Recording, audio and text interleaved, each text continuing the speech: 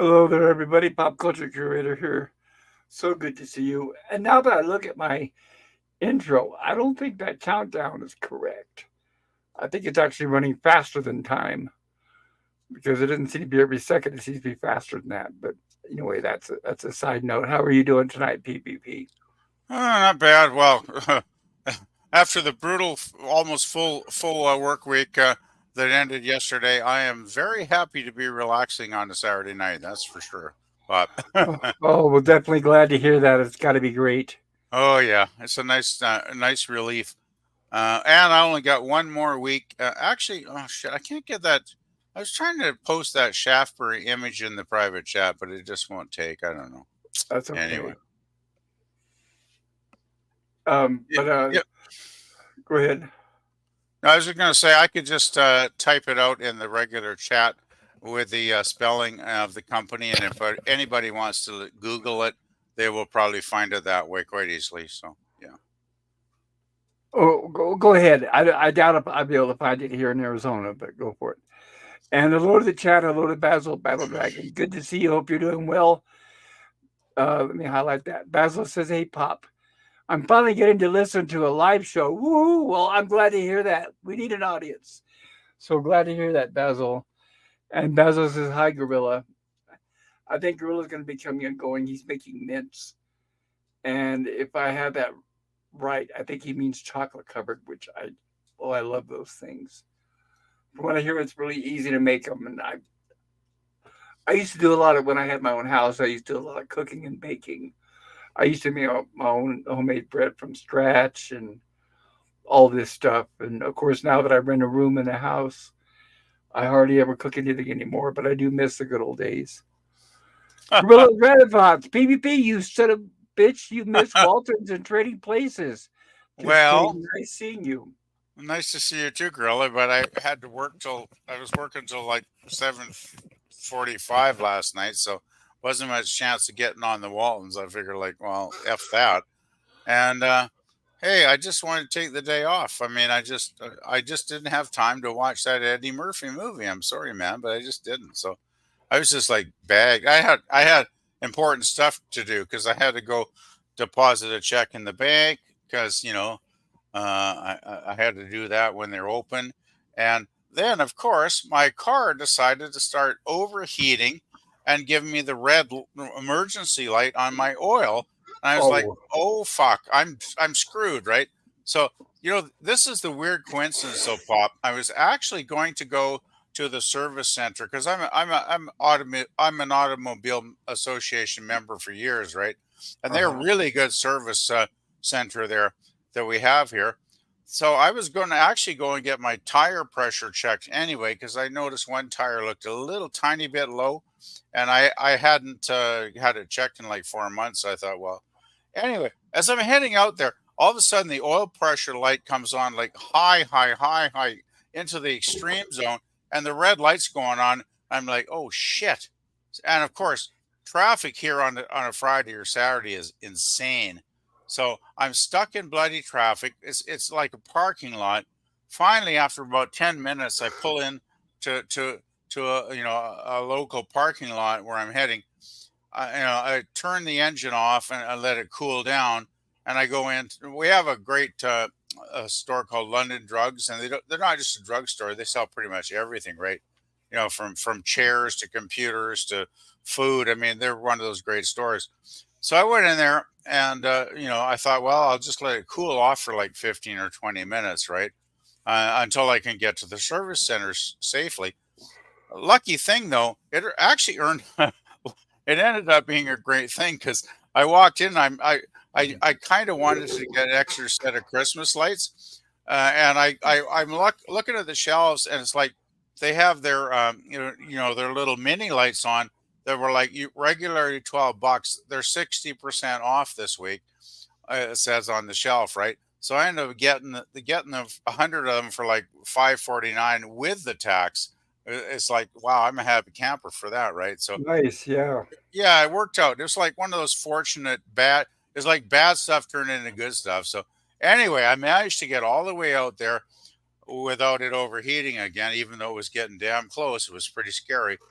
So I go, hey, I had an oil change here like 6 months ago, and I don't know if the oil is low. Can you please check, to see if it is?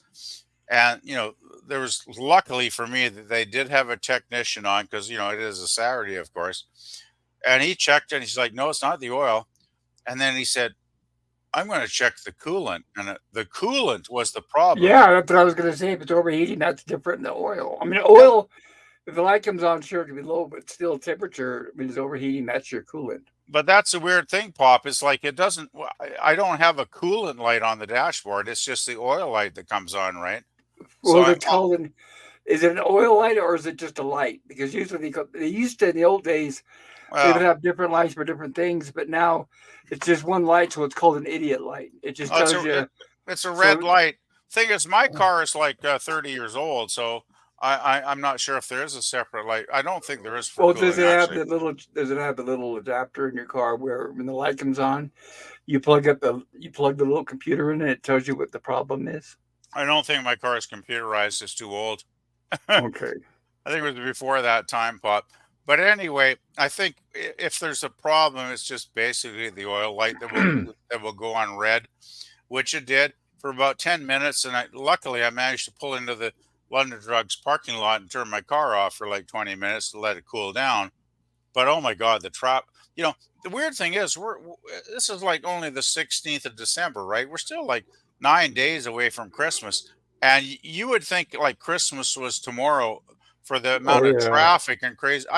I took me like 5 minutes to find a parking spot in the parking lot, which I Oh yeah. usually doesn't take me more than a minute, right? It was nuts, totally nuts today. But anyway, it turned out, because I got that great little set of mini lights for just over $5, so that was good, because much better than paying like 12 or $13. Right. Plus, you Uh, got your car taken care of, and you know that was nothing serious. I did get out there, and you know what the guy said? I talked to the technician for like 5 minutes or so while he was checking it over, and he was like, "Well, your oil's fine." But he checked the coolant and he said, "Oh, your coolant's down. That's the problem." So he poured a bunch of coolant in to the car, free of charge, because they're really great that way. The Automobile Association Club, which is why I'm a member, because they really treat you right. Because I've been there like maybe 6 times in the last 4 or 5 years, and I've always had a really good experience with them. Like they're very honest. Like I remember one time I had a light bulb burn out in one of my my car lights. Actually, yeah, one of my front lights burned out completely. So I was going with one headlight for like a month or so, and I finally got in there, and he's like, "Well, we can charge you this to replace the bulb, or for the same price, we can do an oil change and throw the bulb in free of charge." For like $60. I'm like, Fair "Well, enough. if you're going to charge me almost the same amount just for the bulb, I might as well go for the oil change and the bulb thrown in, right, for free." So not many garages I would trust to be that honest anymore, right, Pop? If you know what I mean. Yeah. Yeah. It sounds like the light was probably the cost. Most of it was labor. So since Yeah, he was labor. doing the Oh, oil, yeah, since he was doing the labor's oil, he was already in there. labor's always the big one, isn't it? It's like the killer, right? So Unfortunately, yeah. yeah. And he doesn't care because he's on the clock, so he's getting paid by the hour. Oh yeah. And Thing is Gorilla though. says, Oh, go ahead. Gorilla says no party mints, cream cheese, powdered sugar, and peppermint extract. That still sounds good though. So Gorilla, does that mean no chocolate coating, or is there any coating at all, or no coating, or? And then PvP, I'm joking with you, he says. All right, go ahead. Well, I know he's joking with me. I know he is.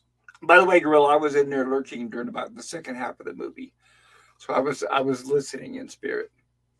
Well, I was just too preoccupied today with my car, right? And get this though, the guy I Got it. talked to, he said, since the red light was on for 10 minutes, that could have scored your pistons, which means your engine's probably going to die and you'll need a new car. And I'm like, oh, fuck me, just kill me now. How am I going to, I'd have to like pay by the month to get a car, right? Because I couldn't afford to lay out like 6 grand or something for a car, not with the amount of money I got and, coming in. Yeah, here that would be a down payment. Oh God. Well, obviously I'd be buying a used, second Yes. rate piece of shit. But I mean, if it get me through 6 months, I guess I'd do that, right? But Yeah. oh my God. Anyway, the guy said if it overheats on the way home, you're probably screwed because that means the engine's damaged, right? If you get home and it stays, it doesn't overheat, it stays like reasonable, you're probably fine, and you just need to come in, book an appointment to get there's obviously a leak in the coolant system that we could fix. But he said it could be around $160 by the time it's all done to find the leak and repair it. Ooh. So I'm just going to put it off till the first week in January because Christmas, right? It's like I got bills, I got rent coming up at the end of the month, so but I figure I can put it off for 3 weeks, right? If I don't, because I don't drive all that much most of the time, Right. right? Unfortunately, you don't have to use the car for work, so that's good. Thank God. Yeah, that's a blessing. Oh, believe me, that's a blessing. But it's like he's like, if you get home and it doesn't overheat and everything's good, give us a call. We'll book an appointment. Well, I called him 4 times, and I get the music every time. Right? I'm like, oh, Oh yeah, oh. I hate So that. I just gave up after a couple hours. So I figure I'm going to book it into January anyway. So I'll just try giving them another call next week, and I'm sure I'll get through eventually. But Yeah, I call them the weekday. yeah. Well, I'll call him next Friday because I should have that day off because that's the day I got to go in for my biopsy at the hospital, and it looks like hopefully I'll only have a 4-day week next week because some of my agents have told me they don't want any calls done until January. So Oh, okay. And I'll well, you get paid for the day you're taking it off for a day of sick leave, right? no, it's not sick leave. It's just I don't work that day. Oh, okay, gotcha. I mean, I can take sick leave, but I don't generally do that unless I'm actually really sick. And I understand.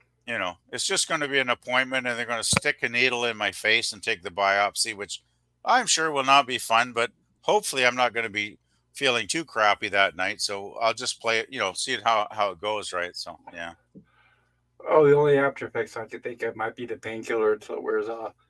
Yeah, I just hope it's not bad. I just hope it doesn't hit a nerve or something because this is the thing that I've had this condition, on my face. I guess they said it was. It's actually an enlarged muscle, is what they told me after they took the CT scan. Which I guess that sounds reasonable, but I always thought it was like a tumor or something. Uh, but they said it's got calcium deposits in it, which is the problem because they said there's two options. One thing is the calcium could be there because you've had this condition for 30 years and it's harmless, right? The other thing is the calcium deposits could eventually go malignant, which is not a good thing. So that's why we want to take the biopsy just to check it out and see what's what. And I talked to my regular doctor and the other doctor that I talked to before that ordered the test, and they both said, yeah, you should probably get the biopsy done just to know what's going on, right? And it's like, yeah, I can't really argue with that. So well, I'll do it. I'm not looking forward to it, but it's got to be done, I guess. That's life. You still there, pup? Oh, Yeah, I'm here. Sorry about that. I was just dealing with my dogs. that's okay. I think you'll be okay. I don't know what they'll use for painkiller. I know when they did my biopsy, the last biopsy that I had, when I had that tumor or whatever it was in my um, pelvic area, it was fentanyl, Oh yeah. but it wore off. I don't remember it having like any sort of opiate, like an opiate effect or anything like that. If I remember right, it just killed the pain. It's fentanyl, so it probably does have some sort of effect, but it was nothing that stood out that I can remember. Hmm. Gorilla says that he's coating his mints with sugar. And I'm okay. I don't mean to be going too deep into the rabbit hole, but I'm guessing probably powdered sugar. Basil Battle Dragon says, yeah, the sucker you in with a so called free service alone to free bulb. Then they hit you with insane labor charges. Totally fucked up. Well, I disagree totally with you, Battle Dragon. That's complete bullshit on your part because they've always treated me well, and they charged me this. They would have charged me the same amount just for the light bulb, but they did the light bulb and the oil change for the same price. So I don't think they suckered me in at all. Sorry, I have to disagree with that comment. No, but I can understand where Basil's coming from because 99.9% of mechanics that is what they do is they sucker No, you but into but the making average oil shit. the average oil charge around here is going to be at least 50 or $60, right? Which is pretty much what I paid that day. So to get the light bulb thrown in, I don't think I got suckered at all. I'm sorry, but that's my opinion. No, no, no. We're not talking about your case. We're just saying in most other cases. I Well, think you're misunderstanding. maybe I am. You don't Maybe have I. like you don't have like a Jiffy Lube or something like that there. Oh God, I went to one of those and they upsold me, and I ended up paying over $120. And I was See, that's what we're talking about. Well, that's why I never went back to the fuckers again because they pissed me off, right? That was like 3 years ago. And get this, they were supposed to throw in a free set of wiper blades, and they're like, "Oh, well, we ran out of those." I could list off all the places that upsell and rip off. That's Firestone's another one. that's why I have not ever gone back to them since then, and it's like fuck them. I never will again. Yeah, Firestone's another one. Meinike's another one. Oh yeah, there's a lot of fucking places that will screw you. That's why I like the service center though. I've had nothing but good experiences because Well, when you say I service have center, had to done some what's the name of it? Is that the Pep one I deal Boys with. or what? The one I Yeah. deal with, it's the British Columbia Automobile Association Oh, got it. service center. Okay. They Okay, are gotcha. the auto club, right? Like I pay like I think around $110 a year to to be a member, but it's saved me money over the years because there's been a couple of times when my car's broken down and I needed to get it towed to the service center, totally free of charge. Well, I mean it's included in the annual fee, right? But if I had had to pay for a private towing company, I imagine the amount could have been like extreme. And get this, in my membership I could get my car towed up to 50 miles with no charge at all. So I think for that peace of mind I think it's worthwhile. Yeah, just to tow a little bit more. Oh fuck yeah, the tow would be insane. Can you imagine paying a $50 tow charge on a regular towing company? Like Jesus. Here it's $50 just to hook it up. Well, that's it. That's why I'm an auto club member because actually one time my battery died too, and you just call him up, and the guy drove out here, brought a new battery, checked my old battery, and said, "Yeah, your battery's dead." Put a new one in, installed the whole thing. It was like $50 for the service and the battery. It was like 50 Yep. bucks. Yeah, So how I can was you go wrong, right? no, it's great. When I was driving my car, like right now I haven't been driving, but when I did, I had AAA. Same Right, thing. They cover like the first, I don't know, 150, 200 miles of a tow right. and free roadside assistance, like flat tires and Yeah, battery stuff. It's worth it. yeah. It's great. It's like if I don't have that, I'd be worried if my car ever broke down, I'd be shitting bricks, right? But since I got that, I just get the card out, call the number on the back of the card, and they'll send somebody out usually within a couple hours, right? So it's like peace of mind, man. It's worth paying a bit of money. Basil says, bullshit, just buy some stop a leak and pour it into the radiator. I remember using that stuff. Oh, that's that powdered aluminum flakes.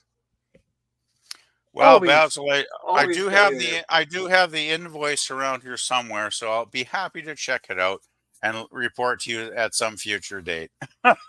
Well, it reminds me, excuse me, it reminds me of that stuff. You can buy that canned stuff. I don't remember what it's called, but it's supposed to fix a flat. That's right. If you have a flat tire, it's a spray can you buy, and supposedly it's supposed to air your tire up temporarily to get it somewhere. That shit never works.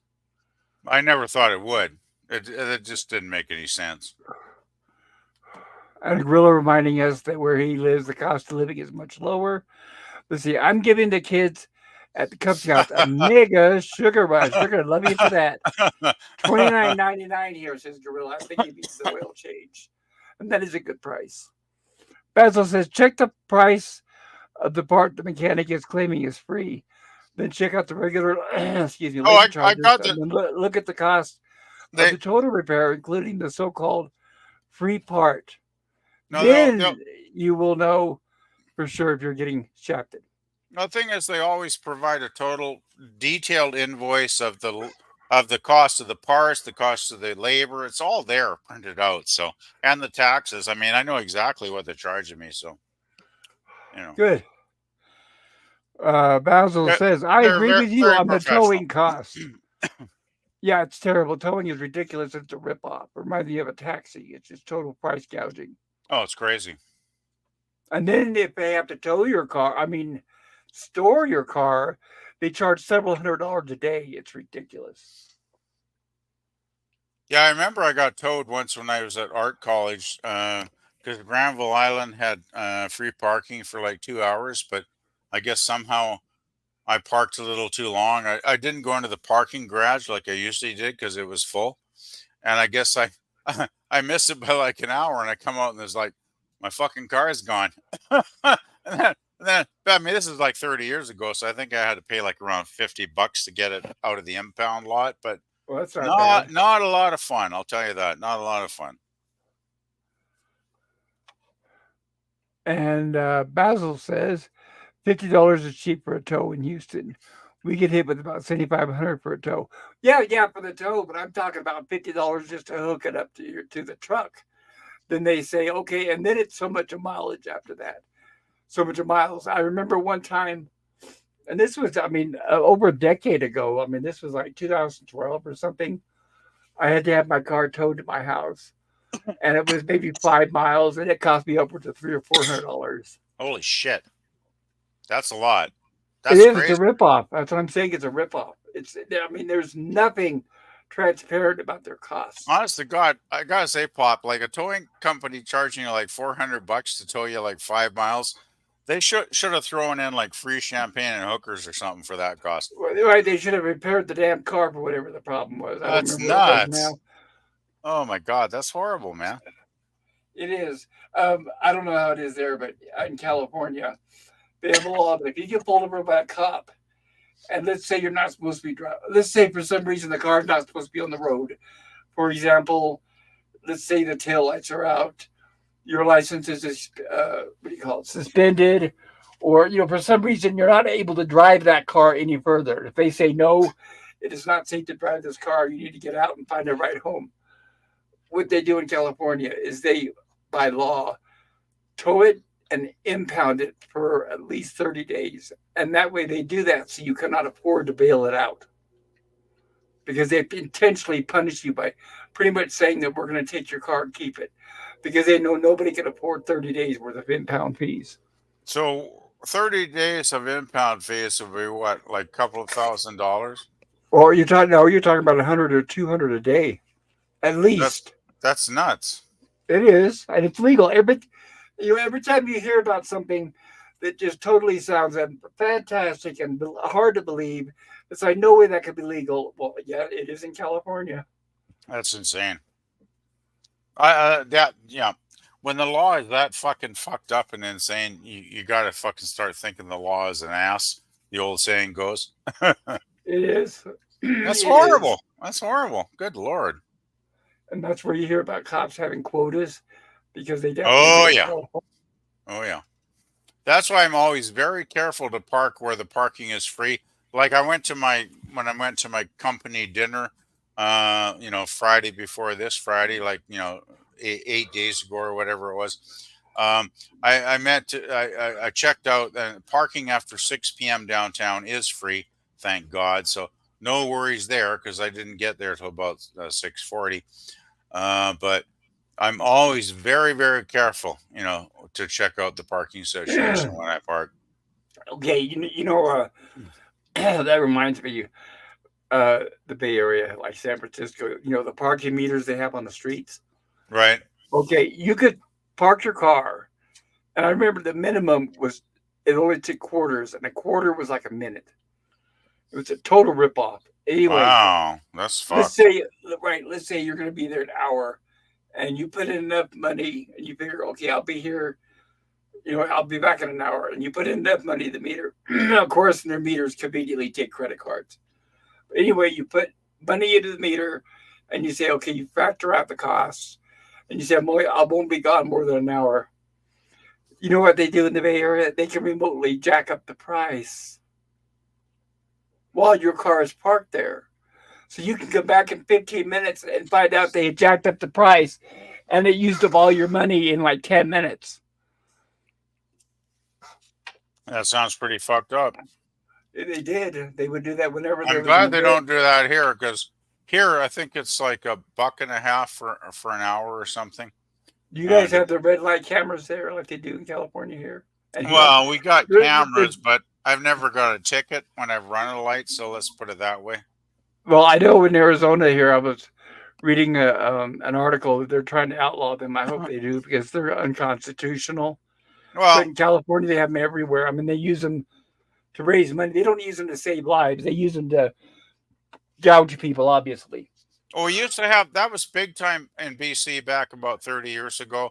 The government decided to put in speed cameras everywhere, Right. and thing is, a lot of people would get a ticket in the mail, and then they would actually take the time out to go to the court and fight it, right? And often the people would win the case, and the government would lose the case. So after I think about 4 or 5 years, the government just fuck it, let's give up, and they Good. abolished it, right? They just killed the program, which is great. So it's like it just goes to show you, right? There Sometimes was governments are really stupid. there was one period in California, and I remember I didn't know about it until I got pulled over. Right. It was an asshole cop. He was a jerk. He had a bad attitude. The only thing I did wrong, I was driving down the freeway and I took an exit because I had to use the restroom. And he said, he goes, you cut somebody off. I said, no, I wasn't. I said, no, I didn't. There was nobody else on the road. Yes, there was. I said, no, there wasn't.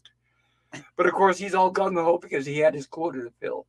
Oh yeah. So anyway, he gives me a ticket, and then guess what? Because I'm one that fight. If I'm innocent, I'll fight it. Anyway, I called the number, and guess what? First of all, I had to spend hours and hours getting through recordings, and then to find out you don't even get your day in court.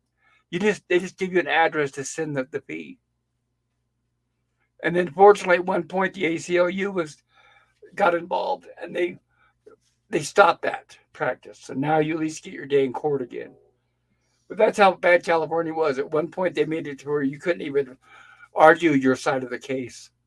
So much You're for automatically guilty. so much for democracy, eh, Pop? No, there hasn't been democracy in California in decades.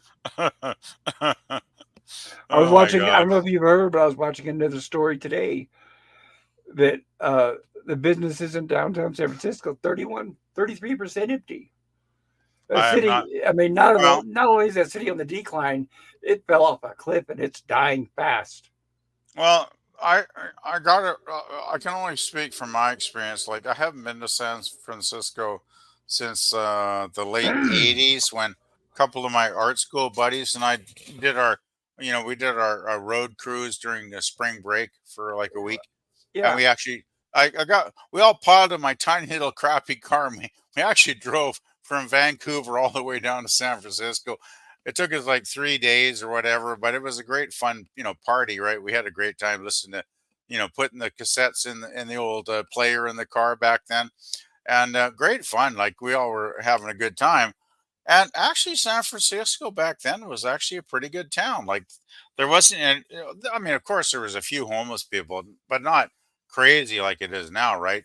And there was no shit on the streets or any of that crap going on now. It was not bad back then. So it's kind of sad to hear how it's gone so down the drain. Like that's bad. 30% of empty store lots is pretty scary, actually.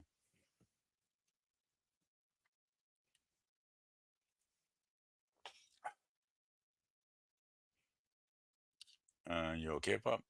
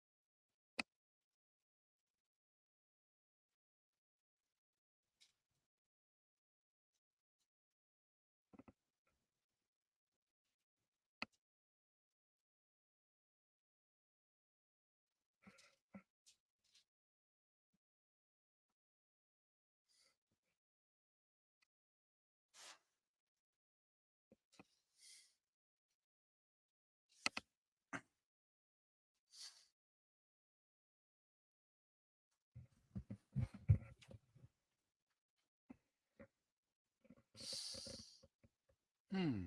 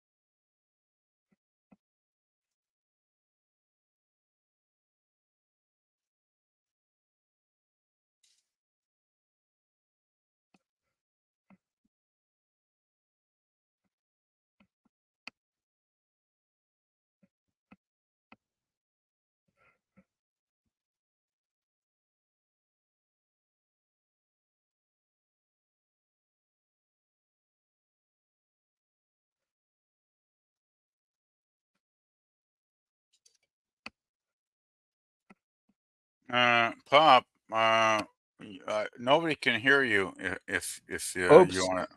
There we go. Well, then you didn't hear any of those chats that I was reading, right? None of that. All Yeah. right. What I'm saying about the part is check the cost with the nearest auto parts store so you'll have an idea of the real cost of the repair. And I would say, yeah, that's what I do too. And Oh yeah. Gorilla says was $30, 250 a loaded mile, and that's cheap. I haven't seen anything like that since the 19. Well, I wasn't even alive, but I'm guessing the 1950s. Ask them Yeah. if they've got lube. I've actually gone to other auto repair centers and got work done, and it's usually higher. I found like some of them will like charge you, a significant amount more. So I'm pretty happy with what I got now. So. And I do admit they charge women more because they know they can get away with it easier. Basil says, haha, yeah, that's total truth. Champagne would be nice. Basil says, I have to admit AAA is a lifesaver for me. I got free towing up to 100 miles. Yeah, It's good. AAA used to be 500 miles, then it was like 300, then it was 200. So I guess now it's only 100 miles, and that's terrible. It is Yeah, good. It's good to have an auto club membership, though. It does pay off in the long run. You know. if they're punctual. Basil says, yeah, impound lots in Houston are outrageous too. And you never know if the shitheads at the lot will leave the car alone or steal your stuff, and there's nothing you can do about it. Yes, that's what happened also in California. The people who own the impound lots, as soon as your car gets brought in, they go right through it and search it and take whatever they want. Oh, that's And not then lovely. if you try to question them, what they always say is, well, somebody must have hopped over the fence. We're not responsible for personal belongings. Ah, Every single time they do that. that sucks. I mean, if you've got pennies in your ashtray, they'll take them. Basil Battle Dragon says, "Yep, parking meters are rip off in Houston too." That's too bad. Houston's South Texas is starting to turn into California. You've got all those California idiots moving out there. Gorilla says, "Pop, remind me in 45 minutes to tell the red light story here. I will do that." Gorilla red light story. All right. Note to self. Mm. What pooch? I gotta feed the dogs in a minute. Basil says Texas got rid of red light cameras. Wait, no, Texas got red light cameras named. They're an invasion of privacy. As well, the victims learned how to effectively fight the camera ticket. That's good. Government refused to clear out the forests, says Basil. Gorilla says, did anyone else lose sound? No, that was me, Gorilla. Sorry about that. My mic was mute. Mic was muted. You must have muted, yeah. I mute it when I cough, or if I have to do something with my dogs, and then sometimes I forget to unmute. So I apologize, guys. And Basil says, "Yeah, I don't hear anything but a little bump on the mic. I guess that's when I actually bump against it like that. Can't hear pop. Here I am." Basil says, "Hey guys, everything okay?" Yes, it is. That's good. I admit there are fair mechanics. I used to know one. That's all I can count. All the rest of them in my entire life were ripoffs. Even like I said, shops, even licensed shops are ripoffs. In fact, they're some of the worst ones. Yeah, and Gap After Dark says, Pops, PvP Gorillas, Basil. Good to see you, Gap. Hope you're doing well. Yeah. No. Yeah. What's a parking meter, says Gorilla. Lucky you. You do live in a fucking small town, don't you, Gorilla? Right. Gap After Dark says, will they take used condoms too? Oh my god. We can always. There probably is a market for those actually. There's probably some weirdos out there that would actually purchase them. Yeah, we can always hope. Yeah, it does suck, man. You'd think the bastards would be held accountable because the vehicle's in their possession. Oh Well, it's yeah. just like any other business. They band together and then write their own laws. They have lobbyists. So it's just like the medical industry, the banking industry. So that's why they get away with some of the most egregious garbage. And Gorilla says, "Hey Gap." Basil says, "Hi Gap, welcome." Yeah, it is good to see you, Gap. Gap says, "Hi Basil," and Basil says, "Oh hell yeah, they'll take it." And Gap After Dark is laughing. Yeah, because those impound lots, they have cameras. They have 6 to 8 foot high fences with barbed wire on top. I mean, they have all that stuff. And they probably got dogs too that'll chew your ass Right. off if They have you climb in there. everything. So any car thief, in fact, it's not even car thieves. Remember now, car thieves steal cars. So we're talking about people that just want to go through the effort of not stealing the car, but just going into your car and like taking stuff out of the glove compartment and out of the trunk. That nobody's going to go through the effort of breaking into a police impound lot to do that. So when you get your car impounded, it is definitely the owners of those impound lots that do it. Like I Yeah, said, as soon as well, that car is brought in, they're probably searching through it before it's even off the tow truck. anybody that goes through my car is going to be sadly disappointed because that's one reason I moved to my current location 10 years ago because I got some fucking get this too. I was living in what was considered one of the best parts of my hometown, like up on the hill. It was My like hometown. considered a really good part of town. And one night, some clown decided to smash my driver's side window out. I guess probably with a fucking hammer. I don't know what the clown used. So I was next day. I spent 4 hours vacuuming the glass out of my car, not on the front seats, but also the back seats because that shit sprays everywhere. Oh yeah. And And he ripped. even after you vacuum, you're still finding pieces for several months, right? Well, luckily, I think I had a really good shot back, so I sucked up pretty much all of it because I don't remember getting my ass cut. So, but get this though, Plop. I was, so pissed off, and the thing is, he grabbed all the shit out of the. There's a mid compartment in my car, like between the two seats, if you know what I Right. mean, that raises up. The Yeah. clown grabbed all the shit out of there, threw it on the ground. There was zero money in the car, zero anything of value in the car, nothing in the car that anybody could profit from or sell to even make a dollar for their drug habit. So this clown completely wasted his fucking time. I like to Of think course. I like to think he cut his hand severely on the glass somehow and fucking went off and bled somewhere, but he probably didn't because he's probably a professional asshole doing this shit. But yeah, I was so pissed off. I actually even called the RCMP and got a lady cop. She came out the next day. I gave her a full report because I figured, no. She said we can't do anything unless we catch them in the act, right? And I was like, well, yeah, I kind of expected that response. Did she at least take fingerprints? No, she said that Of no, she didn't. course, of course.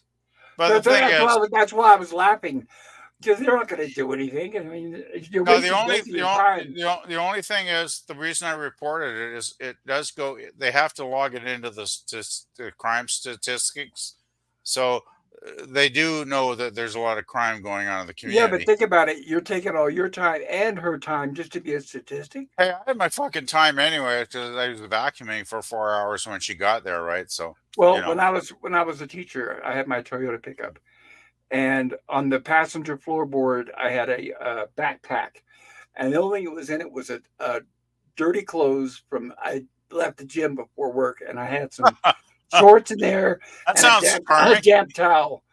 Yeah, they smashed Sweaty the clothes, window. okay. Yeah, they smashed the window on my driver's side of my truck because I came out and there Shit. it was. And Oh it, no. just for the backpack. And I remember called the cops and they said, well, we won't be out there till maybe like 3 or 4 hours. And I said, fuck it. I said, why would I waste my time? You think I'm that stupid? You Oh guys probably fuck. won't even fingerprint anyway. Well, no, but we'll take a report. I said, well, then, I said that, in other words, you're just looking for reasons not to do your job. Because that's basically what, because at a minimum, they could take fingerprints and see if they match other cases, but they won't even do that. The thing is, though, So I'm that's how you could tell if they give a shit. So I don't no. bother wasting either of our time.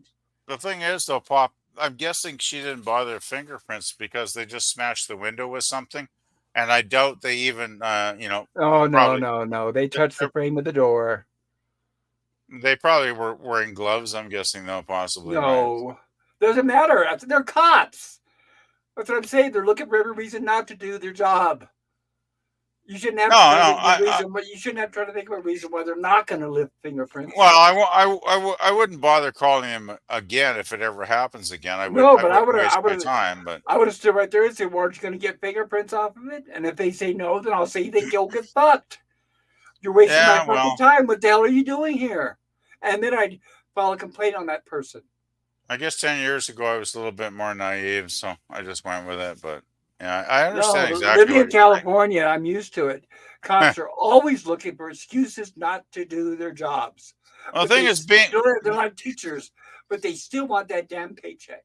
being in my Believe part of the world, it or I've not. had so few interactions with police that I guess I just wasn't thinking that day because, usually life is pretty mellow here, and there's usually, there's never any reason to interact with a cop. So, No, but I you can guess always tell. I don't care if it's a cop or a mechanic or a doctor or whoever. You can always tell when they're looking for an excuse not to do their job. Because the first thing I'll say is, well, then I guess you don't want a paycheck, right? I guess this is free. That's what I'm saying. It's not just cops, it's everybody. You can always tell when you go to get service somewhere, it doesn't matter who or what they are or who they are. But if you're looking for a certain commodity or a service from them, and they're trying to tell you the reasons, give you excuses not to do their job, then I'm out of there. I'll tell them off and say, get screwed. yeah. I was thinking about that when you were talking about the mechanic. Well, that's why I go to the auto service center I've been going to for like 4 years now because they've always been pretty reasonable I think in their prices and I always get really good service. Like I can book an appointment like really quickly, and they seem to No, I always be. know. I go there regularly, to like get Right, I understand that, but what tire I'm pre- saying, my right, tire pressure no, I checked, and know, right, I understand that, but like I'm saying, I'll give you an example for me. Last March, April, when I started having seizures, right, and I was coughing, and right. my stinking doctor told me, "Oh, you've got asthma," and she gives me one of those little pump sprayers that you inhale on. You know what I'm talking Oh about? yeah, yeah, yeah, yeah. You got asthma, I got a okay? prescription for that from my doctor, and I got to get Right. soon too.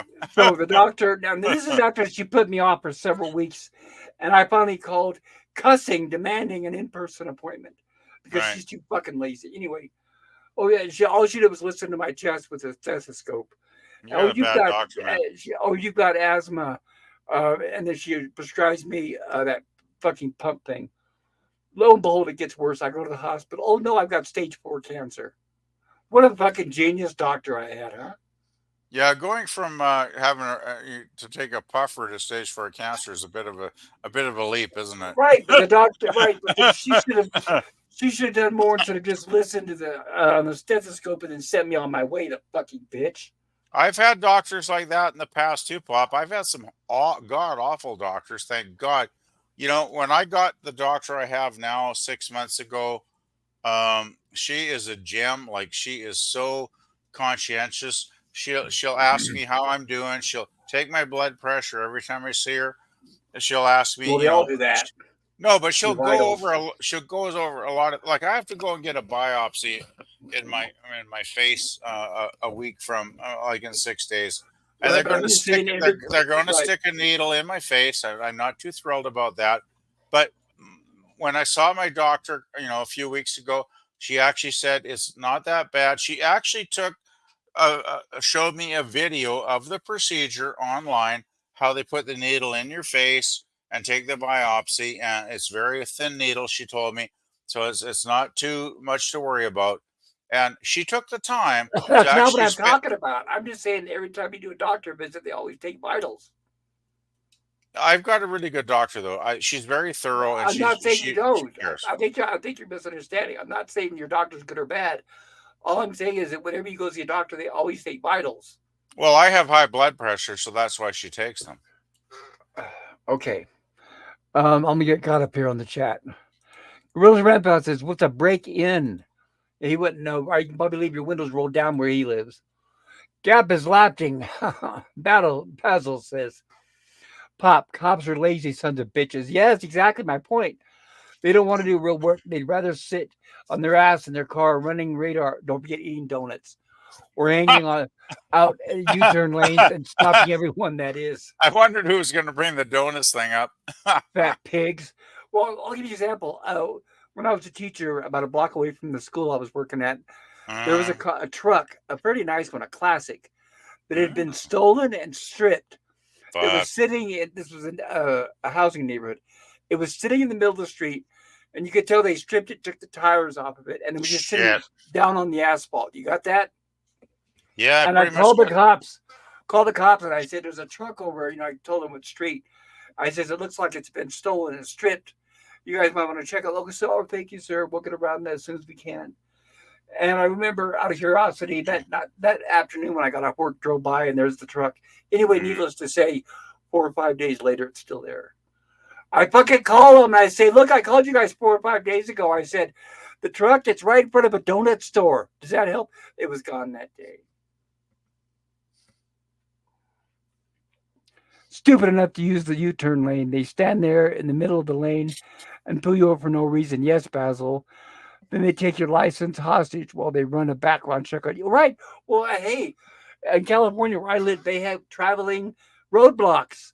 So I mean, you could be driving along totally fine, minding your own business, doing nothing illegal, and suddenly they pop up a roadblock and pull everybody over, and then they'd ask everybody if you're licensed, insurance, and registration, and they would look. Even they would look to see if they could find anything on your record, even if it had nothing to do with driving. It had nothing to do with your car or your license. They would go and search your entire background history to see if they could find anything on you. I'm not joking. They were traveling roadblocks, and they were proud of those things. They would brag about all the money they were making and all the people that were convicted for innocent, stupid shit. That seems to be a Basil. that seems to be a big tradition in the U.S. though that you citizens down there seem to the authorities seem to love to fucking convict you for They useless do. stupid shit and throw They you in do. jail as much as possible, right? Well, they do. Yeah. Well, it's like Stupid enough. how many I've heard stories about people that were caught with like a couple of joints in their pocket and they end up doing years in the fucking slammer for that. It's like that's Right. fucking nuts. That's nuts. Depending on what state you're in, like That's California. not. That's nuts. Yeah, in California, even before it was legalized, like now it's legalized. But before, if you got caught with a couple of joints, it would be like a misdemeanor, a day or two in jail. But the reason why I mention this is some states, like especially the Bible Belt, Mississippi, Arkansas, all that bullshit, the redneck places, You're talking the that's where you're southern talking. southern area. That's where you're talking prison, right? And Yeah. by the way, they make sure they're so proud because I had a job that sent me to the South. And they are so proud that you can't find pot there. But guess what? They're the uh, number one state for meth use. So they'd rather see their kids on methamphetamines and fentanyl than they would smoking pot, and they're proud of that. Smart, aren't Well, they? you know those redneck states do have they do have that redneck thing happening. I hate to say Even it, the but word redneck's a compliment. I oh remember god, when I that's first got sad. there. When I first got there, everybody said, "Everybody's Southern here. They're so nice." And I immediately found out that smile was only skin deep. Yeah. I had never encountered so much racism in my entire life. Oh, tell you about racism, Pop. I When I was at art school 30 years ago, one of my best friends, he was actually, this is the weird thing. We actually ended up getting part-time jobs working at the college, like 6 hours a week to make a little bit of money, right, in the evening.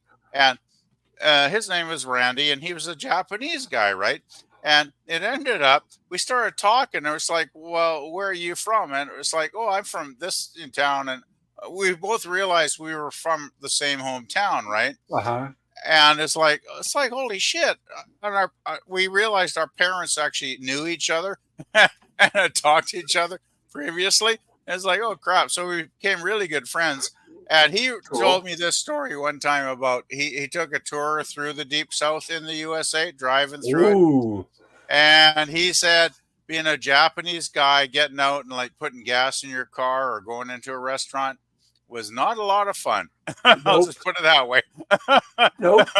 That's how. In fact, I'll give you an example. But this happened many times. I eventually found out which places were like this. I stopped for gas, Right. and I went in there to pay for the gas, and because the cash register was black, she just ignored me like I didn't even exist. Oh, that's wonderful. That's the South. Fuck. They're all. Gap After Dark says they're all lazy. They put a band-aid on it and bill your insurance or money, whatever the profession. Yeah, now we're probably talking about mechanics. That's exactly what they do. They bill your insurance company the maximum while they do the minimum. Basil Battle Dragon says they do anything they can to find a reason to write a ticket, even for a fucking bald tire. Oh yes, yes. My first when I got my first car, I got a half a block away from home, and a cop pulled me over, and he walked all around my car. This is when I was struggling. Was going to school and working. I was 17 or 18, but I remember it was fix-it tickets, and I had 30 days to fix everything. That cop fucking asshole. And then he would harass me. He would pull me over constantly, and then taunt me whenever I was driving. Whenever he saw me, he would pull me over and taunt me. I never figured out why, but I, from a very early age, despised cops for the way they treat innocent people. Gap After Yeah. Dark says, "Yep, hey, Taylor Swift, greater than Disney Star Wars. Good to see you. Hope you're doing well." Me Taylor too. Swift is Yeah. waving. And Gap After Dark says, "Hello, Taylor." Oops, I don't want to show it. Taylor Swift No, no, says, no, "Yeah." no doubt Taylor's working on her next hit album there. Wasn't Taylor the one that was Times Person of the Year? Oh God, I don't care. I don't pay Either attention that's to that true shit. or either that's true or I was having a nightmare. I don't remember. I haven't Basil, watched I haven't watched the Academy Awards in like 30 years though, Pop. So that should tell you something, right? yeah, well, same here. Nobody does. Basil Battle Dragon says, "Yeah, it's bullshit." Gorillas Rampart says, "Roadblocks are illegal in Minnesota." Oh, you're so lucky. Basil Battle Dragon Uh, says, "I think they're illegal in Texas too. I'm not sure though." They should be. I mean, it's obvious entrapment, especially like I said. Here's what they would do in California, okay? Because they had roadblocks so often, and they would be out in full force on Friday and Saturday nights. But they would park not far from restaurants, bars, and clubs. And they ended up putting most of the restaurants, bars, and clubs all out of business because as soon as the patrons at like at 2 a.m. when you stop selling alcohol, and the patrons start leaving, the cops would just line up and pull them over every single car, and they all get busted. And the chief of police, he was a bald white supremacist, Gary Dyer, that was his name, something Dyer. Anyway, a white supremacist who got busted, by the way, for being a let's just say a child lover, and his son was dealing cocaine. But anyway, that's nice. they had these portable roadblocks because they knew that whenever they set up a roadblock, when people would encounter them, they would start calling and then sharing it with everybody, saying, "Hey, there's a roadblock over here. Avoid it." So the cops figured that out. So that's why they created the mobile roadblock. So they were moving, and then whenever they saw some traffic, they would immediately drop everything and set up the roadblock. And then what happened was Jerry Dyer, the police chief, ended up breaking in so much money. I remember they called, and he was bragging on the news, and the city council just loved him for all the money he was bringing into the city. And it was on the news that the White House. He went down to the White House and he won an award because our city had pulled in more money than anybody else. Or their guys is under they had the highest DUI arrests, highest convictions, and all this stuff. But I remember he got an award, and then all the police chiefs, all the other cities, all attended because they were finding out from him all his little secrets on what he was doing, how he was doing the mobile roadblocks, and all that stuff. The man's a disgusting pig. And by the way, nothing's always a happy ending. He is now the mayor of that city. So at the time he was chief of police, he ran for mayor, and he's now mayor. So do not go or even drive through Fresno, California. Basil Battle Dragon, I think they're illegal in Texas too. There we go. I read that. Okay. Gorilla's Radpot says PvP couldn't have timed that sneeze any better. Yeah, sorry about that. Oh, it happens. It's not as bad as my Sometimes coughing. that old sneeze will just sneak up on you before you know it, right? So Well, that's why it's a sneeze. It's involuntary, but yeah. at least it's not as bad as my coughing. Like I said, I keep trying to mute before I cough. Oh, I always try to mute when I cough because I can have some really good coughing jags at times, which are not fun. I don't know what this. I don't know if these treatments I'm having are helping or not. It would be nice. I've said it before. I don't like repeating myself, but it'd be nice if my doctor was a little more transparent and maybe just I know I'm really asking for a lot here, but it'd be nice if she went over my X-rays and CAT scans and everything with me. Well, they should. I mean, You would think so. my doctor would do that. I know that because I just got some bunch of blood tests done yesterday during my lunch hour from work, and luckily the lab I went to is only like 3 blocks away, so I was only there for like 20 minutes, so I could fit it into my lunch break, right? And I asked them, I said, well, you're going to send that to my regular doctor, right? And they're like, oh, yeah, she'll get it like in about 5 or 6 days or whatever. And I don't see her until January now. So I'm sure once I go in there, next month, she's going to go over everything. She's going to tell me if there's any problems or if everything's, good with the blood tests. She's just that kind of lady. Like she's the best doctor I've ever had. And I've had some shitty doctors, I gotta say, Pop, but this lady she's a class act, I gotta say. Yeah, did we talk about this during the last rumblings or We not? might have. I Last week, I last forget. last week there was a family there in Canada where the father needed cancer treatment, and they kept delaying and delaying and delaying for like 6 months, and he finally took the assisted suicide route because of the pain. Well, I Did know. you hear about that? No, I didn't, but I gotta say, Pop, don't believe everything you hear. And also, Oh, the no, it really happened. I mean, yeah, I would bring it up if it didn't. I just want to say though, the medical situation. See, the thing you got to understand about Canada, we don't have, you know, it's not like a national program. Like the provinces can, they all regulate their own healthcare systems. Right. So it goes by province to province. And fortunately, being out here in British Columbia, I've got a pretty good healthcare system here. But there are provinces that can be quite substandard and be shitty, depending on where you live across the country. So it's not like, it's like not an even system across the country, unfortunately, because Right. the feds give the provinces the right to regulate their own system, right? Being Right. a Well, democracy kind of thing, it right? also depends on the treatment. Gorilla's Roundabout says it was perfect for a beep sensor. With this, I don't know if I mentioned it. With this guy, this specifically, I guess the issue was it was cancer, and he needed like treatment like I do, radiation, I've heard, chemo. But they said yeah, that apparently they're so backed up in Canada that they send a lot of patients over here to the U.S. to be treated for they cancer. they they do at times. I've heard that is a fact that can happen. Uh, but the thing Hey, is, Gorilla.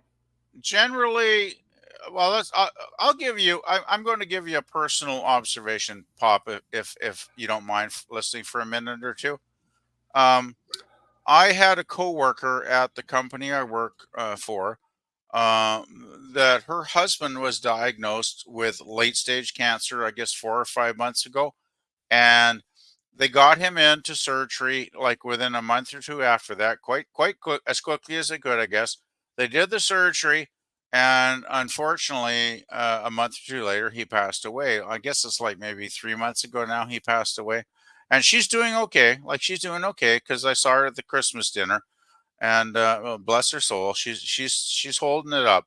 But they got diagnosed, treatment. The whole thing was fairly rapid, right? It was in like a span of maybe 3 months or whatever from the diagnosis to the surgery.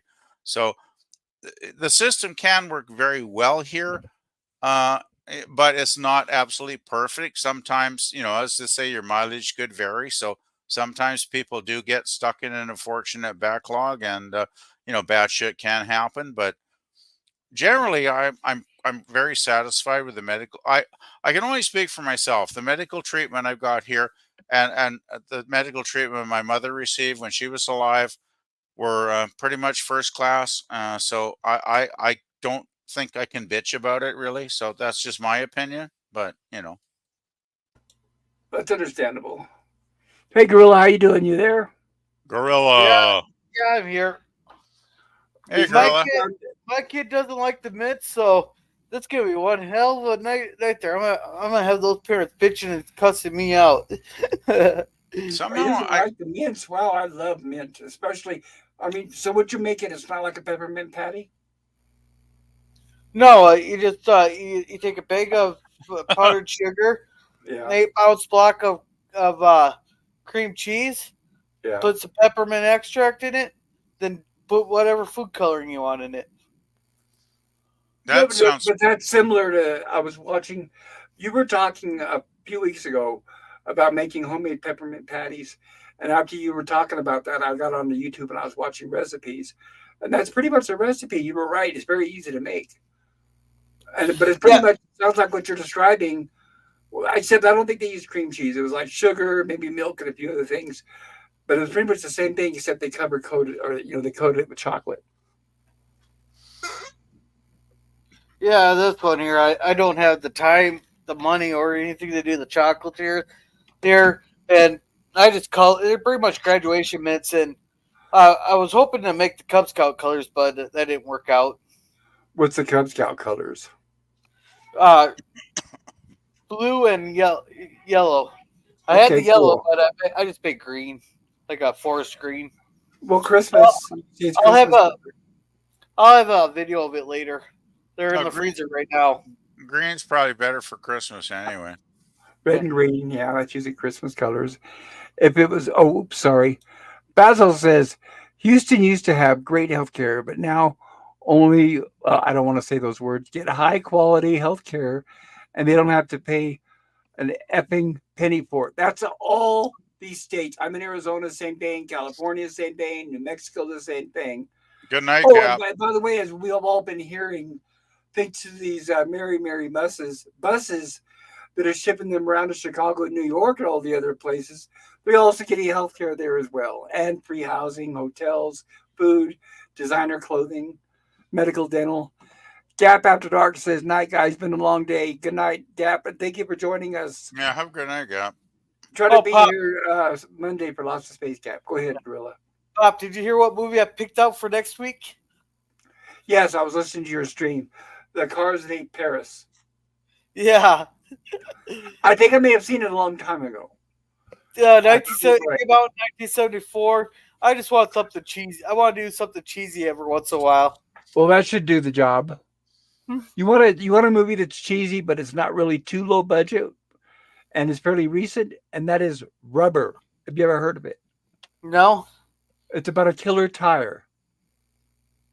A killer Okay. tire.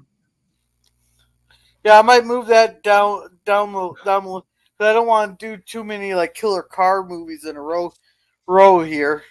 But Well, I'll put it no, on I the list. understand that. I understand that, but there's not a lot of them. Um, how do I stop this fucker? There we go. All right, I'm gonna share a screen here really quick just to give Oh you guys God. an idea of this, Here we go. because it's one of those where it's so silly it's actually kind of worth watching. Now, obviously, I'm not gonna play the trailer. I don't want to get a copyright strike, but I'm hoping I can skip through scenes. Jesus Christ. And there it is. Just when you think the world can't get any more fucked up and weird, it's like it does. See, and you can see the tire moves on its own. How does a tire come to life? That's my big question. I don't remember. I remember it's worth watching at least.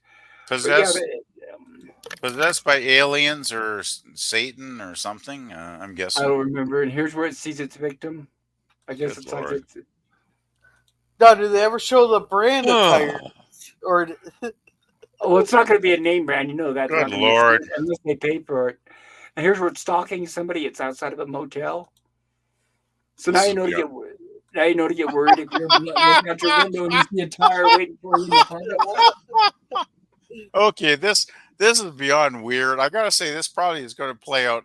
I think this would be like a comedy for me. I'd It probably laugh. is. It is a comedy horror, but I'm Yeah, saying this on Gorilla Stream. I think it would play out really, really well. I think you guys would enjoy it. yeah. I think you should think about this one, Gorilla. This Gorilla, looks promising. Gorilla. When you get a minute, Gorilla, look it up. See if you can find it on one of your streaming services. This looks pretty good, actually. I mean, what's this it is called? It so is. Killer Tire?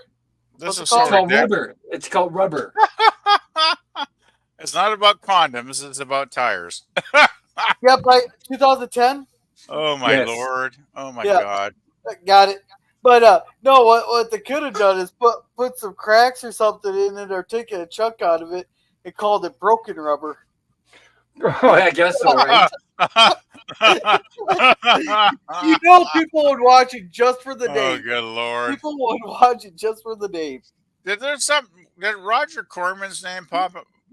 Roger Corman, by the way, of Samuel Beckett. Okay, that's weird. Well, it's just because it's saying it's like it's low budget, but like poetry.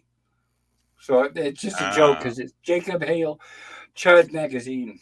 But yeah, it's worth checking out. Like I said, you get the cheese, you get the humor, but it's not so low budget to where it's like, really, like shot in the dark, bad acting, grainy film, 5 minutes of dialogue with talking head just to stretch out the plot, all the usual tropes.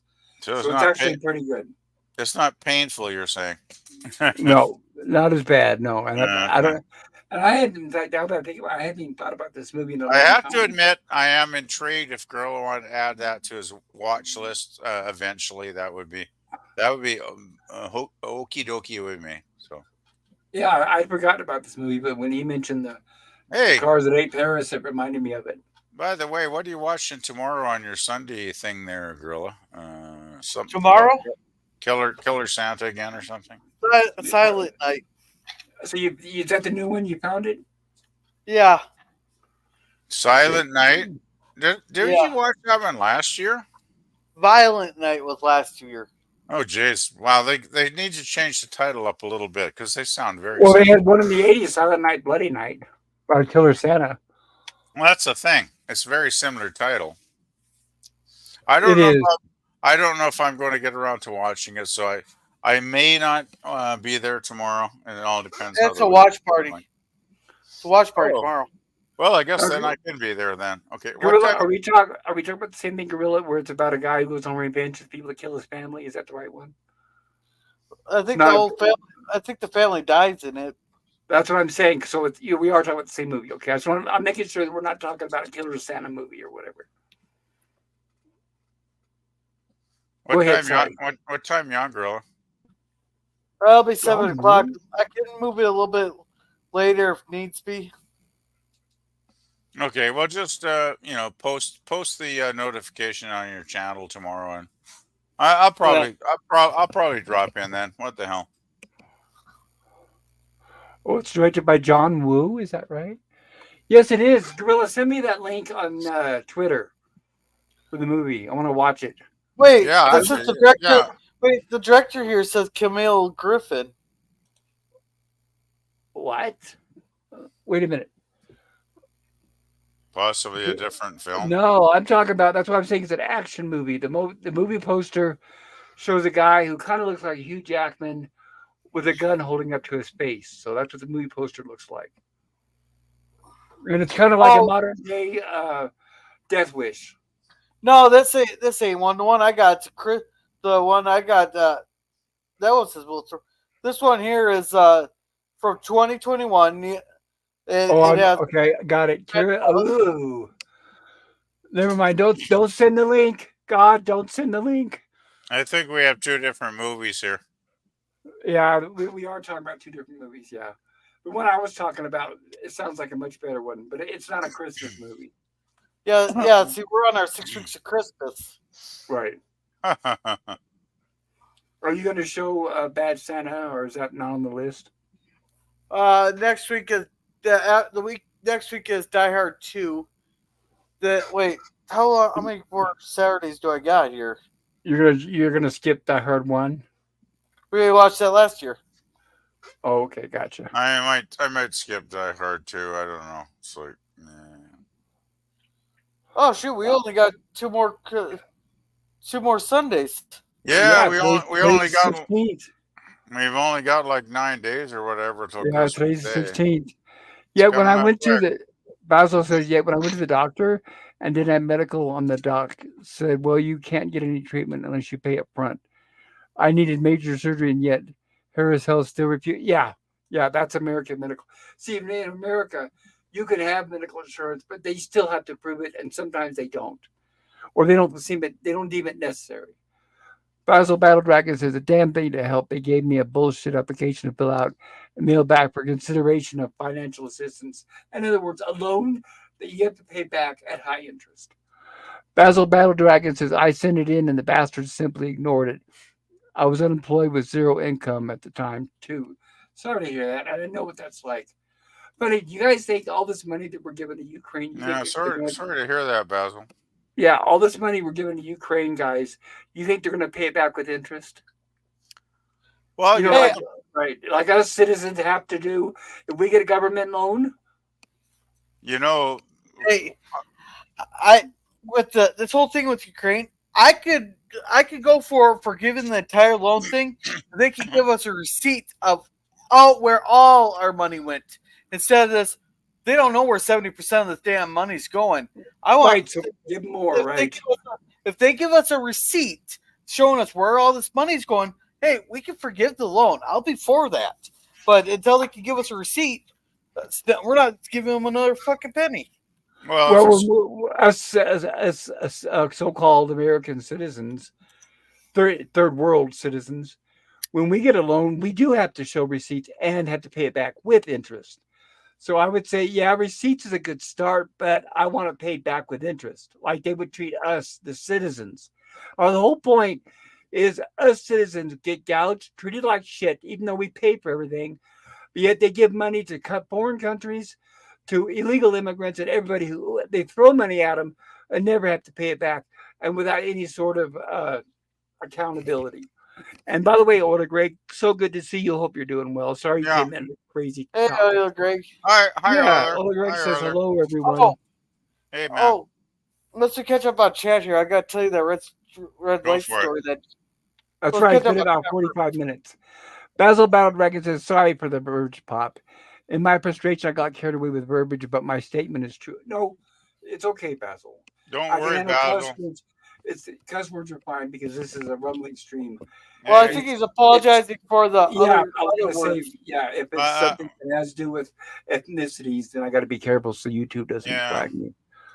Order Greg says Firestone, the true killer tire. Yeah, really, if you remember, huh? Order Greg says, hey, Basil, yes, Firestone has a history of their tires exploding. And I can attest to that. I was a witness. I was stupid. I was in the Air Force and I bought Firestone tires for my car. I remember the reason why I did it was because they let me pay payments on the tires. And this is the 80s, and they were like $400. Anyway, yeah, all four tires exploded. Not at the same time, but all of them. They were crap. Basil says, haha, ghost tire. And Ola Greg says, ghost tire is coming to you. And Basil Battle Dragon says, Ola Greg, run. And Ola Greg says, yes, Veer, run before the shadows arrive. And Basil Battle Dragon says, I understand the Ukraine issue. That's a different issue. They are fighting for their own survival and fighting against communism. They're part of Russia. And by the way, there was no war between Russia and Ukraine until we started sending money there. So we not only got involved in the fight, we started it and are now funding it. Because before, you got to remember, Ukraine is a small country, Before they weren't doing anything to fight back because they knew they'd get their butts kicked. Basil says Firestone tires have always been poor quality. Yes, and high priced. I learned my lesson, and I never bought Firestone again, and I've been happy for it. But I do have to recommend. I know this sounds like a commercial, but always get your tires rotated. If you don't, that's going to cut down on the life of them severely. And all you got to do is take them to wherever you bought them, and the rotations are usually free. It's usually part Yeah, of the. actually, come to think of it, I when I went and did I mention how my oil gauge was overheating today? Yes. Yeah. So the guy I talked to was great. He said, if you get home without any problems and the gauge stays in the normal range, give us a call because you've obviously the problem was why I was getting that a red light was my coolant system has a leak in it somewhere, right? And the coolant was like really, really down low, and it's probably been low for months now, which is why my car was making it was kind of running with a higher noise. It's not like a whine, but it was a higher noise that I noticed like 6 months ago. And I was like, that doesn't sound normal. So as soon as the guy topped up the coolant today, and I drove home, my car sounded fabulous. There was no loud noise. It was totally gone. The needle on the oil gauge stayed halfway, right in the middle, for the whole time I drove home. So I know there's got to be a coolant link, and thank God, because he told me, running for 10 minutes with that red light on could have damaged your pistons, right? Because they could get scored, is what he said. Thank God I don't think they did, because I got home safe and sound, and the engine sounded great. And he said, if you get home safely with no overheating, do make an appointment to get that coolant system checked, because there's probably, well, even the guy I talked to today, he noticed there was a link there, or a leak there, I should say. So he said, yeah, you should probably get this looked at. So, Yeah, just do like you said. Take it out to the first. yeah, I'm going to just schedule it into January when I get some more money in. So, All right. Basil says Goodyear and Michelin are good tires, but are very expensive. Yes, I agree. And Gorilla says computer died. All right, Gorilla. Hopefully you can make it back. yeah, we got that feeling there, Gorilla. Ola Damn. Greg says Russia is north of Ukraine. Yankees, of course, they attacked. Cheers. Basil Battle Dragon. Ola Greg. Well, yeah, but still. All right. Aside from everything else about we don't usually talk about politics on my channel. Yeah, But last thing I aside from really want to everything, do. right? Aside from everything else about who started it first with Ukraine, aside from everything else, we were never at war the entire time. By the way, I did not vote for him. Trump ended wars, and there was no wars. And as soon as we get more dumbass Democrats in office, we're right back at war again, because everybody knows there's so much to be profited. So Democrats are fucking warmongers. I hate getting pissed, but I can't stand Democrats. My God, especially one that's senile, perverted pedo. Anyway, enough of that. Sorry. Yeah, I really don't want to talk politics, Pop. I'm sorry. Ola Greg says cheers. So you guys heard? I don't like to talk politics on live streams. No, I'm changing the subject. I don't know if you guys heard, but the new Captain America movie, which is called Captain America It's 4. crap.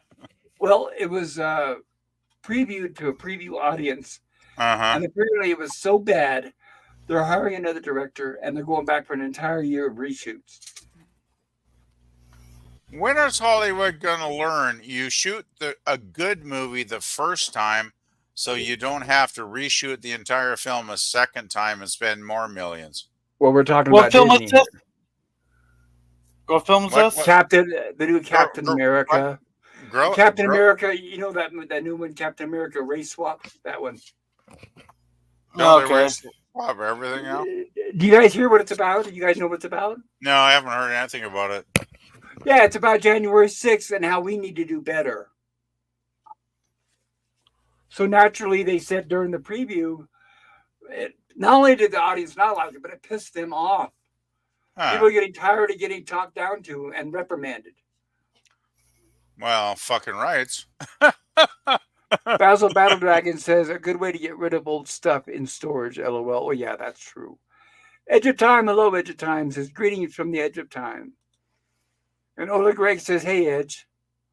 And yeah, it's good to see you. Battle Dragon says, what's the name of the movie? I missed it. Captain America 3, 4, I don't remember what is it. I just remember that it's Captain America Race Swap. Basil Battle Dragon says, hail Edge of Time. Unless he's, that is unless Basil, you're talking about the movie Rubber that I was talking about a few minutes ago. Let me cover this really quick here. Edge of Time says, we need to butter and biscuit. Oh, that sounds good. I've actually bought some of that. That's I what actually I bought some need. of the Pillsbury. Yeah, I bought some of the Pillsbury poppin', whatever it's called. But anyway, before I forget, Gorilla, tell us about the red light story. All right, so when Minneapolis first started putting in these red lights there, they had like 105 or somewhere around that number of people who ran the red lights on the first day there. And the funniest thing is that they didn't want to have to report that 22 of those red lights that were ran were from cops without their lights and sirens on in one fire truck. Of course. That's a good one. Yeah. Classic, man. No, but they actually got sued by a guy there because the camera, like the cameras, they take your picture there, and it was such high quality you could tell who was in the vehicles and all that. Oh my god! Yeah, that's the whole point, right? But anyhow, so a guy got a ticket in the mail there, and person in the passenger seat. Well, let's just say that wasn't his wife. Oh god! Oh god! They got sued, so now they got a now they had to make sure when the cameras take the pictures that blacks out the people in the vehicles. Oh, they have had cameras, I know at least here, I mean not here, but California, since the 1970s that were so high quality they could see the driver. And the reason why they did that was so the driver doesn't say, "Oh, well, I wasn't driving my car that day. You know, I loaned it to my car like was stolen." Yeah. Right. But yeah, there was an old episode of Columbo, and he solved it through one of the red light cameras, and that was Columbo, the original series. So that was mid 70s. So the guy was in the car with his girlfriend, and his wife saw the photo, and she's like, "Who the fuck is she?"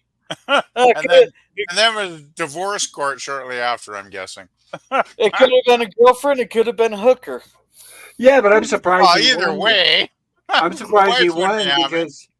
Yeah, but I'm surprised he won because I could see court easily saying, "Well, that's not our fault. You had a hooker in the car. That's your issue." Well, you have no control over you gotta remember the car. This guy has some money. He has money for good lawyers. Oh, he was prominent. I got you. We're talking. I think if I remember right, this guy's from the community that they built a brand new middle school next to a liquor store that's been there for 20 some years. That then they raised all kinds of hell that there's a liquor store next to the middle school. This is the same community that raised all kinds of hell for putting sidewalks in front of their homes because they didn't want people walking past their homes. You're fucking kidding. They got fucking pissed off at sidewalks? Jesus fucking Christ. So man, I'm glad I live in a part of the world that's still sane because we got sidewalks everywhere. They even made like some parts of the curb. Some of these people there, they even had when they redid the curbs and all that. They have some of the curbs jetted out to prevent people from parking on the street. So what happened? Did they take out the sidewalks, or did they leave them there? I have absolutely no idea. All I know is they just raised all kinds of hell. That's nuts. We have a similar thing though, Gorilla, here in Kelowna. It's like we're a community that there are some very rich people here, and there's a lot of pretty big homes and mansions down along the waterfront by the lake here, and the beach, of course, should be public access, right? Because it's public land, right? You can walk down the beach. But some of these homeowners, they've actually tried to fence off, some of their homes where people can't walk down the beach because they don't like people walking by the front of their home. And I think it's total crap. It's like, if you are rich enough to build a fucking waterfront home that's like worth $3 or $4 million, let the fucking people walk along the beach. It's like, fuck, it's not that big a fucking deal, is it? It's like, I don't get it. I just don't. It's The ridiculous. same thing in California, LA, Malibu, same thing. It's nuts. It's nuts though, because it's like, as I said, we're around probably 165,000 now. I haven't checked the statistics in a few years, but we're a we're a booming community actually, because there's so many high rises and buildings going up. We got cranes in the sky everywhere around this town. Like, it's a boom town basically, because people want to move here because it's a good town, right? But there are some aspects of the town where people can get, like, kind of get well, they got kind of hard nosed, and they dig their heels in because they're like, well, we've been here for 20 years and we don't like all these new people moving in, and we don't like people walking along the beach, that kind of weird shit, if you know what I mean. Yeah. I don't know. Maybe I don't make any sense. I don't know. Sorry, I had to mute for a moment. I was feeding the dogs. I just think people Well, should generally get along. Like, that's what I've always tried to do. And most of the time, everybody I meet around the community are very nice folks, and No, people usually get along. right. Most time when you have issues with people, it's because they're looking for a fight. And it's very That's what dumbfounds most of us. We're like, what is the issue? What is going on? Because you have some people who are miserable, and oh all yeah, they're doing is looking for fights. They love conflict. mm, There's people on YouTube like that. true. Oh, YouTube's really bad. The worst thing on YouTube, Pop. You Come on. go on some of the channels that are heavily into like music and stuff. Like I sub to some classic rock channels because I like that kind of music, right? And they'll talk about an album, or they'll discuss a band, and you would not believe in the comment sections below the video some of the nasty fights that people get into. It's like, it's like, oh, this band is great. Oh, that band shit. It's like, oh, fuck you, back and forth. And it's like, I don't believe it. Like, why do you take 5 minutes out of your life to type this garbage, guys? It's like, there's no point, is there? Like, I don't get it. I know. I've known people like that in my life that were confrontational all the time. They wanted to pick fights. Yes. They would make up fictional things just to create fights. They would say stuff out of nowhere just to upset you. And I distance myself from those people and never to be seen again. And I'm so happy for that. My life is so much better for it. Me too. One of them, he finally died. I'd heard that he died. And I was That's thinking, good. oh my God, I want to go piss on his fucking grave. So like I said, but unfortunately, he's in Kentucky. His grave's in Kentucky. But otherwise, I would get, if I had the money, I'd get a round trip ticket and fly out there and piss on his grave.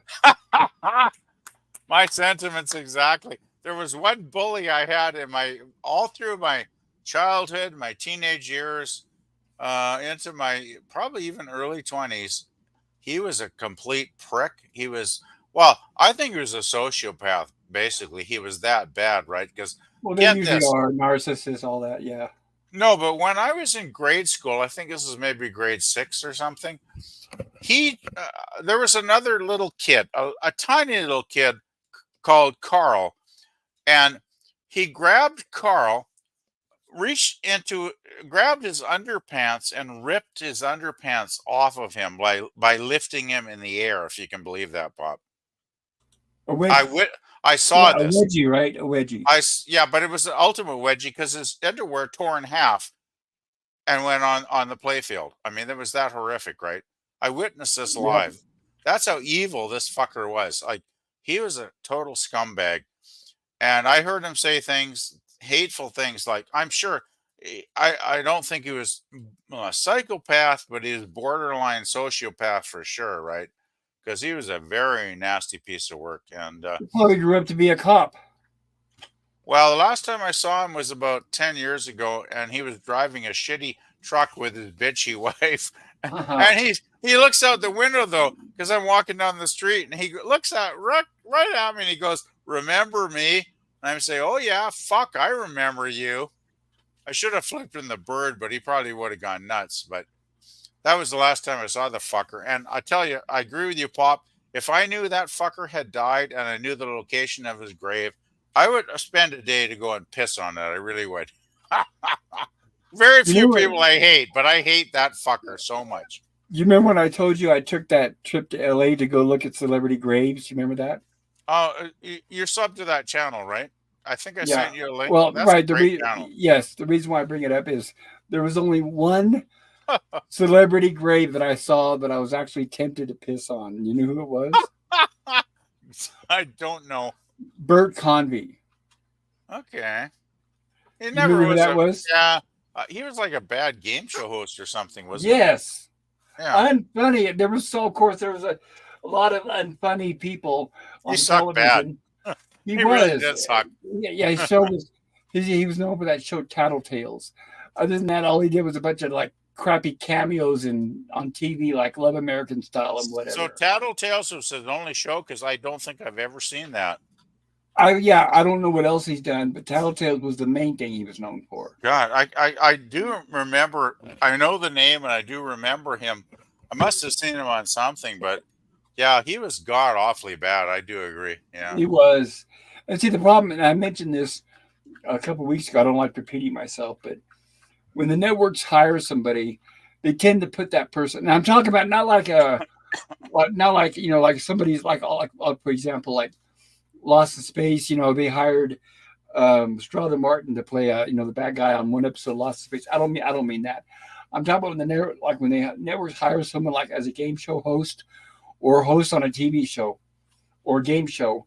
What they tend to do is they put that person on everything and on almost every show they have.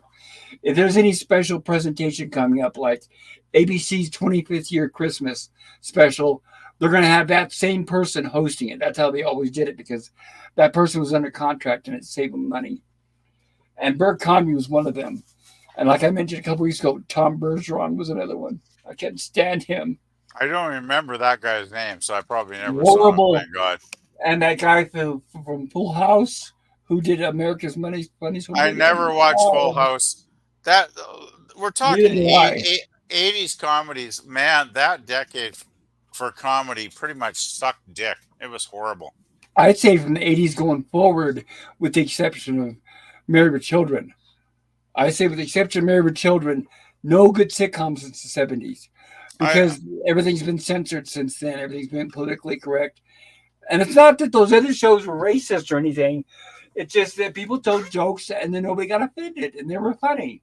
I actually like Seinfeld a lot. I think you should give that a rewatch, maybe, Pop. Because there are a lot of really good episodes on that one. And I know it's definitely not politically correct. If you ever saw the Puerto Rican episode, that was kind of really borderline racist for sure. It was pretty funny, actually. I know it's popular, but I don't like Jerry Seinfeld. I don't find him funny. But the thing is, though, no, don't tell me about it. Please don't tell me about it. I know what I'm talking about.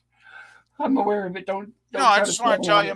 Can I just share my opinion, if you don't mind? Go for it. I'm just saying, the thing with Seinfeld is Jerry Seinfeld was smart enough to realize that he was the most bland character in the show. So he was kind of maybe the center, but he didn't actually feature a hell of a lot in most of the stories. They basically went, around Kramer and Elaine and oh God, what's his name? The fat guy. They basically centered on the other characters surrounding him, and Jerry was like a very minor part in most of the episodes, which is one reason why I didn't mind watching it, because I found him very bland and boring, actually, to be honest, Pop. But the other characters were so eccentric and weird, and the storylines could get so insanely crazy. I actually really enjoy some of them. There's one episode I would like to recommend that's called Master of Your Own Domain. I don't know if you or Grill have ever heard of that one. That was a classic because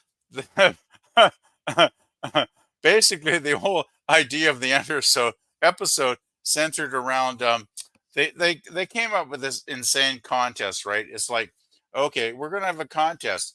Who can go the most days without masturbating? I mean I'm not being crazy here. This is the actual content of the episode, and they said it out loud, right? It's like, holy shit.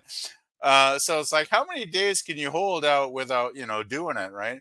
And of course, George, I guess it was George Costanza, I think, in the fat guy.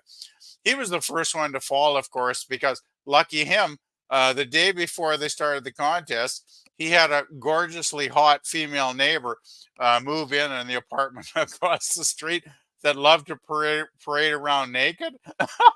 So George lasted like 2 days and he was out of the contest. And it's a really funny episode. I mean, if you want to watch a good one, that's a really funny one. Anyway, that's enough Seinfeld, I guess. I just want to say it's got some good moments. That's all I'm saying. That's fine. Are you still with us, Gorilla? He's probably eating mints. He's probably eating mints. Damn it. No, I got I can't imagine Gorilla making Sorry. mints. That seems very dainty for a gorilla to be making mints. I didn't hear what you said. Gorilla cut out. What was that? Sorry. Yeah, I'm Hello? still here. I can't eat them. I have to save them for tomorrow. Oh, Okay. understandable, sir. Ola Greg says cornbread and chili. Oh, that sounds yummy. Homemade chili. Ola Greg says cops always run lights, and they cause accidents doing that too. Yes, Yeah. all the time. Sometimes they're at least courteous enough to flip the lights on and then run the light and turn the light off. I've seen Ola cops Greg run says- run Oh, lights that's lit. before. Yeah. That's Blickville. They'll flip their lights on, go through the red light, and then they'll flip back off. Yep. Ola Greg says Houston installed red light cameras where we outlawed them for issuing tickets. Good for you. Edge of Time says I am angry about sidewalks or the lack thereof. Edge of Time says the peaceful ones mostly come out at night, mostly. Yeah, where I was living, I'm not in a big city now. This is a small town and there are sidewalks. But when I was in the city, the way you defined whether there was sidewalks or not, it was city or county. If it was city, it had a sidewalk. If it was county, it did not. But I hated neighbors that were nosy like that. I had neighbors that would bitch if you parked in front of their house, even though it was on the public street. I mean, they would call the cops on you just to fuck with you, pretty much. And so, yeah, that's why when Gorilla was talking about people being against sidewalks, I would go bang on every single one of the doors and tell them how stupid and ignorant they were.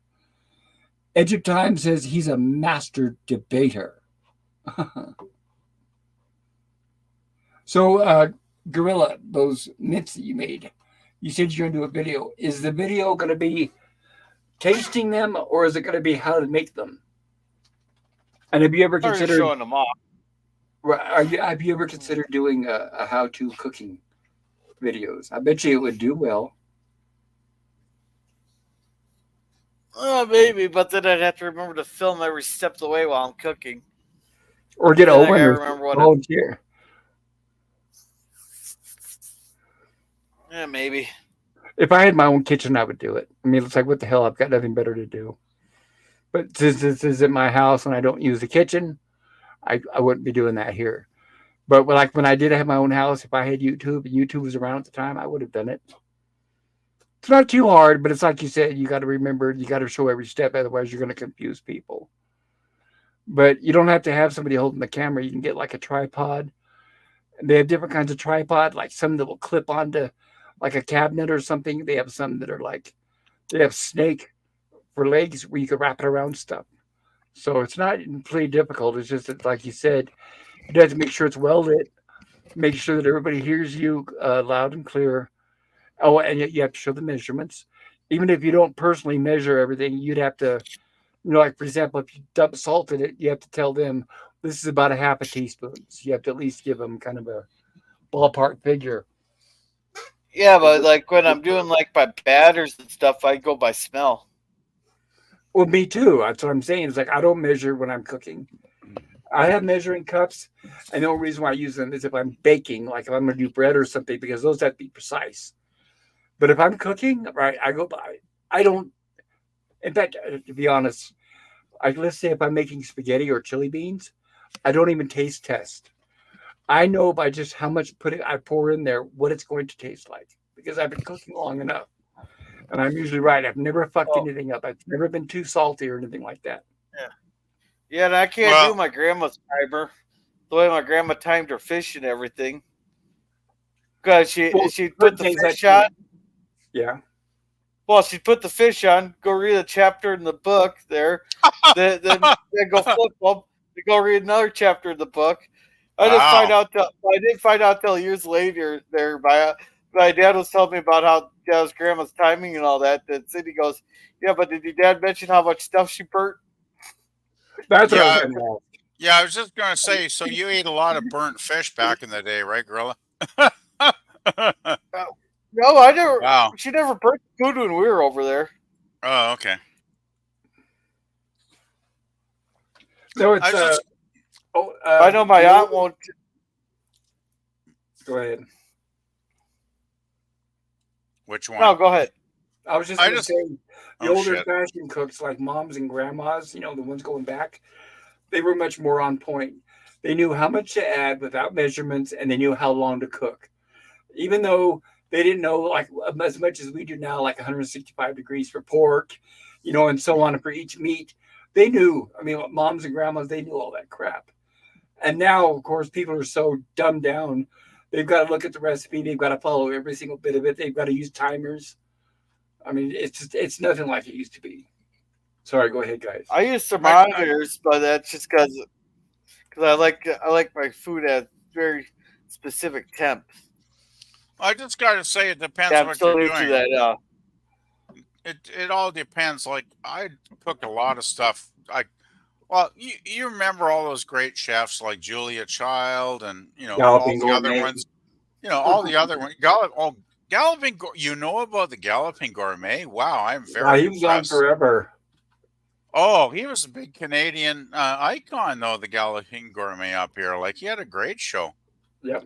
and he'd always get pissed while he was cooking, right? Because he'd start on the wine early in the episode, and he'd be constantly drinking the wine, and by the end of the episode, you kind of wonder if he was half cut when he was serving it to the So guests in the audience. It was a great show. I love that show, man. so he was a Great. whiner, huh? Well, I I'll be don't right know. back. He was a wino, perhaps, but it was very high class, right? It was like he was like a high class wino guy. That's a great show. God, I wish you could find it though. Those episodes are kind of. I think there's some on YouTube here, but they're kind of hard to find. Good old CBC does that kind of shit where you can't find nothing. But and there's other ones like what are the British guys? There's a couple of British guys I'm trying to think of. They never measure nothing either, right? They just start cooking and they grab a handful of this and a handful of that and they just put it in the pot and it's just like, yeah, here we go.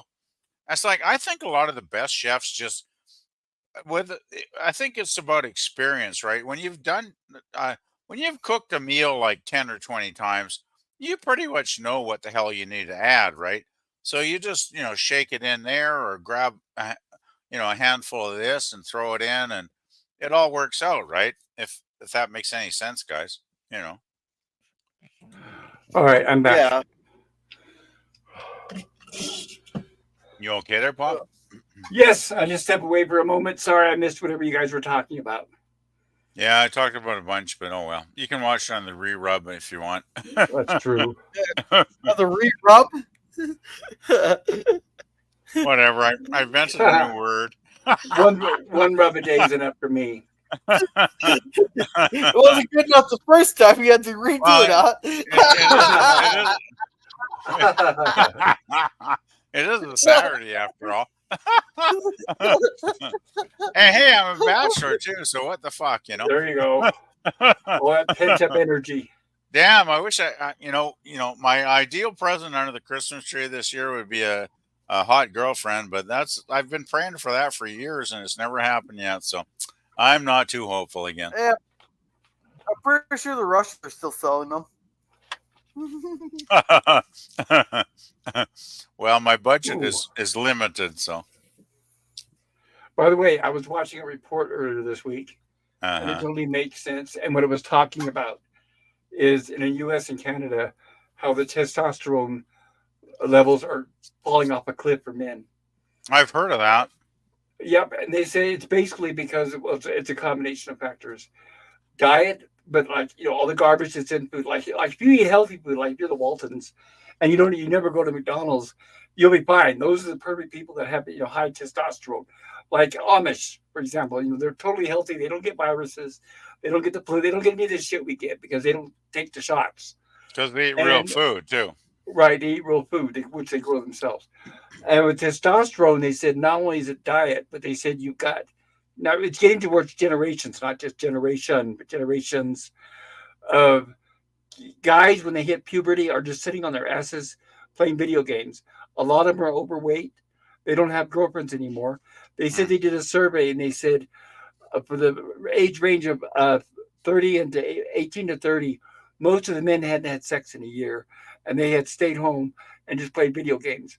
And they said not only that, they said, but a big contributing factor is the fact that they're making masculinity a bad thing. The fact that masculinity has been labeled as toxic. So if you have a son, let's say you have a son and he's in school and he says, Dad, he's into sports and he wants to compete. See, the male, the way our genetics have been, we were hunters and we were always competitive. So that's why we've got sports and you like. So if you have a son that says, I want to go out there, I want to be on the track team or I want to be on the basketball or football, and I want to strive to be the best one, I want to be on the wrestling team, that kind of stuff. That's all being frowned upon and labeled as bad now. So what it is now is you have schools that are mostly ran by women and liberals that are telling your son, no, no, no, that's bad. Toxic, especially for whites. Well, Toxic. it's even worse than that, Pop, because they want to cut your balls off and make you into a trans, right? You know. Well, that's what I was going to say is not only are they discouraging stuff that is normal for males, but they're trying to convince your A sons girl. into getting a sex change. It's Right? nuts. It's a part of the. They're trying to. It's trying to get rid of the population. Trying to Yeah, well, I never shrink the had population. kids. I never had kids, which is kind of a relief. I'm a little too old at my age to look after kids anyway. But god damn, I gotta say, if I had children or grandchildren right now, there's no fucking way I'd want them in a school. I want to homeschool them because there's too much weird shit going on in our culture right There now, is. man. Well, like I was going to say, like Gorilla, he's lucky being in a small town in Mm. Minnesota. They're probably mostly conservative, I imagine. But like for example, if I was in Yeah, any of the Democrat states, no hell way, no, you get not kids into a public school. I don't yeah. even know if I would trust Well, a private school anymore at this Democrat point. state. Mm. What's that? Minnesota's a Democrat state, but it's mostly just Minneapolis. So being in a small town, you're pretty safe then, Gorilla. Yeah. Well, if you go to now, believe me, you guys know as I've said before, I used to be a teacher.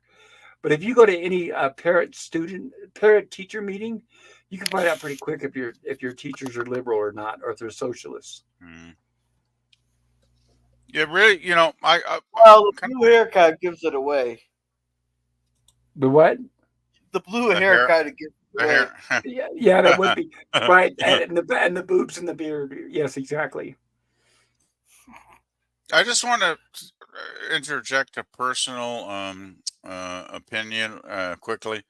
Um, my sister went to college to be a teacher, in her early 20s, and she graduated and got her teaching degree and taught from her 20s right through into her 50s at a school in my hometown, and she was a very beloved teacher. She taught grade one students her whole life. She taught the little kiddies, and she had an awesome classroom because every year I would help her, set the classroom up before the school year began.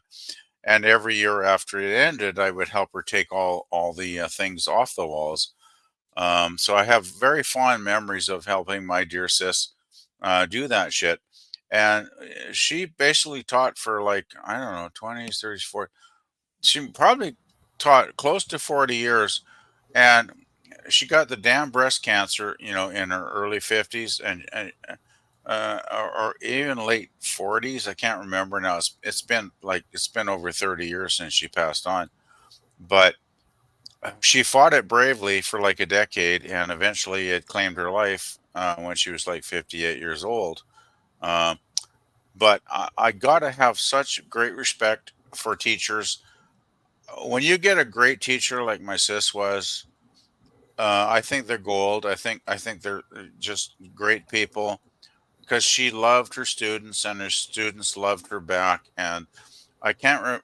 I'm thinking right now of all those kids out there that are probably in their 20s or 30s that she taught that are living, fulfilling lives as adults because of the knowledge that she shared with them. So I just had to put that in, and I'm sorry, I'm getting a little sentimental here, but my sister, I loved her a lot, and I do Oh, I'm miss her a sure. lot. It's just that unfortunately, if you have somebody who's a good teacher who does not teach the certain right things, they usually tend to get rid of them these days. That's the bad news. We've lost a lot of good teachers because of that. Hello, Danny Boy, aka Hey, Hi, Danny Hot Topics. How you doing, Daniel? I'm hi, good. Daniel. Are you guys doing good? I hope so. Yes, yes, Well, we are. Merry Christmas, Daniel. And Merry yeah, Christmas Merry to everybody in Christmas, the man. chat. Merry Christmas. I know It's it's a not good. Christmas yet, but I'll It's say it. it's a Saturday night after the work week, so it's awesome. Yeah. Oh, welcome, Adam Gray. I need to get caught the chat too. Orla Greg says mostly Edge, mostly. Taylor Swift is laughing, and Orla Greg says people didn't. And it looks like Streamyards fixed their. Uh, Now I can highlight chat and still read it. That's Orla nice. Greg says people didn't waste food back then. They took pride in their food preparation. Yes, that true. That so much is true. And not only that, but back then, as we all know, most people cooked their own food. They went to the grocery store, bought real stuff, put it together and cooked it. Now everybody's about instant stuff. They're about Instacart and having food delivered and fast food. So yeah, we eat a lot of garbage now. But I'm an exception. I don't. I usually try to make my own food. Oh, I really miss my I mom. will eat hot dogs. I I still eat miss hot my dogs. mom's. I miss my mom's home cooking for decades and decades. It was so Yeah, that's what good, I'm saying. It's a dying breed. so People good. that do that. Oh, my mom was a great cook. Basil says true. Adam Gray, hello, welcome. He says Jello nerds. He or she says Jello nerds. Ola Greg says hi, Adam. Hmm. Yeah, welcome. Good to see you there. Basil says hi, Adam. Adam Gray is waving. If I hopefully I can see that right. Edgerton says 40% of women will soon be both single and childless. Maybe some of them need to stop looking for a bigger, better deal. Right. Well, what they're doing is like, and I saw this firsthand in California. Like, if they decide to be with men, they want men that they can dominate, who won't question their authority. Daniel's hot topic says hello, Papa. Sorry about that, Daniel. I didn't even see the Yeah. chat. Hello. I heard that nowadays like 50 or 60% of men are single. It's true. I don't know that, but I'm sure you guys heard that like dating programs like apps, Match.com, all that kind of shit.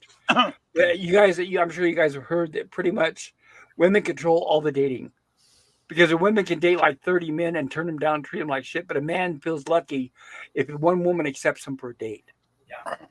So it's like totally wacky and not fair. Edge of Time says, must be super hard choosing from the thousands of men in their inbox. I wonder what would happen if they were willing to settle for average dudes who make an average wage so mysterious. Yeah, that's another thing too. Is opening line for a date is, oh really? Well, tell me, what do you do for a living? What kind of car do you drive? Where do you live? Where's your house? What kind of money you make? Right. That's what most of them are looking for now. Thing is, if And Edge of Time says the thirst is real. Just a second. The sad thing is, What if you're disabled and you can't work? And you're screwed. A woman's not going to want that. Oh yeah, forget it. You're going to be celibate for the rest of your life. You know, the sad thing is, I have seen guys in wheelchairs that have a decent looking girlfriend pushing them around. At least I think they're probably a girlfriend, but Do you think maybe they met them before they were disabled? I always think that is a definite possibility. Yes, Bob. Yeah, because I think that, yeah, they may have actually found a good woman who doesn't leave them just for their disability, Oh God, if or I it could could have been a good it could have an a good assistant woman, yeah. retired, If I could find a good woman, I'd be right? thumbs up. Yeah, fuck But yeah. it could also be somebody that was hired, like it was a home live-in assistant. Edge of It Time could says be. closer to 63% haven't had sex in a year, and claim they aren't seeking even a relationship. Edge of Time says men, that is right. Taylor's well because we know what it's going to cost us. Taylor Swift, greater than Disney, says sad and true. Right, because, okay, we all know, just for example, if we want to take a woman out on a date, you might as well at least plan on having at least $100. And then, of course, don't expect her to show any affection because that's an old trope thinking that you're going to get laid because you're paying for all the date and Oh everything. fuck! I'd never expect But to get screw this laid. lies, Never. right? Screw the lies because basically what women's do, and I learned, I was a teacher, what they do is there used to be a thing called women's rights that they came up with in the 60s, but it's convenient for them because it's only when necessary. If there's a bug on the wall that needs to be killed, they'll have you do it. If they have trash that needs to be dumped, they'll have you do it. But they're always talking about women's rights and how women should be treated equally. But yet they Well, dominate in everything. And so when you go out to, there's no way women, when you go out to eat, do they say, I'll pay for both of us, by the way? I, And can I I, see you again? Can we see each other again? That never happens. if I may say my piece, I Oh, wouldn't God, actually. I'm the mute, okay? All I was doing was finishing a sentence. No, Mute. no, no. You're great, Pop. I mean, you're fantastic. Like, don't take offense. I just wanted to make a comment, man. I think if I went out with any woman on a very first date and she was like willing to fuck me, I'd think I don't know if this girl's for me. Like, I would prefer a woman that would fuck me on the second or third date because I would like to know somebody as a person before I screw them, if you know what I mean. That's just my preference, but anyway, sorry. I didn't mean to piss you off. I'm sorry. I was just trying to finish a point. My point was not that we want to get laid. The point was not only are the women not going to pay for dinner for you two, but she's definitely not going to see you again after paying for that. That was my point. Well, yeah, if she's that That kind of doesn't super, exist, if right? she's superficial, yeah. No, I'm saying the opposite of that. I'm saying, for example, if you go on a date with a woman and you both decide mutually, yeah, we're not going to have sex because it's our first date, you know that she's definitely not going to offer to pay for it because she has no intention in seeing you again, is what I'm talking about. Does that make sense? I suppose it depends on the woman, I guess. You know, Oh, you've met one that does pay and see you again? I haven't been on a date in so long, I can't even fucking Well, I could say no. give you a Well, I description, haven't been Bob. on a, I'm I've, sorry. I've been I've been, single far too long, buddy. I haven't been on a date in years, but I remember. You don't remember? I don't remember. No, I don't. I do, and it's never happened. But I guess when I was younger, I didn't go on dates at restaurants. We would just like, do stuff. We'd never go to eat anywhere. So Taylor Swift says, my late girlfriend was bedridden for the 12 years I was with her. Could not speak after 5. Sorry to oh hear that. no, Wow. Taylor Swift. That's horrible. But Sorry. she was a special case. Her personality was so strong it came through her epic disability. Our relationship was the Lord of the Rings, sad, tragic, yet somehow not at all at the same time. I'm so sorry to hear that, Yeah. Taylor Swift. Oh, that must have been so Yeah, difficult that was to live through. that was very, very, very brave of you to stay with her the whole time. My great sympathies, Taylor Swift. I never knew you suffered that much through something like that. I feel very bad for you, man. But I hope you're doing okay now. At your time, at your time, third date, sex I'm trying not to laugh because I'll cough. Third date sex is the expectation. If she's not showing physical interest by date 3, she's using you for something like booty dates and attention. Yes, but I would be surprised if it lasts for 3 dates. Well, yeah, I figure you got to have sex by date 3, if it's that good, right? Or even a kiss, maybe. I don't know. Oh, fuck, you could even try and get a kiss on the first date if you got chemistry, right? But I remember, you ever heard of Sadie Hawkins? Sadie Hawkins Day. All right, Sadie Hawkins, for you out there, if you're not in the know, it's supposed to be the one day a year where a girl asks a guy out on a date. And I remember every year at school, we had Sadie Hawkins Day. And the women in the gym, they'd meet up in the gym, women on one side against the wall, and the guys on the other. Never would women start and go out and ask the guy to dance. It was always the guy still had to walk over and ask. They still demand it. So they demand equal rights. They demand this. They demand that, and do nothing. Oh, I agree. It's like women never make the initiative. Very seldom. Yeah. No. And I've been on dates. I remember my dates. I remember every single one of them. It's been a long time. Right now, the way I've been treated by women, I'll never go on another one. But I do remember the dates and the women I was with, unfortunately. Excuse me. And hello, Cam Cam. Good to see you, Cam Cam. Hope you're doing well. I remember I got stripped for opening doors and trying to help with her coat. Yes, funny, Cam Cam. When I had the job that sent me to the South, I was in Little Rock, Arkansas. And I was walking out of a building, and these 2 fat cows were walking in Southern. And I did not hold the door for them because I'm from California. I'm from California, where if you hold the door, they'll yell at you. So I walked out of the building, and they were like walking in. Let's just say that. But they were a few feet away. So when I walked out of the building, I just let the door close behind me. And I remember they went off and started yelling at me because I didn't stop, stand there, and hold the door until they got to the door so they could walk through it. And I'm thinking, Jesus Christ. Don't believe, by the way, do not believe the term Southern hospitality. That is fictitious. So these bitches didn't think that they could actually open the door up by their own selves. Well, they assumed I was going to stand there. They just assumed like I was going to stand there like some pussy cuck and hold the door for them. I'm not going to do that because, like I said, I've been living decades around women who claim they want equal rights and yell at you for holding the door. So I'm not going to do it for anybody anymore. Yeah, they thought you should be the unpaid doorman, it sounds like, Pop. Right. Hey, there is one bit of good news. There is one light at the end of the tunnel. Have you heard that now the death rate is higher for women for choking to death? Because they say in the old days, when women were in public places and they were choking, like let's say at a restaurant, they were eating food, whatever, guys would get up and give them the Heimlich maneuver and save them. But now men are afraid to touch them because they'll be sued for sexual assault. So now women are dropping like flies, and I'm not kidding. So now when women are in public places and they're choking, everybody stands back and just says, oh, well, I'm not going to touch her. I'm not going to have her take me to court and sue me saying that I was trying to assault her. And I'm not joking. It is that crazy. It's a sad world we're living in these days, isn't it? Are you serious? Women are dropping like flies? Are you serious? Well, when they choke, the rates of choking has gone way up. And they're saying that when a guy is choking, a man will help him. But when a woman is choking, the man won't touch the woman anymore.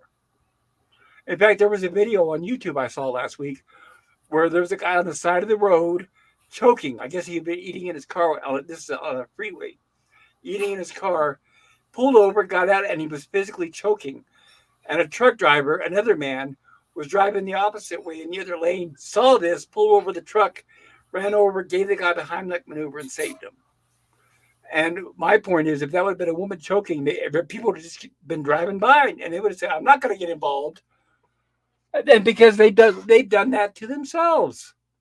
They cry victim, and they sue you for helping them. Taylor Swift, and by the way, I know you're about to think that it's a little late to backtrack on this, but no offense to any females listening, and I don't mean everybody, but I'm just saying the cynical majority that I met living in California. and the South.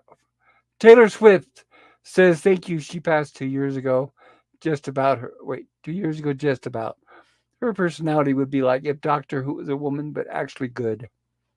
Well, I'm glad to hear that. Cam Cam says, I'm old school. Yeah, sounds like us old geezers too, Cam Cam. Edge of Time says, dudes, Hey, C4. We're getting Wallach roped. They drew the line at date 3. Women were using online dating as their chow hall. Yes, I totally agree. Edge of Time says, hail cams. And Edge of Time says, count cocktail or cuck by night. Yeah, I'm not going to do it. I remember I had a house. I was renting out rooms, and there was this lady that was renting. By the way, I had to be very cautious renting to women because, oh my God, issues. Anyway, drama, issues, blah, blah. I remember there was a note. Okay, first of all, I had 2 refrigerators because there were so many people living there. 2 refrigerators. She decided to take over one completely with all her stuff. And all the rest of us in the house were like, Bonnie Beth has taken up most of that of the refrigerator with all her stuff. And it's all getting full, and she never eats anything. It just gets more and more full, and the stuff's getting old and rotted and so on. So one day, she finally decides to empty out that refrigerator. And so she takes a trash can in the kitchen, a 13-gallon, and fills it all the way up to the top. Puts a note on my door saying, can you do me a favor and dump my garbage for me? And I went and I knocked on her door. I said, Bonnie Beth, I noticed that you're cleaning that refrigerator out. And she goes, oh, yeah. I said, you put a note, I said, on my door if I would dump the garbage for you. I said, honestly, I believe in women's rights just as much as you do. I said, I think you should be able to dump the garbage yourself. She went off, started screaming and cussing. I gave her an eviction notice right there on the spot. And I said, I want you out by tomorrow. Right on. I'm clapping. Well, because when I was renting out rooms, I had everybody sign a contract. And that was either of us could terminate this contract at any time without notice. So the very next day, she went and saw a paralegal. And then this I found out. The very next day, she was gone. And I got a call from a paralegal. She goes, I have Bonnie Beth sitting right here. You can't kick her out. You got to give her a 38 dose, blah, blah, blah. I said, look, do you have a copy of the contract with you? She goes, yeah, it's right on my desk. I said, take a look at that contract. She reads it and gets on the back of the phone. Oh, I'm sorry. I'll let her know she has to move out. That's good, Pop. That's great, man. Awesome. I was very polite. I said, I'm sorry, but I believe in women's rights as bad as or as much as you do. The sad thing is, Pop, if she just picked up the fucking garbage can and dumped it, she would not have got evicted, right? Right. Isn't that sad? After I gave her the eviction notice, the next day after she saw the paralegal, when she came back, she was a total bitch. And she kept going on. She goes, you don't know how hard it is to find a place to live. I said, yes, I do. And I said that too. I said, you wouldn't have raised such a stink last night. I said, that was uncalled for and disrespectful. I've never treated you that way. That's incredible. My God, what a story, Pop. Jesus. Oh, I love that contract. Oh, my God, it's saved my life many times. You're a very wise man to put that kind of contract in for sure. Because there are a lot of dickhead fucking people that rent. They will. And then being in California, they'll drag out the eviction process as long as they physically can. Oh, you can drag it out for probably drag it out for like 3 months here if you really put your mind to it. More. Right? And then even then, you have to, with your own money, hire a paralegal to have them evicted. So it's a very costly and time-lengthy process. Well, I have a personal story. My mother rented out her parents' house after they went to the retirement home for a number of years, and usually her renters were good, but she got a couple in there that generally they would pay they'd bring the check over to the house on the first of the month. They were generally good. But towards the end, it's like they fucking disappeared. They didn't pay for like 3 or 4 months. So she had to evict them. And it was a painful process, I will say that, because it took like 3 or 4 months to get the fuckers out of there. And get this, they left the house in a shambles with always, yeah. Oh, broken doors and holes in the wall. Yeah, I know. Yeah, and there was a shed in the backyard that my grandfather built was a nice shed, but they had piled it full of fucking garbage and shit. Uh, Actually, there was some good stuff though. I actually salvaged some really high quality speakers out of there, which they probably fucking stole from somebody, no doubt. But I put the speakers on the internet and actually sold some of them for decent money. Good. So that turned out to be a little rose in the pile of shit. But still, I felt so bad for my poor mom having to deal with these clowns because her parents' house was a nice little house that my grandfather actually built during the Great Depression with his own two hands. And it was a really beautiful little home that he built for himself, his wife, and the three kids, Yeah. my mom and her brother and sister. So, yeah. Anyway, I know I do digress. There was an article just this past week, just a few days ago, about a guy who squatted in a house, and the owner was trying to get rid of him, and the court process lasted so long that the squatter, I'm not joking, sold the house legally and kept the money. That's fucked up. That's really fucked up. Of course, yeah, it's no surprise either. And here's what's worse about it. California is just one example. Many states are like this. Good Most of Lord. the Democratic ones. But here's how I'm glad I'm living in Canada when I hear this crap. right. Here's how it is in California. Let's say I'm Oh a my squatter. God. Hello, Scotty. I need to get caught up on the Hey, Scott- Gorilla, can Scott- you read some chats if you're still alive? and Scotty, you're welcome on the panel if you want to. But here's what they do in California. Here's how easy it is to be a squatter. I want you to imagine this. If I want to be a squatter, all I have to do is find a house that has a for rent or for sale sign on it, get inside, all right? And then from then, automatically, they cannot and will not evict me. The police will come by and doesn't matter. Automatically, whoever owns that house has to go through the eviction process, which takes several months and it costs them thousands of dollars. I want now let's just say, I don't know, 6 months later, $5,000 later, the eviction cop, the person serving the paper shows up at the door and says, okay, now's the day, you've got to move out. Guess what? There's no conviction. You didn't break any laws. You don't spend a day in jail.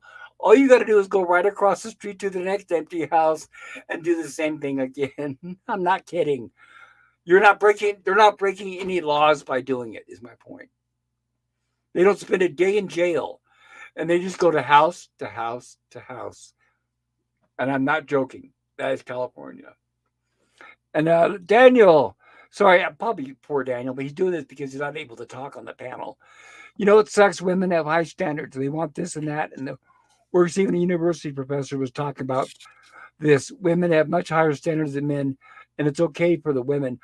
Well, men have high standards too. It's just that they get desperate and they end up lowering them, unfortunately, I think. No, I know that. But what I'm saying is, like, the women have high standards. They want, like, the big guy, the strong guy, the funny guy, the big, tough, strong guy who's sweet, who's big and tough, yet sweet and sensitive and all the Not work afraid to cry, yes. Yeah, someone who can protect them.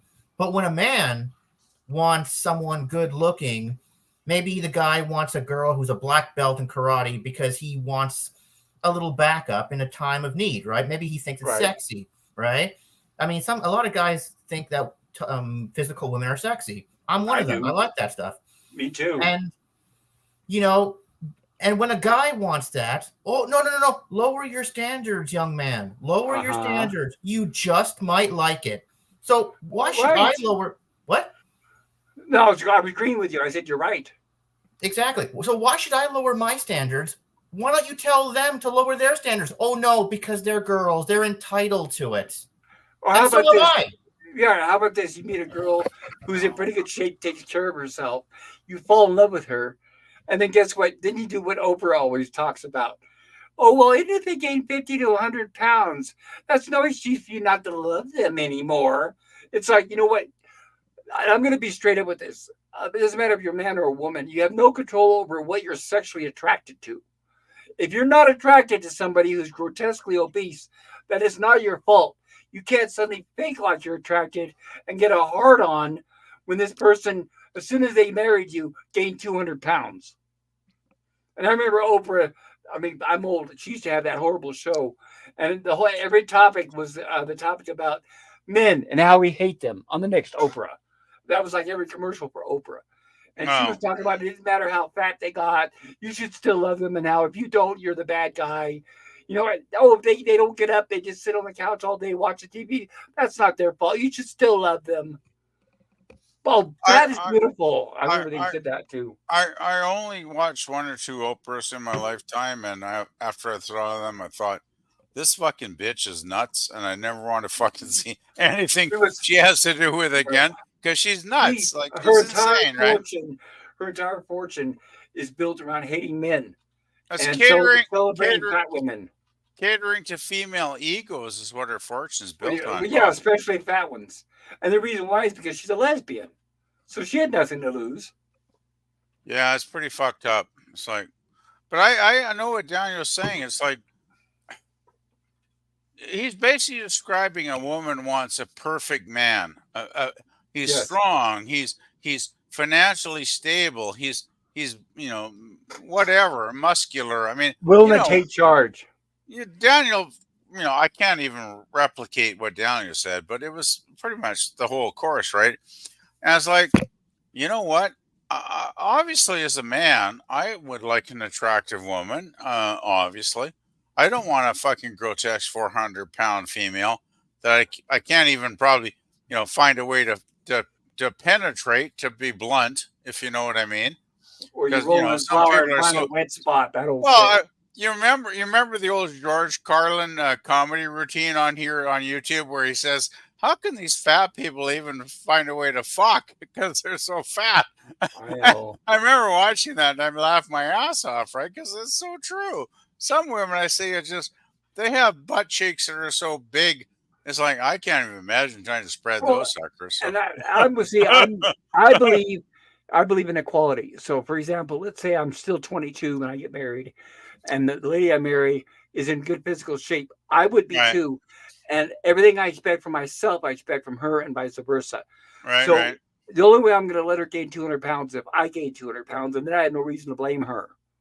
That's But true. but the thing is I've always kept under, ever since I was, well, my entire life, I've always set a certain limit for my weight. And I've only once did I get to that limit and top it by a pound or two. And then I Right. immediately went on a diet and went back down. Never let myself cross over the 100, like 180 mark. I'm 5'9", and I never let myself get that fat. So whenever I was with somebody, if they just suddenly, and you could tell. I mean, you're not stupid. You could tell when you start being with somebody. You could tell when their lifestyle changes. They stop being active. They don't go out anymore. They don't go to the gym anymore, and they just sit there and eating all the time. And then not only that, but snacking in between meals. Hmm. No, you could tell that. And just to say to them, it's not your fault. No. But like I said, No, I had the same expectation for myself. no, I wouldn't do that either to somebody. I totally agree with what you're saying, Pop. Like we all are responsible for what we are, and I am overweight. I definitely need to lose a significant amount of weight, and I was hoping to do Oops. that this year, but Sorry, Scotty. Go hello. I never got out to the walking that I should have done, and I do need to start walking a lot because I like 4 or 5 years ago, I was in much better shape because I walked a lot, right? I walked for hours and hours every week, and I was in really good shape. I mean, I lost a lot of weight. My knees felt a lot better. I didn't have any stress or pain in my knees.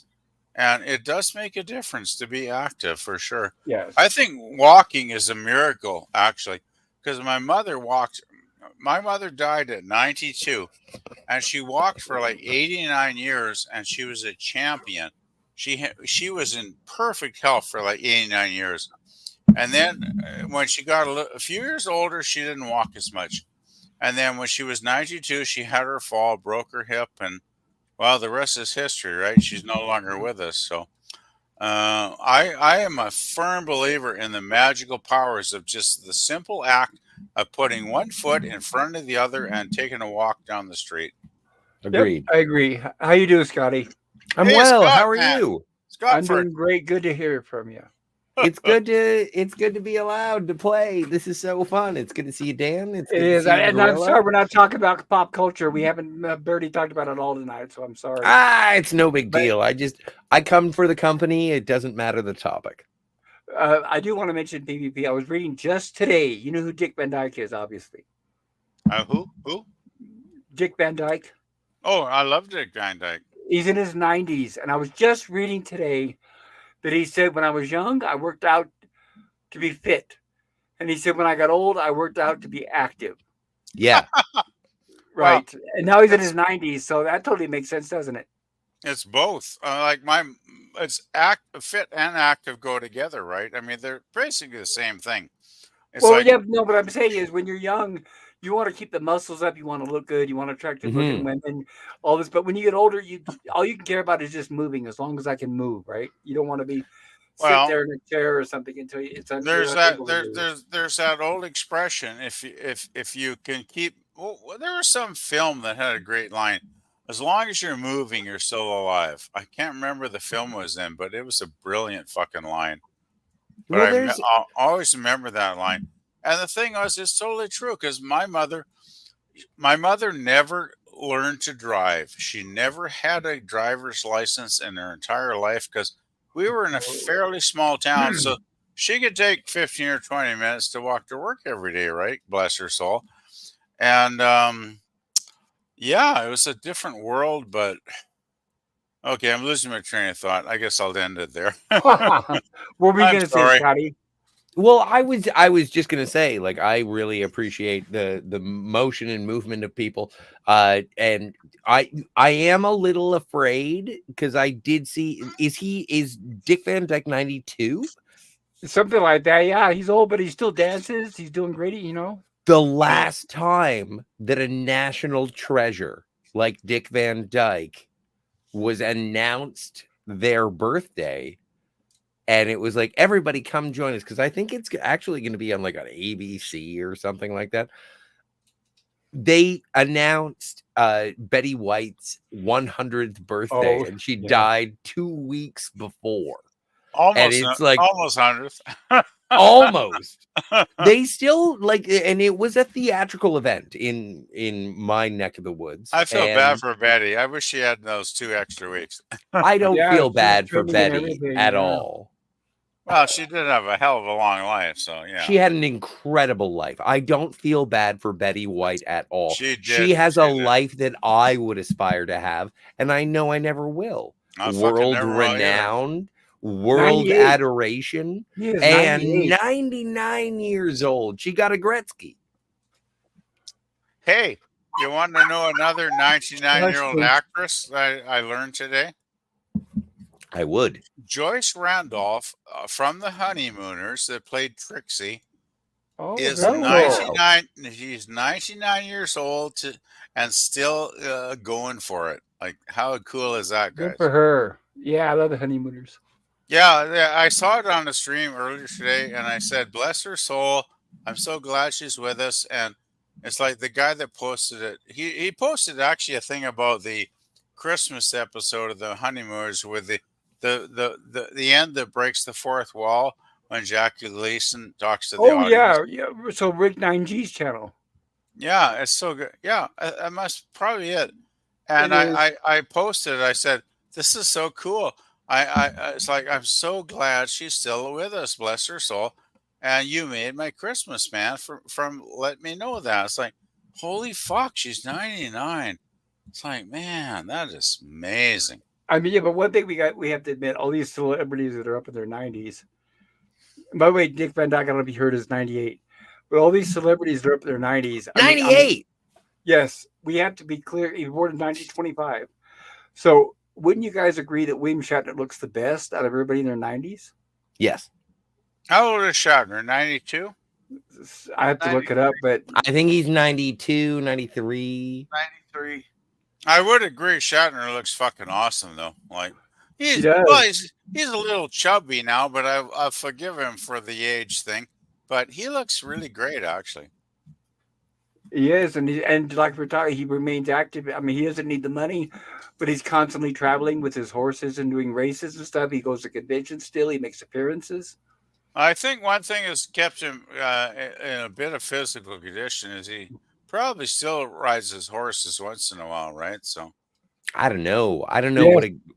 well, but if you're a guy in your 90s, are you riding like and I'm not saying like I'm obviously not besmirching the virility of William Shatner. What I'm saying is that if you're in your 90s, like that's got to do a number on your spine. Like you are thinking about yeah. that sort of situation. And also like he's an accomplished rider, so he knows how to work stirrups. I'd just be sitting on the saddle. And it's interesting to know whether or not he does have that pleasure anymore. I read something interesting today from James Woods Twitter feed. I am subscribed because I'm a big fan of James Woods. I like the actor, Same and here.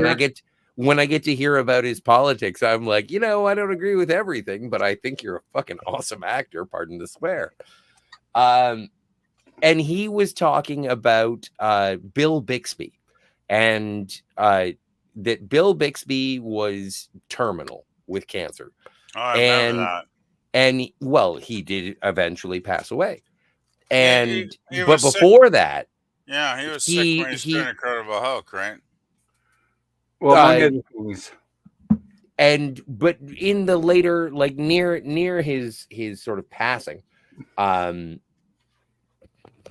all Bill Bixby wanted to do was go play golf.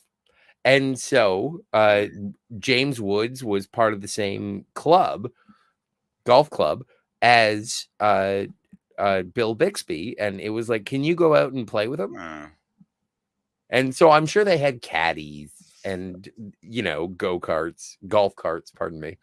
Oh, yes. And they did the whole thing. But James Woods he was like, it was so nice that he got that opportunity to, hey, I want to go play golf before I die. And the doctors were like, okay. And James Woods was there and they shared some sort of time together. It was just a lovely story of It was. Hollywood, old Hollywood, if Right. you will. It was. And I read the same tweet, and I thought it was really great. I can identify it not because, unfortunately, I'm not a celebrity, I'm not rich, but unfortunately, I've been going through cancer treatment, and I have a port, just like he was talking about how Bill Bixby had the port attached to him. Mhm. That's the one that it's a permanent connection, so that whenever that you go to chemo, they just hook an adapter up to it like a hose, and then it sets you up for chemo instead of having to puncture a new big hole every time. So I can kind of see the stage at where Bill Bixby was. And I Mhm. can imagine, because obviously, and in his later days, he was directing that TV show. I don't know what it was. He wasn't acting, but I'm sure at that point he probably He looked was sickly. he was directing Blossom. That's it. It was some sitcom. Thank you. Yeah, with Mayim Bialik, recent Jeopardy host. Oh, is that the one that was just fired? Yeah. Well, not fired. She said that they had parted ways. It was very amicable. It was very Yeah, but Jeopardy. what was the reason? I They've don't never know. gotten rid of their host before. I was just curious when I Well, read it just today or yesterday, I think. well, and welcome to the Old Man Conversation Hour, where I we know, discuss sorry, guys. Jeopardy hosts. Well, no, I'm interested in the Jeopardy host conversation. I think, come on, like the Jennings fella is gonna be Ken he's Jennings. gonna be the regular. Well, I thought so she was just temporary. Well, she was like the celebrity host, and there does, after the tumult of Alex Trebek passing, like It's hard there to was replace. Yeah. like it was, I'm fairly certain that it was a fierce competition to see who was going to be the host of Jeopardy. And if it's Ken Jennings, the longest running hero of like, I figure, yeah, I'm fine with I Ken thought, Jennings. yeah, me too. I thought from the very beginning I expected him to be replaced, but they used his skin color against him so many times, and then you had these damn celebrities, has-beens, they were unemployed, they were trying to get the job. LeVar Burton is one of them. Well, I really wanted LeVar Burton to do it, but I could tell by watching LeVar Burton doing it that he was not interested. I don't know. He was enthusiastic, but it was a day role. Like, I know that you have pop culture curator. I know you have. I know you have your moments when it I didn't comes mention. to. No, I didn't mention TNG, but go ahead. Well, no, and it's not even about TNG. It's about actors who are doing it, and it's obvious that they're doing it for a paycheck. And Well, it wasn't just that. It was, for me, Jeopardy's very close to my heart. yes, And I didn't want somebody who could just say, "Oh, I want the job," to step in. I thought it had to be somebody who was very, because I always considered Alex Trebek very knowledgeable. At least he seemed intelligent. So Canadian. I wanted for me, it was first and foremost, I wanted somebody who gets the job because they're intelligent, not because they were using their skin or their celebrity to get the job. That was it. It doesn't matter who the person was, the color of their skin, or any of that. Yeah, But that's why I didn't like it. I always loved Alex Trebek because he did seem very intelligent, and he was very funny too in a very subtle way. If you guys ever picked up on that, best game show hosts were him and Bob Barker. He was.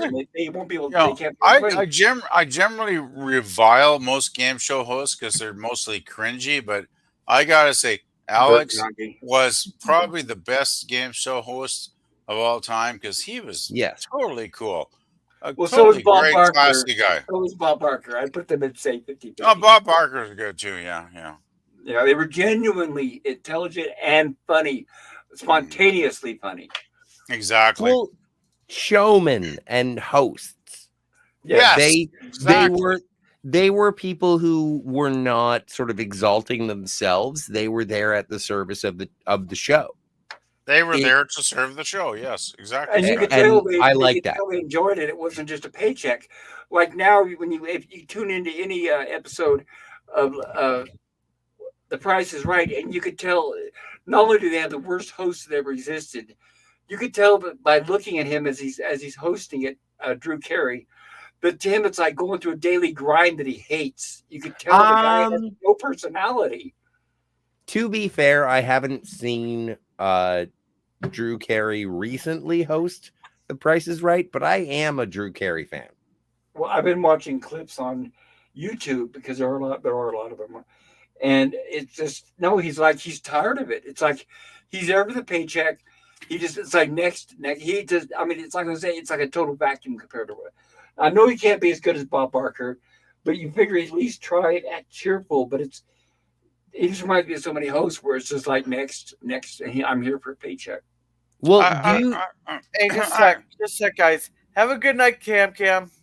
Sorry, I'm behind on the chat. Good night, Cam. Buddy. Thanks for stopping by, Cam. Sorry, go ahead, guys. I didn't think Drew Carey was bad in the early days when he took over the show, but I gotta admit, Pop, I have not seen that show in like 3 or 4 years. So yeah, he could be like bored out of his fucking mind now doing the same shit week after week. I know the feeling because that's the kind of job I got, guys. Well, so and I can't blame him if he is bored of it. But you don't have to get in front of a camera in front of millions of people. It was the same excuse that Jay Leno used because he's another one. Yeah, when he got the job on the Tonight Show, he was at first a little active. Then it got to where he was practically asleep at the wheel, and like he didn't give a fuck for the last decade or so. Right. So that's no excuse. You don't get paid millions of dollars in front of millions of people on a camera. You don't take the job if you're going to be in second rate. But that's my opinion. Yeah. You're drawing me into a conversation because now we're going to start talking about late night talk show hosts. Oh God. We're not going to start talking about like I am a fan of Drew Carey and I would watch Drew Carey do anything. I haven't watched The Price is Right in a long time. And I think that part of the reason why I haven't watched The Price is Right in a long time is because Bob Barker is not hosting. Yes, that is. If you watch them on YouTube, it's like black and white. It's like the Drew Carey episodes are unwatchable. Lemon Pie's leaving? What the hell? Lemon Pie is here. I didn't get caught up on the chat. I guess I don't have Gorilla reminding me. Scotty says, "Hey, he just reminded you." Scotty says, "Hey, and good day." And Cam says, "I'm alone again. I'm heading east after the holidays. I'm going to put my combat medic, and expert marksman skills to use. One of these days, Cam, I want to talk to you about marksmanship. I'm good too. 10,000 a month or 400K So don't insurance. make I'll enemies be with that around. Love guy. you, kids. Only use it for peace. Scotty R37, happy to join, sir. A moment, please. Of course, this is out. My God, I'm behind on the chat. Yeah. Get up here, says PvP. Basil says, hi, Scotty. Basil says, hi there, PvP. Hey, Hi, Basil. Cam. Cam says Basil, and I go burping on camera. Hi, all you Sorry about guys. that. I've never, I don't follow the chat too often. So Cam, No, Cam, but this is our chance to catch up. Basil Battle Dragon, and Basil says, cheers. Cam says, I'm started putting it on slabs of meat. I walk in the 160s in the army, 193 pounds. Well, that's not heavy at all. I know, like I said, I'm 5'9". fuck. At your time, women on Tinder only swipe right on I wish I was 90 4.5% of pounds. men. Women on Tinder only swipe right on 4.5% of men. Men swipe right on about 60%. That's believable. Must be the season of the simp. The thirst is real. This means 80% of men are invisible to most. That is true. That is true. I'm on employment websites, and I don't like how similar dating websites and employment websites are. Interesting similarity. The only women hitting are going like, I want to give you a job in January, Scottford. PvP, you and I both know that I only hit on married women. That lowers your chances. I know, to 0. No, I would say 0 because there are those tramps that will fuck around on their hubbies, right? All right, you aren't picking up what I'm throwing down. I just had to say it. Cam says, take it easy and be well, everyone. Merry Christmas. Thank you for Good stopping night by. to everybody in the chat. Hello, Cody Guy. Hello, Hey, Cody Cody Guy. Guy. Cam Crash Courses hail.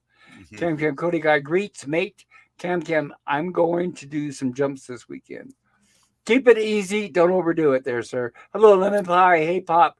And good to see you, Lemon Pie. Edge of Time says, I'll take Krusty and Dusty for 500. Yes. Oh, my God. I am Krusty and Dusty. The chat's still talking about Jeopardy. Cam says, I got to go to bed. Night. Merry Christmas. Basil Battle Dragon says, see you, Cam. Merry Christmas and cheers. Merry Christmas. Orla Greg drops a link there to Godzilla Tokyo. Oh, yeah. Orla Greg, yes. Godzilla Tokyo SOS. I've been watching some of the good Godzilla movies. They recently put them on YouTube in high definition, and I've been watching them. It's getting caught up. Wait, pop culture. Question. Have you seen Shin Godzilla? Yes, I love it. Me too. Have you seen Godzilla -0? Not yet. Me you mean either. one or 0? Well, the new one. I don't care. You mean the new one, right? The new one, yeah. Right. No, I'm excited to. It's just that I won't pay to go to a theater to see things. People are saying it's better than Shin Godzilla. Oh yes, I've heard that too. I've heard it. I'm like, the best Godzilla movie since the original 1954 version. Everything I've heard is the best Godzilla movie of all time. But I think that Shin Godzilla is the best Godzilla movie of all time. No, but I hear this one blows everything else out. Well, here's what it is. What I've heard. But it comes to the point is that Tokyo makes. Not Tokyo. Toho makes sure that they're good movies, unlike these crappy American remakes. It just shows how bad our movies are in comparison. There's only been one. Is there anybody have a link to this fucking awesome film? Yeah. It's called Godzilla -1. You can look at it in your local Cineplex. You know, I gotta say, -1 kind of sounds like the very beginning of Godzilla. Apparently, it is. Yeah, it talks about when the bomb went off and all that stuff, and it starts to. It takes place during World War II. I saw the special effects look fucking incredible. $8 million budget. 8? Yeah. Yes. Amazing, isn't it? You can. I saw there was an interview with the director. It was like all these rumors are flying around that they spent 30 million, 50 million, whatever. And the director said, "I will." The director said, "I wish." Yeah, but that's also advertising. They probably talking 50 million yen or whatever they use. The point is, the, the point No, is, it's Yen not, would it's be not the Di- denomination of currency right. The in point is, Japan. it's Yes. right. It's not Disney, so they're not burning money and shoving it up their ass like Disney does. well, Yeah. I'm thinking that when they're having a $300 million budget, how much of that's getting embezzled and pocketed? Well, not only that though, but how many of them? How many of It's them? all going to Fukushima cleanup. Right, but the Hollywood movies, they're probably being catered with like caviar and stuff like that. They're probably going to a beautician every day and getting their hair done. And then I it's don't good. know. Well, where else did the 300 million go? Let's talk about the Marvels, for example. Where did the 300 million go? Or Well, more? that movie was being remade 7 times while it was being made. Yeah, that too. I agree. But before it was being remade the second time, wasn't the budget like 200 million? Well, look at how much money, Fan Four Stick, that Josh Trank movie, Oh yeah, like that tanked all like everything, and it's Yes. with one of the best properties of Marvel, with the right. Something Fantastic you would Four, think something you would think you cannot screw up, and they did it. like horribly. Yes. All they need, it's very easy. Peyton Reed, the director of the Ant-Man movies, Mhm. and then to do Fantastic Four in the 60s, and you've got gold right there printing. Money would print itself, and they won't do it. Peyton Reed was the original choice. Yes, he tried for it, and they just said, no, you know what? They said no. Diversity hire. Let's get the guy who did Barbershop. Hey, the Tim Story Fantastic Four movies are, you know what? I feel like the Fantastic Four are a family in that movie. I think that the special effects in the second one, they all take place at night. So they obviously weren't that good. Well, because they were spending the money on something else. The effects were the last thing on their priority list. Well, I think that they were leaning a little into CGI. It was a Fox production. Oh yeah, that was obvious. I could go on. I wish I had a little bit, dude. If you want to talk about the Fantastic Four Tim Story movies, I am down, because I love those movies and I am so invested in the production of them as well. Okay, Like yeah, but I from would the love to. onset until their final dismissal. Same here. I was following them through the production process, and yeah, I'd love to talk about it anytime. But just to let you know, it was such a traumatic experience on my brain. I only remember glimpses of the actual movies themselves because my brain tries to erase that stuff. But Pop, you have you have less of an accommodation for schlock than I do. Oh, Modern schlock. Let's say modern schlock. Yes. Right. Well, if it's intentionally schlock and funny, yeah, I can handle it. But you're right. If it's an insult to intelligence, yeah, you're right. I would love to have a conversation about the two Fantastic Four movies with you in depth. Yes, right. The two by Tim Story. Yes, I would agree. Oh, Yay, that's fun. 2005 and 2007. I suppose. I don't know what years.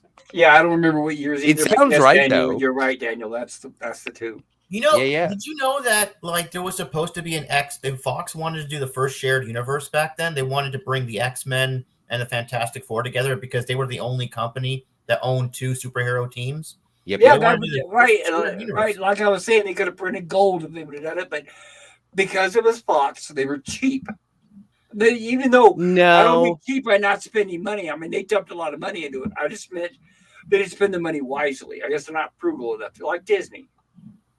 I don't understand why every Fantastic Fox.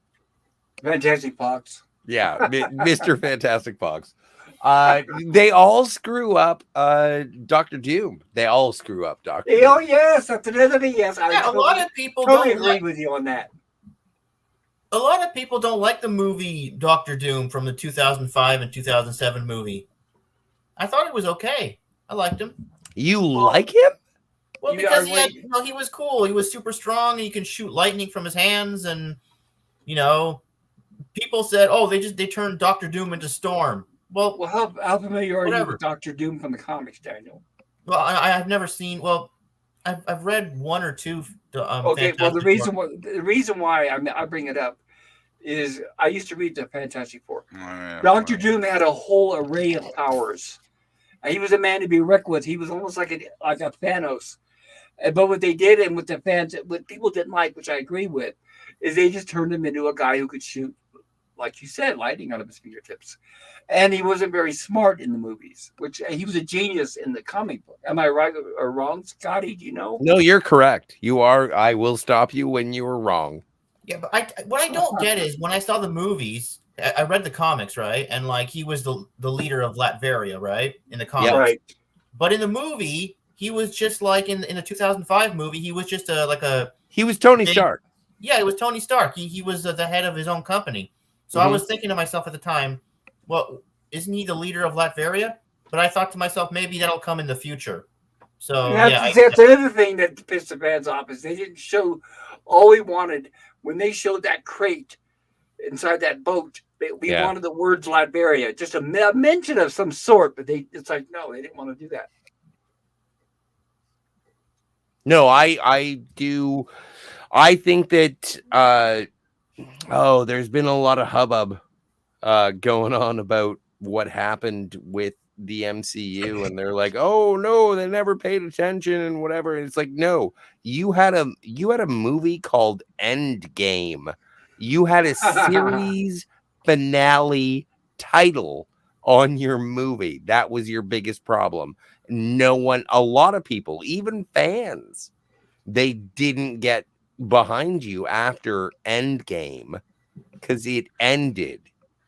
And now what are we up against? And it was listless, rudderless. You could have been introducing so many new characters, whether it be Nova, whether I don't even give a good God heavens what you happen to do with it. But like, give us another big bad. Give us Galactus. Galactus is coming. Right, and if they didn't introduce the Fantastic Four during the MCU Phase 4, you are doing a bad job. And I know it would have been rushed. Make a trailer. They could have done it without being rushed. That's the whole point.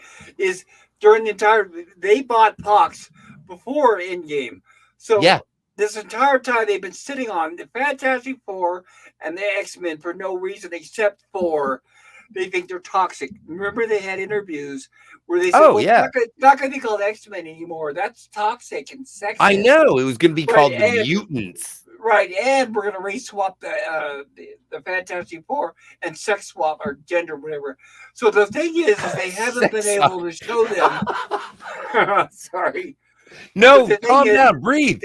They've been intentionally not showing X-Men and Fantastic Four because they want to screw them up really badly. And they're afraid how to do it. They're not sure how to exactly screw them up without losing money, which anyway, it's going to lose money because we've already heard that everything, they're already talking about, I can't even mention about being sounding racist, which I'm not racist, but they're talking about a black Magneto, and I think a female thing, but I mean, all this garbage. Like, are you upset about Black Kang? Well, I wasn't, honestly, by that point I already tuned out, so I didn't care. But it's interesting. I knew that the guy was a criminal and a crook. It's funny. But like, I'm going to leave that aside. Okay, I still like the Naked Gun movies, and OJ killed people. So, right. Yeah. Nordberg. Exactly. But like with the Kang situation, like I don't care about Kang. That's the same here. I'd already tuned out. If you're gonna bring in, like if it's rights issues, like you bring in Galactus, or you bring in like after Thanos he killed half the universe. Right. The be all end all of everything, right? Yeah. So how are you gonna top that? How are you gonna top that? And if you want to bring it back down to earth, you establish Doctor Doom in Phase 4 with the Fantastic Four. And even if you don't have the rights to the Fantastic Four, you must have Doom. Or at least you bring up Latveria and make Sokovia into Latveria. Right, but instead of Sokovia, a fictional country, becomes Latveria. Why? A mysterious leader. And then, behind the scenes, the lawyers figure out how to fucking make Latveria happen. I totally agree. Instead of no, we get the marbles. Remember now, and now So I'm just saying, we're it's the getting same Captain thing. America 4, where we need to do better. It's cat. Oh, don't you dare call Falcon and the Winter Snowman. That's not Captain America 4. I like Sam Wilson as Captain America. Did you That hear happened in the comics. It happened Did in you the hear about comics. the news? Yeah, but did you hear about the news that came out this week? Yeah, but I'm saying I know it eventually happened in the comics, but that's no excuse to do it now. I mean, it's obviously a race swap. It's called by the way, adaptation. those It is an comics- excuse. Yeah, but let's look at facts. Those comics did not sell when they did it, and that's why they went back to I the don't regular know. Captain America. But anyway, I don't know if you heard, but it came out just this week. What happened was they had a test screening of the new one, and apparently, not only did the people not like it, but they hated it because it's basically the plot is about similar to like the January 6th, and it's Captain America telling us we need to do better. So the audience walked out very angrily. So what they decided was they fired the director, hired a new director, and they're doing another year of reshoots. Have you heard that? Well, it's in. I have not heard it, but it's interesting. And if I may interject, Yes. Well, I'm done. Go ahead. Well, and that one of the things that was interesting when the first Captain America movie came out, Captain America: The First Avenger, when that came out, there was a lot of like people were hesitant. They didn't know how they were going to make Captain America such a jingoistic representation of a nation. And especially like post 9/11, I hate to say it that way. And it was like, how do you make Captain America likable? Well, they were afraid of being too American. They debated should we put the flag on it? Should we call him Captain America? In fact, some foreign countries didn't even call him Captain America. Yes. So the point was they were Senor colonialist. So the point was it was a Disney product, and they were afraid of being patriotic. Yes. Yeah. And and this is to the credit of the original Captain America movie and the subsequent Captain America movies and the character himself, like as presented in the MCU. Which I enjoyed. Yeah, the guy did a great job. I agree with whoever he was. What's his name? Chris Evans. Yes, excellent. Yes, and I did enjoy that. So, no, the casting, I agree with most of the casting of the original MCU characters. But it's just, and just to speak to your point, I don't know. I haven't seen any of the sneak previews of the new Captain America movie. I'd love to. I haven't. Oh, I haven't either. Apparently, it was an audience, and they mentioned it on Midnight's Edge that people who had seen it were writing in. And they said, yeah, like so bad, they had to hire a whole new director and another year. And it's like, when is Disney / Marvel ever going to learn? Yeah, they're reshooting. Sorry about that, Scotty. But they're reshooting more than like 70% of the movie. Yes. And it's going to come out in 2025. Yes, exactly. Yeah, so Danny, you heard that too. Yeah, I did. Yeah, I'm saying that's how out of touch they are with the audience. Oh, also, but they want to tie it into the multiverse saga. That's why they're doing Be right back, guys. Where death doesn't matter. Well, no, death does matter. It does matter, but it's just that it matters to the person in the universe, in the specific universe. But there's always more universes where maybe a character is still alive. Yeah, I don't like that. I know some people are saying that online, like, "Oh, the multiverse is like cheap, it's a writer's crutch," and But I think it's interesting because you can always bring people back, right? And also I like to be optimistic, and I will. Like, I don't know, man. Do you think that Deadpool 3 is gonna fix everything? Oh, I think Deadpool 3 is going to be amazing. It's so good. Like, if you see the pictures, the pics from the set, it's just awesome, and I'm just so excited for what they're going to do. Why? Well, because Why is it awesome? Well, because remember, okay, for example, I don't know. I want to say this when Pop comes back, but maybe I'll say it again when Pop comes back. But yeah, say it again. You remember back in the day, what before the MCU, right? This was like in the early 2000s when they had X-Men. Yeah, when they had X-Men, X-Men 2000, Spider-Man 2002, Hulk 2003, Fantastic Four 2005. Well, what they Never wanted saw to do, them. yeah. That's funny. What they wanted to do is they wanted to do a crossover between X-Men and the Fantastic Four. However, in X-Men The Last Stand failed. It bombed at the box office, which hurt the chances. And then Fantastic Four Rise of the Silver Surfer bombed too. So they abandoned the plans to do a crossover movie. And it would have been so amazing. They abandoned those plans. Yes, I remember when they were planning on the Silver Surfer movie. So yes, you're right, Daniel. Yeah, the Silver Surfer movie too, and I know people didn't like. They didn't like Storm Cloud Galactus. They didn't like it. And you can try to come up with a whole list of reasons why, but I can give you one, and that's Zack Snyder. That's the reason why all those movies bombed, and they were mediocre at best. Oh my God! Sorry, we lost Scotty. Hope you can come back, Scotty. But it was the director of those movies. When you think about it, we're talking about the X-Men. Those movies should have been something we were all talking about. I mean, for years we watched over and over, but at best they were mediocre.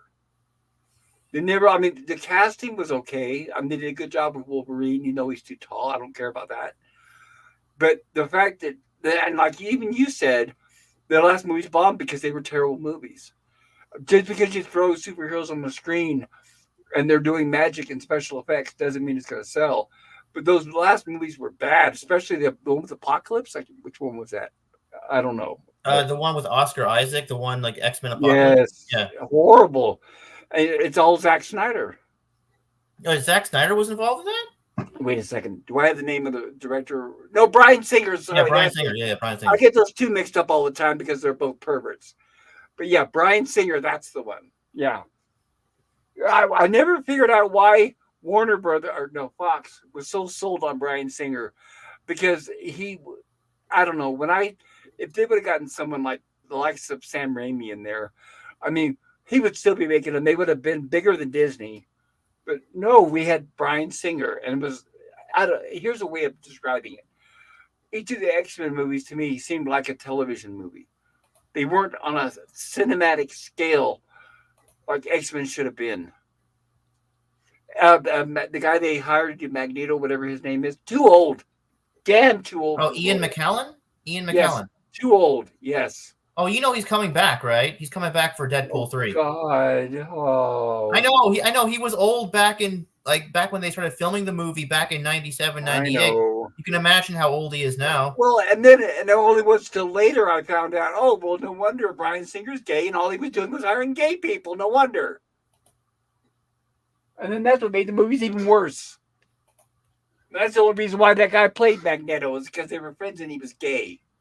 And that's disgusting. I mean, nothing against gay people listening, but that's not why you hire people. The guy was Ian McKellen is casting. Yes. I did not know that. Okay. All right. Interesting. Because you can tell by the way he acts, but all right. But I think Ian McKellen is a really awesome actor. He did really well as Magneto and what's his name? Gandalf. I know, and I'm not a fan. Sorry. Yeah. Never watched the well, a friend drugged me into one of the Lord of the Rings movies. I can't remember what it was, but I'm not into that sort of thing. So it was like a 5-hour blur. Yeah, it's like a long movie. It's a really long movie. Well, it wasn't just that, but I don't know. It's the genre. It's the genre, because even before that, I didn't like the movies in that genre. The fantasy, sword and saddle, sword dragons and fairies and princesses. I don't know why it's just not my thing. And I tried to tell my friend that drugged me in. Oh, you'll love it. Just watch it. And like, I was bored to tears. I was bored. And only because I'm sure it was a great movie. I mean, they made a lot of money, but it's just not my thing. For some reason, my brain just doesn't connect with that sort of thing. And no offense to people out there that like it. I know it made buku bucks, and I know a lot of people like it. Oh, and I'm a big fan of the director, Peter Jackson, especially his Oh yeah, early, definitely. He's a good one. He's a good one. yeah, especially his early stuff, Dead Alive and all that. In fact, does he even do anything anymore? What has he done since I'm not uh, sure. I The haven't heard. Hobbit? Because Yeah, he the did Hobbit The movie. Hobbit. Most of the people don't like that, I heard, because it was like he took a what should have been a 2 hour movie, I guess, extended it to like 6 hours or whatever is what I've heard. Yeah, And and he the was TV getting show, go the ahead. t- the TV show failed. I heard it didn't do so well, so now they're making another movie. I didn't know they did a TV show. You talking about streaming? Yeah, yeah, it's Yeah, stream. Yeah, the Rings of Power. yeah, Rings of But Oh, Power. go that's ahead, right. Chad. Oh, yeah, the rings are on the toilet. That's right, Amazon. Yeah, the one they spent $1 billion on and it Yeah, they bombed. spent $1 billion on it. And guess what? The first thing they did was they said, we're going to throw out everything J.R. Tolkien has to say, and we're going to make it empowering for women. It's exactly what they did. Nothing to do. Like I said, I'm not even a fan of the books or the movies, but I know enough to where they just said screw you to the fans and made another social justice PSA, pretty much. Most expensive PSA ever produced. They spent $1 billion on Rings of Power. They don't spend $1 billion on Star Wars, and they should because Star Wars I is more know. advanced. Yeah, I know. I agree. Or All how right, about guys, I'm Star going to Wars bed. on the MCU? Good night, All right, Gorilla. good night, Gorilla. Take care. Thanks for chilling Bye. with us, Gorilla. Yep, How about bye. this, Daniel? How about $1 billion on the Marvel universe with grade A characters, not the C and D level, but I'm talking about the grade A top, like Spider Man and imagine spending, let's just say $500 million. How about if they say, well, first of all, sell it to another company where Disney's not involved, and then $500 million on a Fantastic Four, and $500 million on X-Men, and all the money goes towards the casting, special effects, and the production. And they don't film a single frame of film until the script is done. Wouldn't that be nice? Oh yeah, absolutely. But honestly, they don't need that kind of money. They could do it for half of that. They could say, well, let's do 250 for X-Men, 250 for Fantastic Four, but let's just get good writers, good director, and like I said, not a single roll of film is exposed until the script is done and it goes through an approval process, and it's tight. No problems with the script. No problems for big lengthy years of reshoots. Oh, and it's not written by a committee, by the way. And it's written No. by Marvel fans, and it's only written by comic book fans. Yeah, definitely, absolutely. Oh, hello. I have But myself like I was saying before, like have back in myself the early, muted. like back in the early 2000s. I mean, I wish Scotty was here. So where does Scotty go? I hope he didn't offend him. He didn't say goodnight, and he hasn't came back. So if you're out Scott, there, Scotty, sorry. Good night. I Oh, guess Scotty was leaving. I don't know. He just blipped out without saying Oh, anything. well, Let me Yeah, check. okay, so, I need to check the comments on behind. Maybe you wrote something in the comments. Ola Greg says night cam. Basil. Oh no. Scotty often goes out for a cigarette, so Sorry, I had to cough. Oh no, he's gotta go. Sorry. Ola Greg just I didn't realize I was muted. Ola Greg says, hey Lemon, avoid the squeeze. Ola Greg, go Godzilla. Cam says Ola Greg night. And Lemon Pie says, Bob Barker supposedly made some of the models spin his wheel, though I'm not sure it was substantiated. A few of them tried to sue him, but of course he won. Now that doesn't mean that he was innocent, but let's just say he had better lawyers. Lemon Pie says, bye Cam. Cam says, take it easy and Merry Christmas. Ola Greg says, Merry Christmas. Cam says, Lemon Pie, take it easy. And PPP says, hi, Lemon. And Lemon Pie, there's Scotty. Lemon Pie says, I was saying bye to Cam. I'm not leaving. Okay, good, Lemon Pie. All right, great. I have to cut loose, guys. Sorry. Just got some really sad news. It's been fun. Merry Christmas. So I'm sorry, Basil. I hope you're okay. Please keep in touch. Lemon Pie says, yo, PvP. And Lemon Pie says, howdy, Oiler. And lemon pie says, take care, Basil. Yeah, lemon pie. Yeah. Sex swap sounds like PvP's Tuesdays.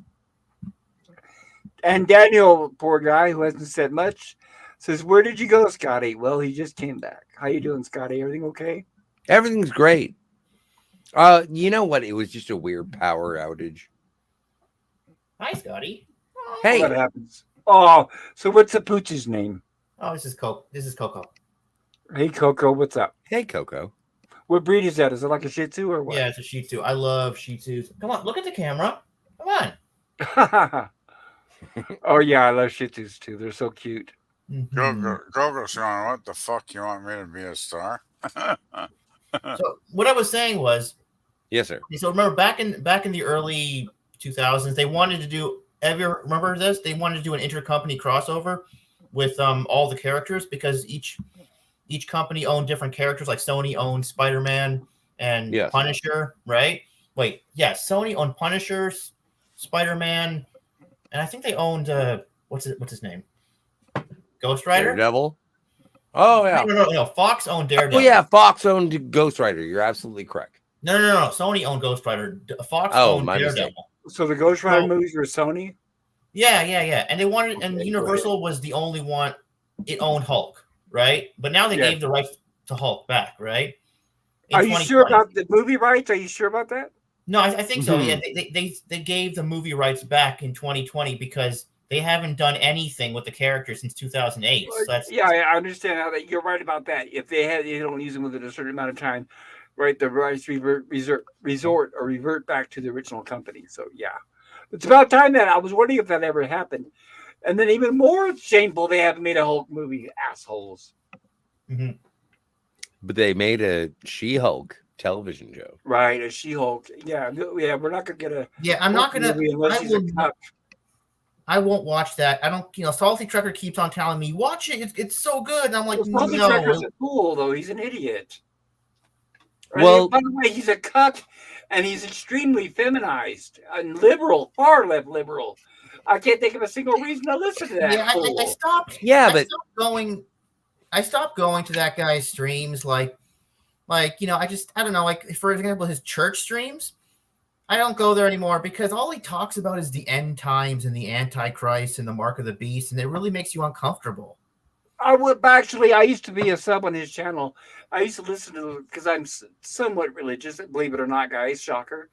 And I used to listen to the church streams, and he was talking about, just like you're saying, the negative crap. And I remember all I did was say, let's talk about some of the modern religion. Can we talk about, this is exactly why I'm not sub to his channel anymore. Yeah. I said, can we talk about modern religion? Can we talk about modern miracles? And then he attacked me. He wouldn't respond after that. He attacked me for over an hour, saying, I'm not going to talk about and compare whether religion's real or not, which I was not saying. But anyway, he went on for an hour. And I was trying to, just same as what happened with, what's that bitch from Klobby's channel? Raquel Briggs? Same thing, misunderstood something, and then went insulting me and lying about me, and wouldn't let me respond. And same thing, I made a fool of myself in the chat, saying, "No, I'm sorry, you're misunderstanding. That's not what I meant. No, I actually wasted a half hour apologizing when all that fat fuck did was ignore me and just talk shit about me, and then he went on with lies, just like Raquel Briggs." Those two are the only ones that ever did that to me. So screw that. If I may, and Sorry. I am not. For the rant, guys. No. But I just want to clarify my position. I think that Raquel is many things, but I do not think that she is a bitch. I have seen what she did to me. She's done that to many people. What she does is she easily misunderstands them. And the worst part about it is she doesn't even, when they apologize in the chat, she ignores it and just goes on and she makes up shit about them. I am not lying. She's a bitch. I'm trying not to cuss. I have a fucking opinion, but you guys are going to talk. What is it, PvP? Go for it. Well, I think she is a bitch. I don't. I used to love her. Wait till your next Scotty. Same thing I said about Doomcock And the same thing I said about Salt. No, I used to love her on some of the streams I used to watch, and then I started to realize more of the stuff she put on Twitter is very extremist stuff, and I just thought it's like, no, this is not my kind of girl. Not Well, my kind of and girl. she I'm has sorry, but opinions. that's an honest opinion, and I Yeah, have my and I opinions. She is entitled to hers, and I disagree with them. absolutely. Well, I can tell you though, I verbatim, and this is why I remember. And you can be the judge whether I'm overreacting. We were talking about the Orville. This was during the last season, and Mhm. she was saying that she didn't like how it was going, and I just said because I was doing the same thing on Jill's channel. We were reviewing the Orville, and I didn't like the way it was Yeah. headed. But when I was on there, people were attacking me, saying all these nasty things. So when we were on the club, or when anyway, I was on the time sub to Claudia's channel, Mhm. and they were doing a review, and she was talking about. I can't remember what she said, but it was but she didn't basically like it. And all I did was I said, "Wow, you're lucky." I said, "When I try to talk about how I don't like the Orville, people attack me." And here's what she said. What? You expect them to attack me? How can you say that? What are you, sexist? Blah, blah, blah. 30 minutes. She fucking went off on that tangent. I'm not kidding. And me, like I said, like an idiot in the chat saying, I'm sorry. No, apologize. Please, no, I'm sorry. And then ignore me the whole fucking time. She goes on for 30 minutes. Anyway, I finally leave. And then I leave, and then like 5 minutes later, somebody texts me and goes, "You better go back. She's still talking about you." I'm like, "Oh no!" I go back, and she is still talking about me. She went on for 30 minutes, and then she started making up all this shit. Men about you, men like you do this and that, sexist, and men. How could you dare you for 30 fucking minutes? Now tell me, what am I wrong about my perception? Well, I didn't experience that. I didn't see that That's what show. I'm saying. Wait till it happens to you. Same with all the people that love Doomcock so much. I tell them, wait till it happens to you. So that was for Raquel, not Yeah, not but that That was that was Raquel, yes. I that made a was mistake. All I said was, "Wow, you're lucky." When I say bad things about the Orville, they attack me. That was yes, and she went on for over 30 minutes. And like I said, she's like Captain, what's his name, Infinity, where she'll start making up stuff. It'll snowball. And men like you are like this, and men like you, how dare you? And for yeah, 30 minutes. so yeah, but And that ignoring me the whole time in the chat. I'm apologizing. I was if like an I idiot for may if may I apologize. may, I like to clarify that was about please. her and not Jill, right? It's like What? No, Jill Who's had nothing to do with Jill? that. No, Jill had nothing to do with that. She was in the chat at the time. My personal opinion of fuck. Raquel Briggs is that I admire her for her accomplishments. She's written books. I know. She reminds us every 5 minutes. I know. I know, me too. I get a little frustrated with her, but I I'm just respect I want to give her credit for what she's done. I respect your And Well, intelligence. yeah, and but Scotty, I'm I next. disagree with her. I'm a retired teacher, Scotty. How long would she last in another room full of teachers constantly standing up saying, "By the way, everybody, did you know that I got this and I'm better at this and I have this"? How long would she last in a room full of educated people? Tell me that. I think that So, in other words, she's talking down to people like everyone else is dumb. and I agree. I do think that she does talk down. But I have to give credit to her accomplishments, and I think that she is a defining force in Star Trek. Like She has she no control did over what Star Trek does. no, but she has but this is where you and she differ, and I differ with you, is that like she believes in the 735 club and you believe in the Oh, you're right, but 79. no, I'm saying is she has nothing defining Star Trek. She has no control over it. It doesn't matter No, what but Star Trek she we're is talking about. We're just she talking about is her opinion over mine. That's all. her no, but not over. But I'm just saying, in terms of a collaboration, she has more affection for the Next Generation, Deep Space Nine, and Voyager and Yes. Enterprise Yes. than you do. You Right, believe but in it's- yeah, you but so believe do- in the original series, Right, and but so do- outside of that, you do not have much right. credit. But I'm saying that's not the point, because that's the same with I think Jill. it's part of the she's point. seen all of them, and it's the same with you, same with Bird, same with everybody else I get along with. But the difference is, I mean, let's not change the She subject. is condescending. She Yes. ignorantly attacked me for something that she misunderstood. I mean, let's stay to the point. She ignorant, like I said, my opinion with the Trekkies or Trekkers has never mattered whether we're friends or not. Mhm. The thing is, she attacked me for something that was untrue, and then she made a bunch of lies and exploited that and kept going. And like I said, I'm not the only one. Well, I've said things that have made other people not receptive to me. How often have you ever seen You me are one attack- of them. How often have you ever seen me attack somebody in the chat and then ignore them and keep insulting them? I've never seen Yeah, that. I mean, because it doesn't take much to not do that. Is that asking for? That's just it. Is it asking for too much for someone not to have that kind of ego?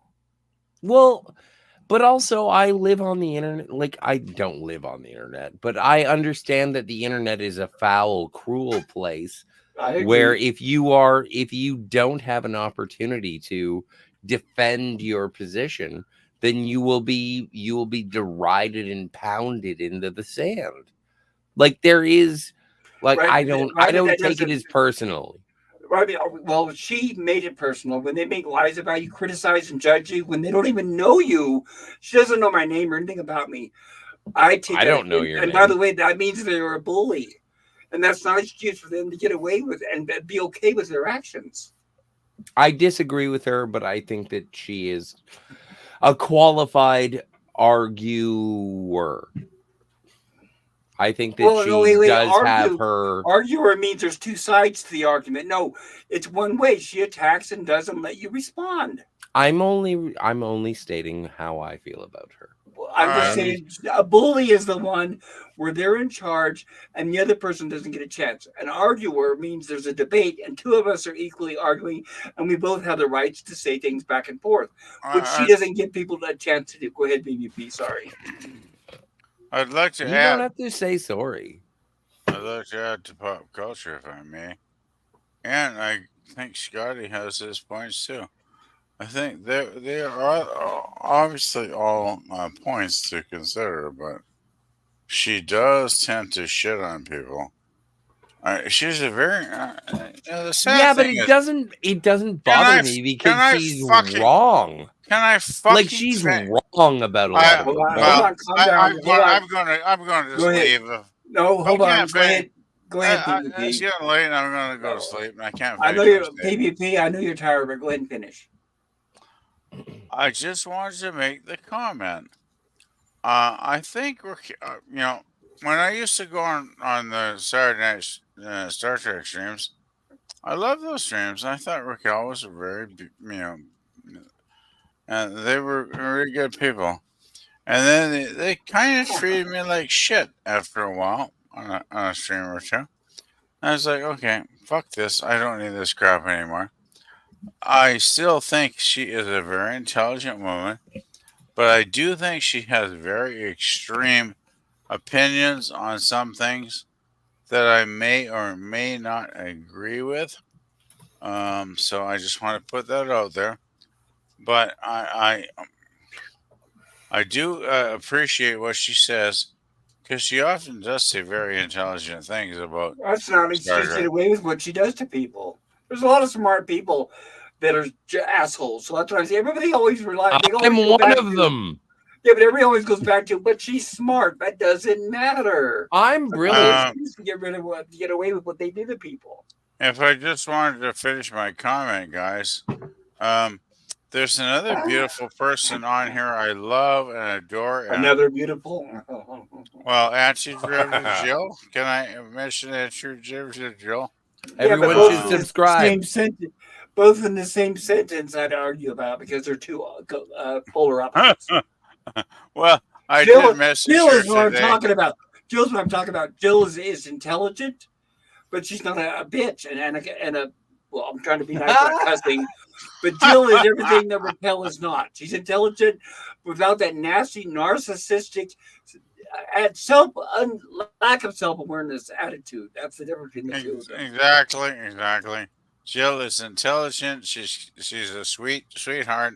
Anytime I've seen her when she does turn her camera on every once in a while, she's a totally cute little sweetie. I love Jill.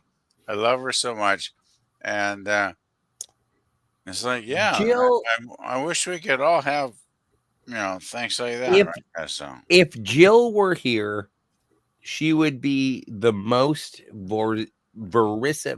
vociferous She'll be- advocate. she'd be born out of her tree, I bet. She would. She is, and she enjoys Raquel Briggs. She I know. has been inspired She's by a big- Raquel Briggs. She's a Um, big fan of Doomcock too, which some of us have fallen out of the habit. Well, that's neither here nor there in terms of this No. conversation. Don't get me If you wrong. want to, invoke, If I may, no, I no, may. PvP. If I may respond, Hold on, guys. Calm down. I guess I don't If get I a may chance to talk. No, you made a statement, and I would like to respond based on what you said. I don't mind that at all. Okay. I'll be the referee. Go ahead, Scotty, and then it's your turn, PvP.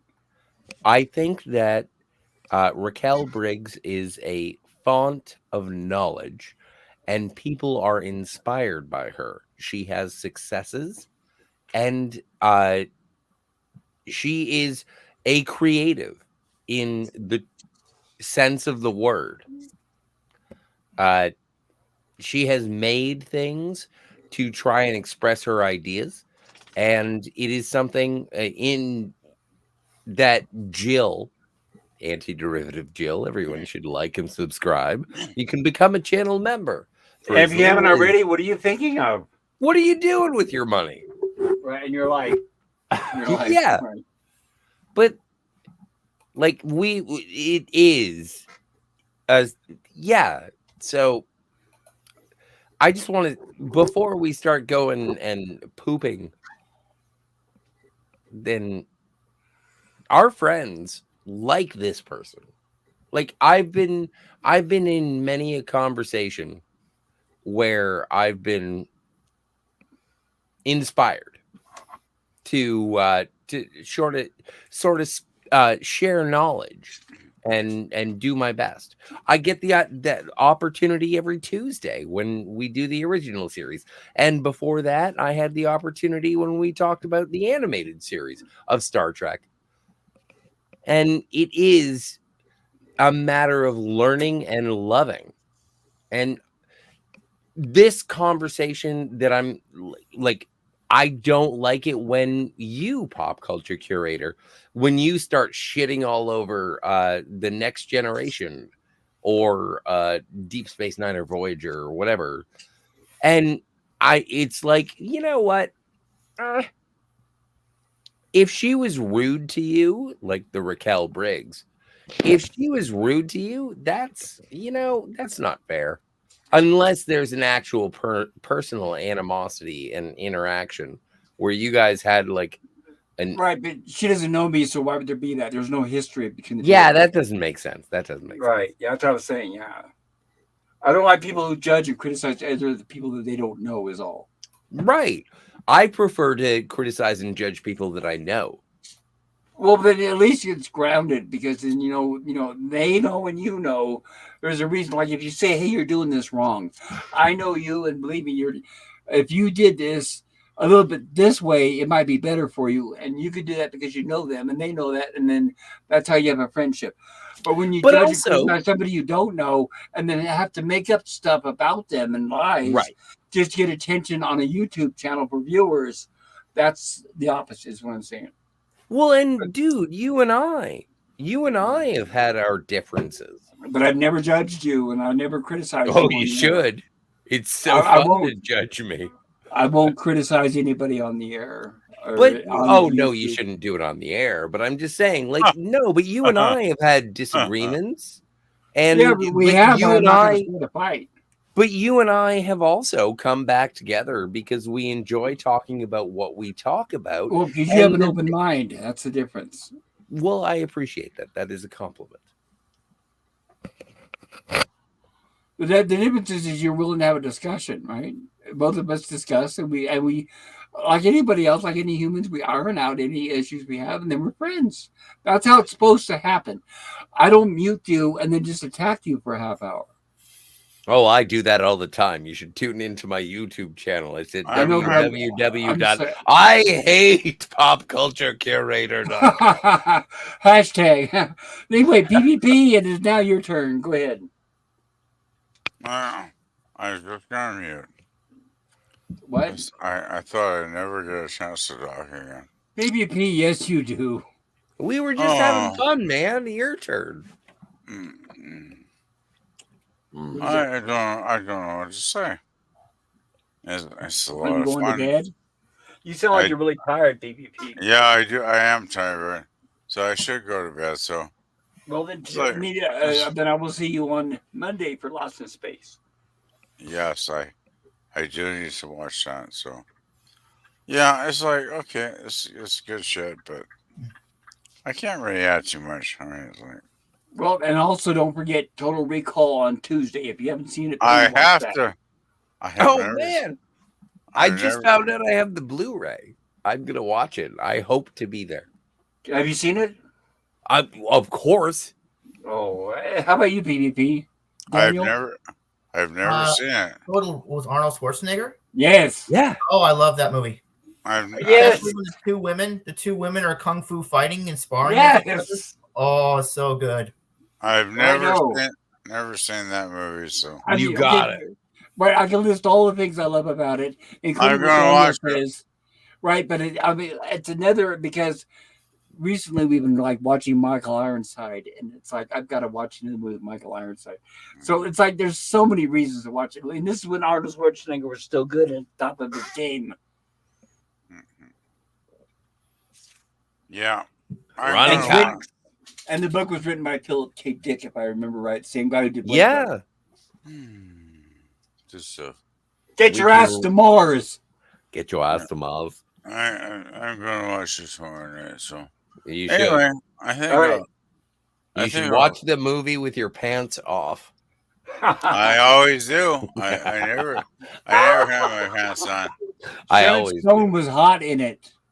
Anyway, I'm gonna crash. I love you guys and Good night. have a good one, and we'll see you soon. Good to Good see night, you, sir. PvP. Good night. Take care, PvP. Have a good night. I'll see you tomorrow. I'm sure we'll talk back and forth on Twitter. But yeah, so what do you guys think? Which better? Total Recall or The Running Man? The Total Recall, definitely. Total Recall. Total Recall. Yeah, because I was trying to decide between the two which one to show first. Running Man is good though, but it's I don't know. It's Stephen King and it's not Philip K. Dick. I guess the first thing, but Yeah, but it's got Richard Dawson. We were talking yeah, about. right. Yeah. All right, I'll see you. Or what is it? I'll be back. Yeah, I'll Only be in a back. rerun. Only in a rerun. That's right. And not I only that, haven't- go ahead. No, please, after you. The main security guard, the guy with the beard who was always standing next to Richard Dawson, was Kane Hodder, Jason, and who also played Oh, no way. who was also in the movie I just covered, Hatchet, among other things. But that was before he was in the fire. That's amazing. Like, it is sort of like, the Running Man is a nexus of stuntmen. Yeah, yes. And testosterone, I Yeah. think like that. Oh, I really enjoy it. Like, when it comes to Schwarzenegger movies, was that before Predator? I think it was. I think it was after. Was I could it be after? wrong. Are you thinking Predator was I could be wrong though. Predator was another one that I want to cover. I mean, my stream is sci-fi horror, and Predator falls under both of those categories. Did you see the new Predator? I won't. No, sorry. You Ever don't like since- girls. I don't like Disney. They bought Fox, and since that they own Predator. That's So the same thing. They now, unfortunately, I can't believe I'm saying these words, but they own Planet of the Apes, and I'm I know. dreading this next remake that comes out because that's one that's really close to my heart. Is Planet of the Apes, the original. Oh, all right. I don't know. I don't feel the stab in my heart when a franchise fails. I don't feel that. When a franchise fails, like after a certain amount of time, I just sort of give up on the franchise. Well, how It's about this? How about if they fail? Okay, because they didn't give a shit and they're trying to ruin the franchise, or because they tried their best but yet they failed. well, do you feel that that was the mindset of the Police Academy movies? Do you think Oh, that they eventually gave up on the philosophy of the Police Academy movies and okay. that they Police like Academy or Police they Squad? didn't pay Steve Gutenberg enough? Oh, Academy. And like what well, at what point, like it's history repeating. Like, why can't you, in the same way that you gave up on the Police Academy movies, that you can't give up on like the Marvel movies or Star Trek? But It's but I like, did. Well, like, can't sorry. Go it ahead. just be over? Well, And I'm okay. done. Well, that's okay. Uh, sorry, surprise to this one, but I never liked the Police Academy movies. Well, Academy movies there's from your the beginning. problem. I never found them funny. But with Star Wars and Star Trek, I knew when it was over, and I was willing to write them off. It's like a family member. They're dead. They're dead. I'm not gonna, Oh, you're not going to watch the Section 31 movie? Oh No, hell, fucking yeah, shit, you don't no. have enough money or lifetime to write me to watch anything that Paramount makes anymore. I'm sorry about the swears. Like, if Bashir comes into the movie, I'll watch it. Who? Bashir. Julian What's Bashir. that? What's Oh, Bashir? Bashir, Dr. Bashir, Julian Bashir. He's a eugenic. Okay. Okay. Daniel, I'll Yeah. take your word for it. Pop culture, you can't listen to this part. I'm not part of the 735 club. Sorry, Daniel. I saw. No, Go neither ahead. am I. Neither am I. Daniel, Yeah. I asked my sister for the Blu-ray box set of the complete series of Star Trek Picard. I want to watch it all from beginning to end. I want to see it. Pin Like, your eyes open. oh my God. Knowing what happens, I want to watch it for bad schlock for the first 2 seasons because I love Allison Pill. And then I'm going to watch Is that season the one that 3. has the eyes that are like too close together or too She's far the apart? I lady. don't remember. Oh, you know what? Don't eye shame. So you don't want to hear my opinions on the new Little Mermaid? No. Well, I don't think that there's any good reason to remake The Little Mermaid. No, I'm just talking about her eyes same are thing like 3 with- feet apart. Same thing with the what's it called? Aladdin. Too close Or together, The I Lion think King. it is. Well, the reason why I remember is because she's creepy. It's like looking at a monster. You're talking about the blonde, right? Because there's something Mermaids wrong with her eyes. are monsters. No, now I'm talking about the one from Star Trek. Picard. Like, can you I'm imagine a talking about beauty? eyes are either too close together. I think that's what it is because that I don't remember. If all I you're remember is talking the about eyes. Allison Pill, I'm gonna uppercut your taint. Okay, all right. Yeah, I fair grew enough. up thinking that mermaids were nice, beautiful creatures, but then in mythology, when you read about the sirens, they're like scary monsters who lure sailors to their deaths and they eat their faces under the water. I'm like, oh, that's scary. Well, and also, you like, there's no way that you could enjoy carnal love. I mean, how can you enjoy it when they're eating your face? Like when they're eating your face and you're just like, oh, that's gonna hurt. A lot of the fairy tales and some of the ones. She's got a fish bottom. Yeah. Like it's about romance. Sorry. It's not about sex. It's about romance. Excuse me. All right, got. But a lot of the fairy That tales. Little Mermaid. Sorry, a lot of the fairy tales. And What was Disney- it? Back in the day, people were all upset about Ernie and Bert Being gay. being like homosexual That's like lovers. ever laughing. But a Well, lot of and then, but Well, I was just my gonna say- argument yeah, to but that, I was gonna say a lot of the fairy tales. If anybody remembers Grimm's fairy tales and Aesop's fables, a lot of them were based on Grimm and bad endings. Little Red Riding Hood is a good example. Mhm. But you got to remember now, Disney took some of that stuff and twisted it to where, oh, it's a happy story. Everybody dances and sings together, and it's they live happily ever after. So don't be surprised, like with the mermaids, like what Daniel said, when you find out that some of the original stories were actually come from a deeper, darker beginning.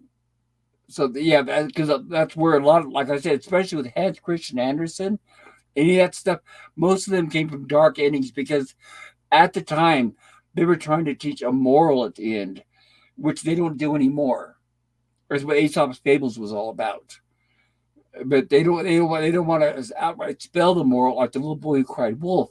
And remember that is a good example. Is we see that trope all the time in movies, but if you remember the original, the kid kept complaining wolf, wolf, wolf, and then finally got to the point where they ignored him. And guess what happened? He got attacked and eaten by a wolf. Disney's not going to show that now. So what they did is they took stuff that was in the public domain, like Pinocchio's another one, and then enlightened it, and then just changed it, and they called it their own. And then after generations, that's all people know. They don't know the original stories and the origins. There, sorry, I had to cough. I was laughing, and I laugh when I cough. Go ahead, guys. Mhm. Well, and if you want to take those stories, they are all in the public domain. We are right. What's stopping you? Anybody could do it, and that's what they did. Why not? It's better to take a good story that's been proven to be successful than to try to write something original. There's less risk. Well, and as people who are on YouTube, like if you want to take a public domain story and sort of put your slant on it, you're more than welcome. As Right, but long then- as it's in the public domain. Right. You can And make then- your own, like in Canada, we have the public domain of all of the Ian Fleming James Bond books. Oh, interesting. Those So aren't we 100 can- years old, I hear. So yeah, here it takes No, 100 that's years or more. no, not 100 years old. They're like 50, 60. No, that's what I'm saying. Here in the 50. U.S., it takes like 100 years or more. But go ahead. Well, no, and the thing is that if you wanted to do an adaptation of a James Bond movie, like you could adapt a book, but you wouldn't be able to do any of the staples of the original. like using the exact names and stuff. Well, yeah, like I don't think you'd be able to. It's going to be dicey if you use Spectre, but like it has to be a true adaptation, like Moonraker. If anybody has read the book Moonraker, it has absolutely nothing to do with the movie. The Yes, I'm movie not and surprised. the book are completely divided. And if you wanted to make a movie of Moonraker with James Bond based on the text of, you could. Not a big deal. As long as you don't use a name like James Bond. No, you can use James Bond. Oh, okay. You just can't, like, no actors, no, like, you'd have to do a strict adaptation of. Anyway, I'm looking for investors. No, that's. Sorry. Oh. Did you guys hear that they're making a horror? By the way, this time I'm not a fan of the original, but I am interested in seeing. Euler Greg is leaving. Oh, I'm sorry, Ola Gray. Have a great night. Thanks. Good to see you. Thanks for joining us. But they're making a horror Bambi movie, and I'm gonna be there for that. I'm gonna watch that. Oh Did yeah, you I see- heard about it this morning. I saw it on 3C Films. You know, like a horror Bambi movie. Like, how are they going to do that? Yeah, finally. Maybe it'll be a remake of Bambi meets Godzilla. Who knows? Oh, Baby with a shotgun.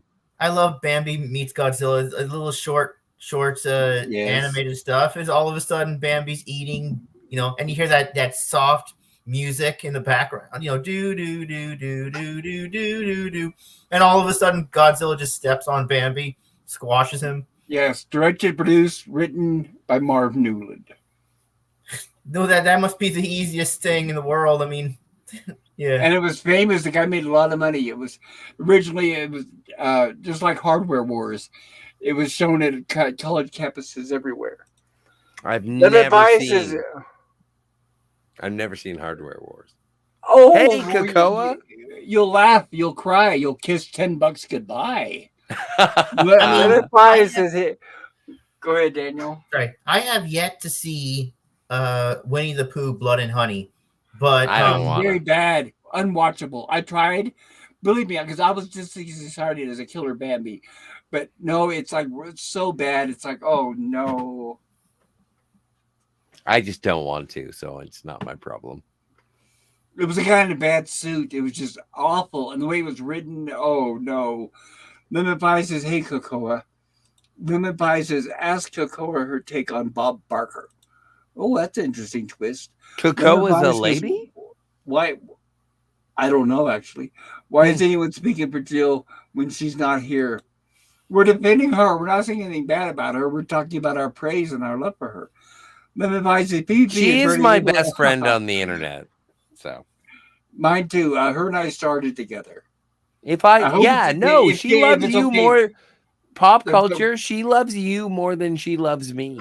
Well, if it's okay to have two good best friends, I'm sure it's possible. Yeah, we can be best friends. But we started together on Captain did. Infinity's channel. Yes, sir. Lemon Pie, PvP is barely able to speak, but head to bed. Lemon Pie says, "Good night, fellas. Good night, Lemon Pie." Lemon Pie says, "Pop, I hope tonight and tomorrow will find you feeling well." I'm going to feel great tomorrow. It's Sunday, and I'm going to hopefully join Gorilla's stream. I'm going to be Ola Gray says- hungover. And good night to Ola Gray. He's leaving also. Thank you for being here. See you, Greg. But sorry, guys. Go ahead. I'm now caught up with the chat. What were we talking about? I don't know. I think we were talking about anti-derivative Jill and how much of a bitch she was. And the killer Bambi and Bambi meets Godzilla. Daniel, have you seen Bambi's Revenge?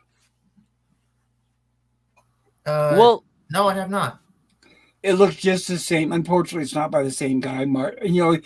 Typical Hollywood. It's not by the same production crew, which is, of course, one guy with a pencil.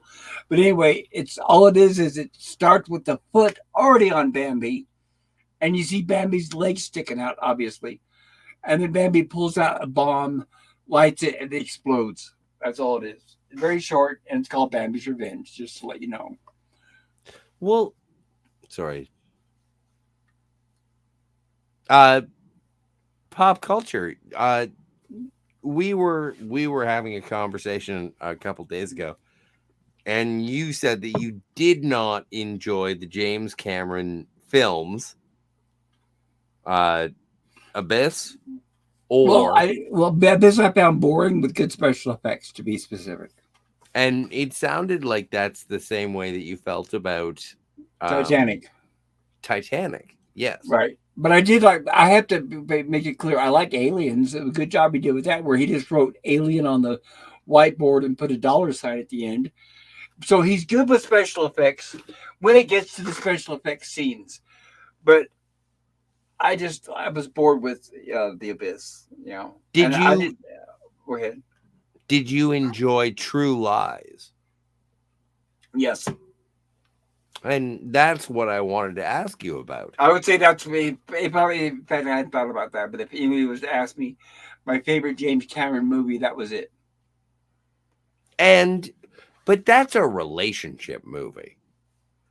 Well, it is, but not only that, though, but it didn't have, like with The Abyss and with Titanic, long, extended slogs of talking heads without a plot moving, if that makes any sense. It does make sense. And I get where you're coming from. I hated the entire first half of Twilight Zone. Titanic. I remember I saw it first with my mother. I took her, she was all excited. We were both, by the way, huge fan of Titanic. I used to read books on the original. Mhm. Anyway, before the movie even came out, so we were excited about Same it. as my sister. She loves Titanic. Yeah, I took my mom, and it was a slog sitting through the first half. I still remember that. I almost fell asleep a few times. And then I remember, then after that, a friend said, "Let's go see it." I said, "I already saw it." "Well, let's go see it. Let's go see it." And I told him, I said, "Just wake me up when they hit the iceberg." And I seriously, as soon as that movie started, it was like a sleeping pill. I just passed out, and he didn't have to wake me. It was the sound of the crash when it hit the iceberg. I woke up. It's like, okay, good. We're 2 hours through. So yeah, the first 2 hours, dreadful. Well, I don't want to offend anybody who I know a lot of people like Twilight Zone. I mean, sorry, and I hate disrespecting Twilight Zone. What am I doing? But yeah, I don't know what you're doing. I don't know why I know you are there's a. supplanting It's I know it's late Titanic with Twilight Zone. because I feel like I'm in the Twilight Zone. I'm talking about They both start with T. That's it. They will start right. They will start with T. But yeah, I loathe the first half of the movie. I'll put it that way, because the reason why people are going to say, "Well, this guy is just judgmental," well, is because I'm a huge fan. Is I've done a lot of I read books on Titanic and about the Astors and a lot of the famous people that were on that ship. There was somebody, and Molly Brown. The way he portrayed Molly Brown was despicable. But anyway, every time they do Molly Brown, they make her more boisterous than the time before. Yeah, well, that I agree, right? But I guess my big point is, why did they base the story, rather even though I would accept it fictional, base the first half of the movie on real characters and not some fictional horrible love story? That was my problem. Is we were talking about a movie that was based on a real event, but 3/4 of it was wrapped around a fictional bad love story. That was my problem. Is they could have I think it's a good easily. love story. I know, and a lot of people think that, but if they would have established it around real characters who really existed at the time, I would have seen it in a completely different light. But they didn't do that. He went with a. Uh, Even talking about it tires me. I understand. I understand. You don't, and it's fine. I hated the Rose and whatever her name, Jack love story. Yeah, hated. They could have talked about any of the characters. Lightoller. They could have talked about Molly Brown. They could have talked about any of the characters. There was a lot of, like I said, famous Sears. There was one of the original Sears founders. There was a lot of famous people on that, and they could have talked about all of them, but they were all sidelined in the background. Still, to my mind, I was like, it's a travesty. How could he have done that? Well, But it's still people liked what he did, I guess. It's better than Avatar. That I agree. By the way, Avatar was so bad. That was the last movie. It was the last movie. My God, it was so easy to like switch it over. It was so bad because it was like that too. It was like the first half of Titanic stretched out for an entire movie. Yeah, but it was so bad. That was the last movie I saw at the theaters, 2009. I remember walking out saying, "I'm done." You and I have very different ideas about the filmography of James Cameron. Okay. I celebrate all of it. Okay. I think that Titanic is a beautiful love story. Okay. Set against the backdrop of a disaster. Right. They took the main plot of the movie and made it the B plot. That is exactly what they did. Yes. I enjoy The Abyss. Okay. Because I think that the primary story of that movie is the reconciliation between estranged lovers. Okay. And that is what ties that movie together for me. Okay. And I don't think it's boring. I know think a lot of people like it. I like think I it's said. paced. Okay. But wait a But second. If it's paced well, my I question don't is, think it's paced well. I oh, think it is paced. okay. Like PASTE. No, I know. I'm just PAC. kidding. I know. But no, I understand. I'm not angry. Like, I'm not trying to say you're wrong. I'm just saying, like, I like The Abyss, but I get why you don't. Well, I had to have a simple question. How were you not bored during the first 2 hours? Before the iceberg hit, I'll put it that way. That's when the movie changed, in my opinion. That's when the plot started. So, how were you not bored? You know what? In The Abyss, there is something about everybody doing their jobs. I have said this many a time in terms of what I like when I watch movies. When I see people doing their jobs, I Okay. am over the moon. And The Abyss, those people are doing their jobs. That is, I would say, that's a near Star Trek movie. Okay. Like, they Yeah, are. I guess I can kind of see that. By the way, not TOS movie, but yeah, I can see maybe TNG or later. Yes. Sure. But I'm just like, I enjoy the drama of people doing their jobs. Okay. I've got hours of industrial films that you can watch. Oh, yeah. Zinc Oxide and You.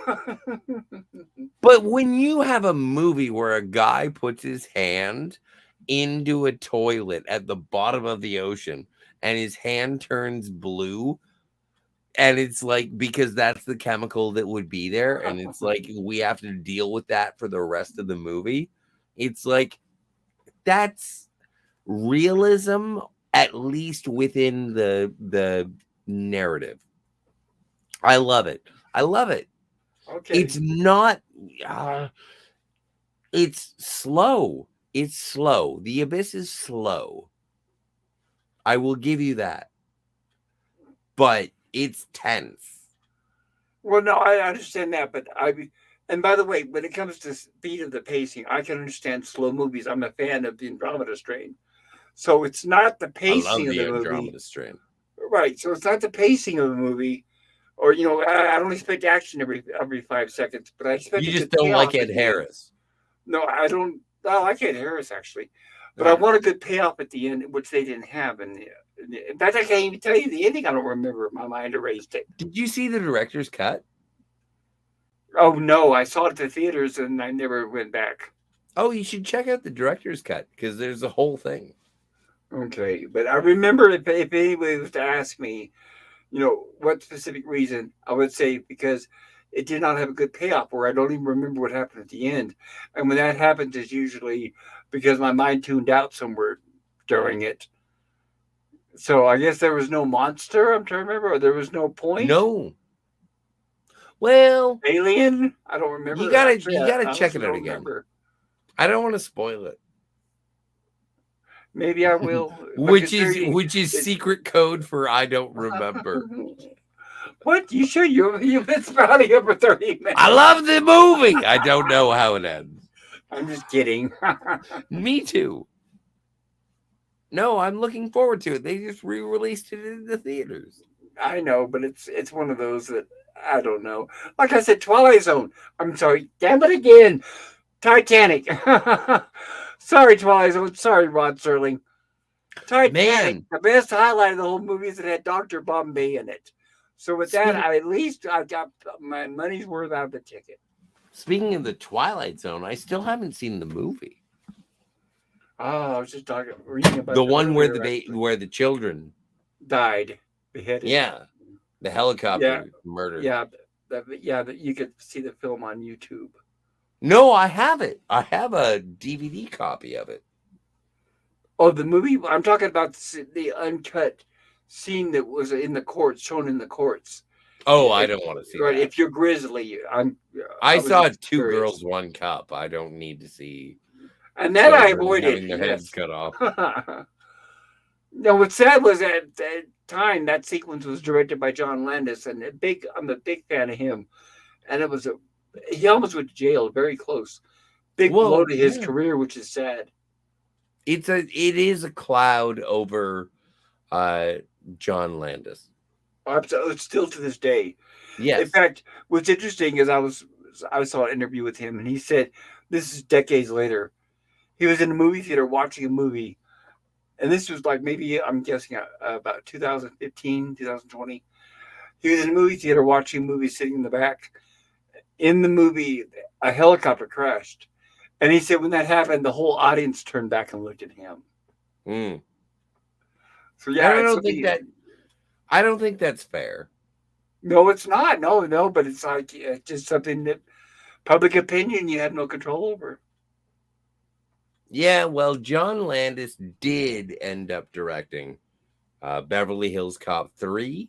And Trading Places, like Gorilla just covered today, which is an amazing movie. Well, yeah, Trading Places is an amazing movie. Well, that's just it. John Landis was an excellent, good director, but that was a bad mistake. Dumb. He shouldn't have done that. Yeah. But Steven Spielberg, they were good friends up to that point. And Steven Spielberg was like, nope, cut him off. The interview I read was that he was upset because he thought that Eddie Murphy was going to come and defend him in court as a personal reference, and Eddie Murphy refused to, apparently. But when it comes to that situation and a director not having control of a set, like,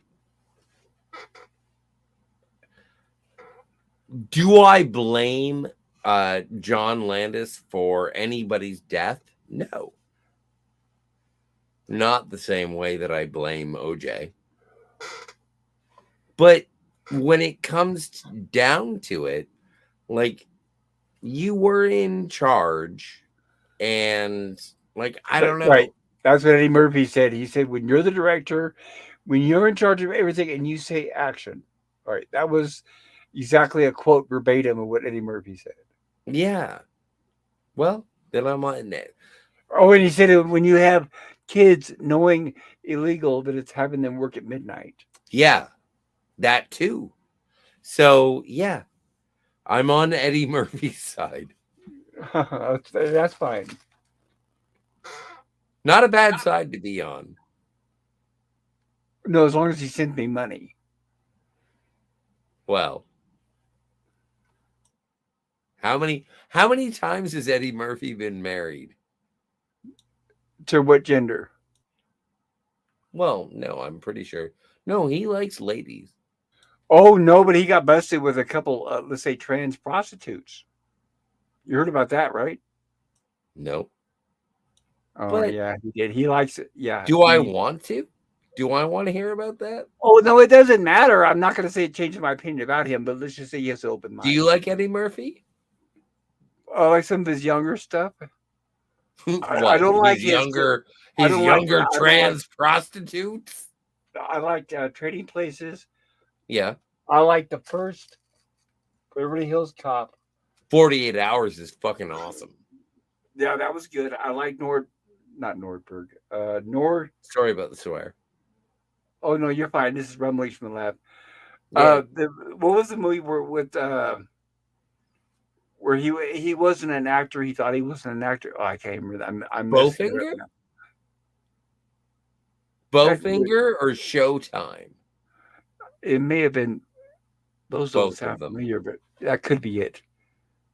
Shatner I think it was in Bowfinger. Showtime. No, I'm talking about the one where it was a comedy and it was based around they were trying to get him to shoot a movie and he refused. And what they did was they were shooting him in public and they got a stand-in to play him. Bowfinger. Yeah, that was an excellent movie. But he's made a lot of stinkers, a lot of bombs, unfortunately. Yeah. I love Pluto Nash. Wow, you're one of the few, I guess. Yes. I'm aware that it's trash. But I like schlock. I love schlock, and that's an entertaining movie. It's just ridiculous. I So love I Schlock enjoy too. it for I fun. love Schlock too. One of my favorite movies is Pine Knife from Outer Space. Anything Ed Wood, yes, I'm all for it. Well, we are of different ages, sir.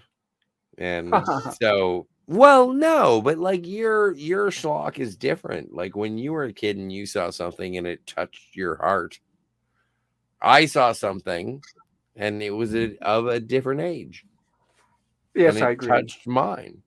So I do want to shout out. I did like I Eddie am Murphy. I am 70 years younger than pop culture curate.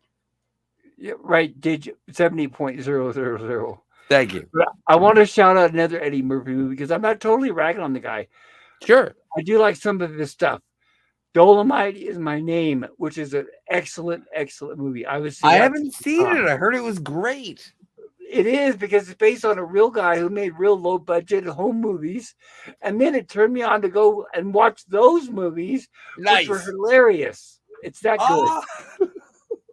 And I thought you didn't like black people, but you're fine. Of course I do. I'm a big fan of I love black people. no, I don't have any problem with anybody of color. No. Any I'm race. kidding. I'm kidding. I'm being rude. Norbit. That's the one. Oh, I never saw Norbit. That's Is the it one any where good? he's- Did you see it? Hold on, wait a minute. Oh no, I got the wrong name. Sorry. I might be back to what you were saying. I'm looking through his filmography. I want to Yeah. make sure I don't mispronounce this correctly. He's made a lot of stuff. He's lucky because he's made bombs and he always comes back. Good for him. Oh, well, but he's a living legend. Yeah, Bowfinger. Yeah, that's the one. Yeah, I did enjoy it with him and Steve Martin. Yeah. And Steve Martin's the director of the movie he wants him to do without him knowing. Oh man, there's a movie that he was in called Meet Dave, and it's about like a human-sized Eddie Murphy, and he is controlled by like little like so Dave is Eddie Murphy, but he's like a spaceship,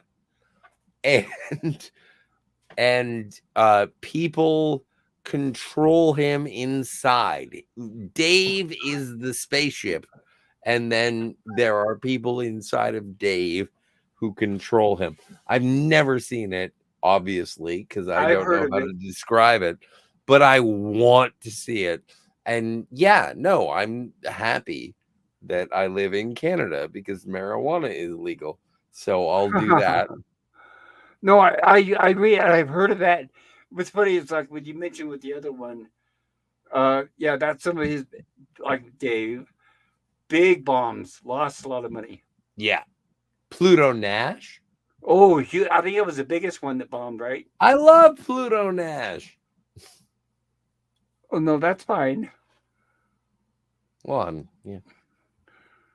Oh, and Gorilla's Random Thoughts was showing Trading Places earlier, which is probably one of my favorite Eddie Murphy movies. Anyway, and then at the end, not Gorilla, but Mikey says in the chat that the two old guys that played the Duke brothers, after this, they just died and did nothing. And I was like, oh my God, he's so wrong. But I was John looking Amici? at Who was the other guy? Ralph Bellamy, and it's like, Yeah. right, Mikey is like totally wrong sometimes, but I didn't want to get on in the panel.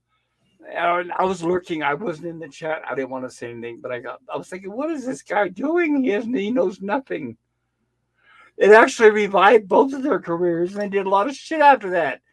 Don Amici went on to do Cocoon, which he won an Academy Award for, among other True. things. And it's like, but no, according to Mikey, it's like, oh no, those two old guys did that movie and they just died. And I'm like, oh. But it's like, it doesn't matter. Let them think what they want. But it revived their careers. I mean, they were actors like in the 1930s and 40s. So there's like a big history behind those two guys. And then, of course, they were like, I think one of them was in another Eddie Murphy movie. He goes, yeah, one of them was in Coming to America. It's like, no, if they had a half a brain. By the way, I didn't like Coming to America, but the best part of it is when Eddie Murphy walks by as King whatever, and he sees they're playing the same characters, the Duke brothers, and they're homeless and they're laying on the ground poor, and they're playing the same characters. As the important thing is now they're homeless because they lost everything in that stock trade. But in that Coming to America, he hands them a bunch of money to get them off the street, and I always thought that's one of my best, favorite scenes out of any movies because it was good to see those two again. And it was great that Eddie Murphy did that little wink there, even though it wasn't part of the plot of Coming to America. Yeah. Well, but oh well. Huh? People have no, different- not oh well. I think that that's a bravo. I think that that's something that is. I appreciate that sort of nod, and I think that that's something that is carried over into Adam Sandler movies, where oh my stars, Rob Barker. no, Rob, who's the You Can Do It guy? I don't know. I didn't see them, but you're not talking about Schneider, are you? Rob Schneider. Yeah, Oh. you're absolutely correct, sir. Go ahead. And it's like that You Can Do It. And he was in Big Daddy, and then he was also in as the same character in Mr. Deeds. Okay. And it is something where there's a friendship and a sharing in terms of it. It's almost a shared universe. Like as much you are rewarded for appreciating the comedian of your choice. And I love that. I'm a big fan of Kevin Smith. And he does that. The shared universe. No, that's great. No, I have to say personally, not a fan of them and have not seen those movies, but I get okay. I understand your love for them. That's fine. Cool. Well, I didn't mean to, F up your Cabbage Patch. Oh, no, you didn't. Rob Schneider reminds me, I don't know why, but I get him mixed up with another guy I can't stand. Well, sorry, I'm not a fan of. What's that? Martin Short? I think that's him. It's like, oh, nuts. Okay, I'll pass. When did we start getting shared universes? I remember like in the 90s, like they started with shared universes with like Xena and Hercules. Remember those shows? Oh, yeah. No, good call. Right, because back in the day, it used to be a good idea. In fact, that reminds me, Daniel, I was listening earlier when I stepped away from the computer when you said that you were talking about shared universes and how bad the movies are. Well, a shared universe, if you know what you're doing, if you have half intelligence as a writer, there's so many stories you could tell using a shared universe as a basis. But the problem is the writers they have right now, it's in the hands of the wrong people. I'll put it that way. They don't know what it means, and they don't understand that it should be expansive. Instead, it seems like that it's not. There was in the comic books, there were so many stories that were introduced in the expanded universes, and when they brought all the characters together or different characters in the different comic books, they were always very interesting because they hired comic book writers and different writers. But now they don't know how to tell a story, so now it's nothing but an excuse just to put this character with that character, but with a bad plot. That's the problem. So I would say, if anything, Marvel and Disney is to blame for ruining what could have been good shared universes. Sorry. Okay, so going back to what I was saying, there was two shared universes like in the 90s. There was remember Batman the animated series and Superman the animated series? They crossed over with those. So that was the first shared universe I ever saw, at least. And then there was Hercules and Xena. So we only had two shared universes in the 90s. Yeah, that was the beginning. Incorrect. What? Really? Incorrect. Oh. Okay. No, he was saying that's the first he saw. Star Trek The Next Generation did exist in the same universe as Star Trek: The Original Series. Oh, That was a shared universe. No, thanks for reminding me. But no, before that, we had the $6 million man, the Bionic Woman. Really? True. Wow. Also true. Fucking yeah. Hey, Tom Selleck was in the same universe as Murder, She Wrote. Like There you a go. Magnum PI and Murder, She Wrote, same universe. Too That's bad he so wasn't a cool. victim, but oh well. I never saw that. Both. I love Jessica I'm just Fletcher and kidding. Magnum. I know. I have nothing against Magnum PU. And like I was saying, PI. the sad thing Sounds is they like you were got a trying bit to of do a an problem. intercompany crossover with the early Marvel movies, like Eric Bana's Hulk and the Fantastic Four and the X-Men and Spider-Man. But Sure. have you ever heard of the? Oh man, did you see Punisher at the end of Spider-Man 2? He was there. Oh my god!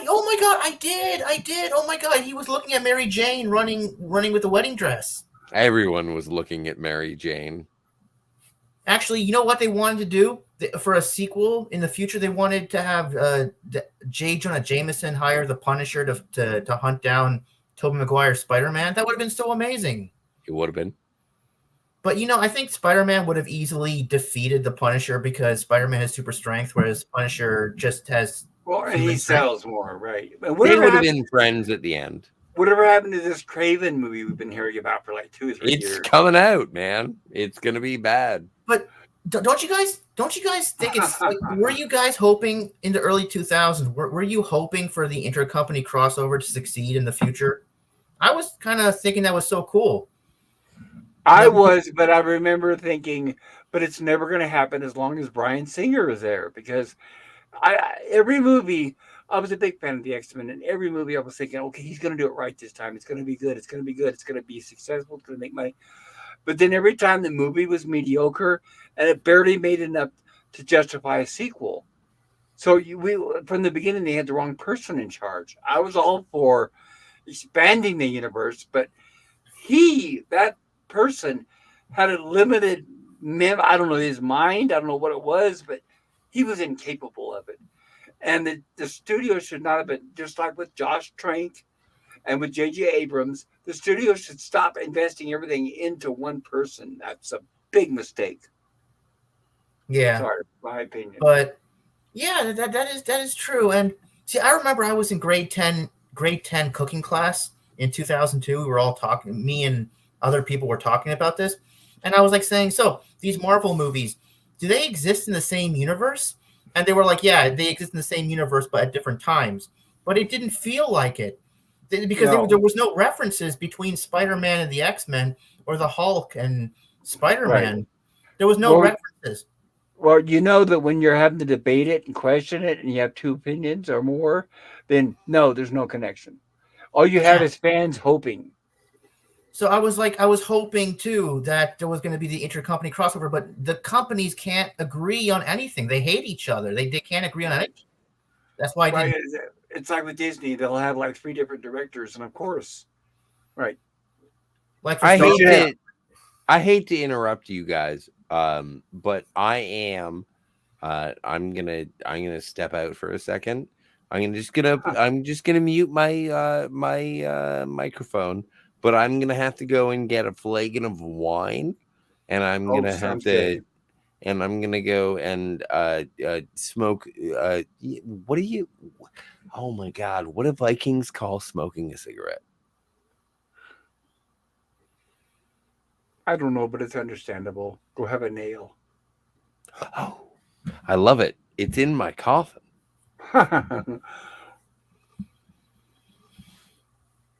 So, just like now, like I really wanted to see the Fantastic Four versus the X-Men in the Fox universe, but it didn't happen. Now in Deadpool 3, we could see that because, like the X-Men and the Fantastic Four are going to be at the end of time, and we might see them fight, maybe, hopefully.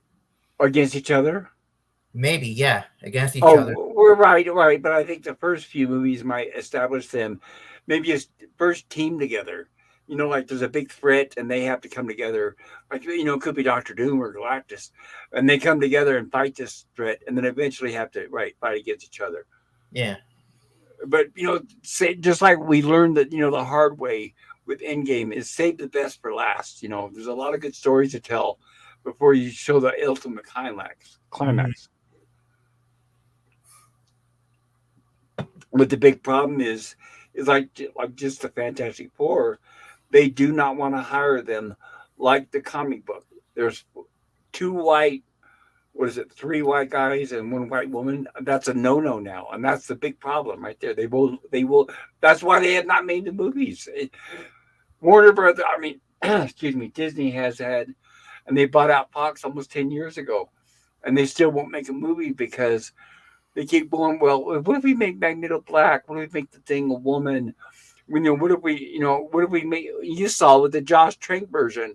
What if we hate Johnny Storm black? And it's like, come on, that. So under the current leadership of Disney and Marvel, I don't think they're capable of making a good X-Men or a Fantastic Four. So maybe it's best that they don't.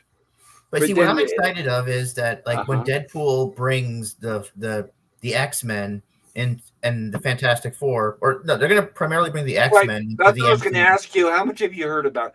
Because so far with X-Men, I've heard they have Wolverine, and then there was supposed pictures out this week where they had Cyclops, but then I heard those were fake. What have you heard?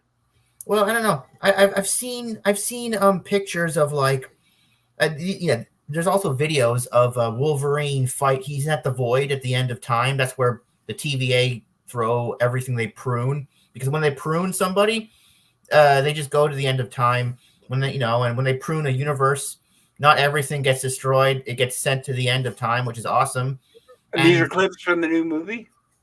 yeah. Well, yeah. There were Oh, clips from good. the new. No, good. Because all I've seen are stills from looks like out in the desert or whatever. Oh So yeah. They're at the desert, and I see like Hugh Jackman. He's like fighting someone that looks like Tyler Mane, Sabretooth, right? yeah, I saw that. That's right. That's right. And I heard that I think what's the character? I'm trying to remember from the last Deadpool. It was all CGI, but it was both voiced by Ryan Reynolds. Yeah. Juggernaut. I heard Juggernaut might be back. I think. So, oh my god, I hope so. But like, okay, so I saw pictures of Hugh Jackman fighting Tyler Mane, Sabretooth, and I saw a picture of like Deadpool holding Tyler Mane, Sabretooth's decapitated head. Decapitated head. Yes, I saw that. Yeah, you saw that, right? That was so cool, dude. I guarantee nobody Yeah, but likes it kind that. of ruins the suspense for the movie when you think about it. Yeah, but you know what? Nobody likes the Tyler Mane version of Sabretooth. I'm pretty sure a lot of fans would love to see that. To see like the Is it Tyler decapitated Mane? head. What? Is it Tyler Mane or a different Yeah, actor? Tyler Mane. Oh, well, that's good. They brought back the same guy. Yeah, nobody likes that version of the character though, so I'm pretty sure there's going to be a lot of Uh, fans who love to see. I thought he was okay. Don't you Yeah, but think though that that version. Don't you think Patrick Stewart is way too old to play Professor X or what? I don't know. He's going to be 90 soon. Yeah, that's my point. Imagine this. Okay, let's just say this. You know the history and the story of Professor X. What happens when he loses his powers? Uh, He can I'm not walk. sure. I never saw that before. Yeah, he can walk. Part of when he got his powers as an X-Men, the psychic powers, is what crippled him. So whenever he loses powers, he can walk again like a normal man. He's very active and physically fit, but he has no psychic powers.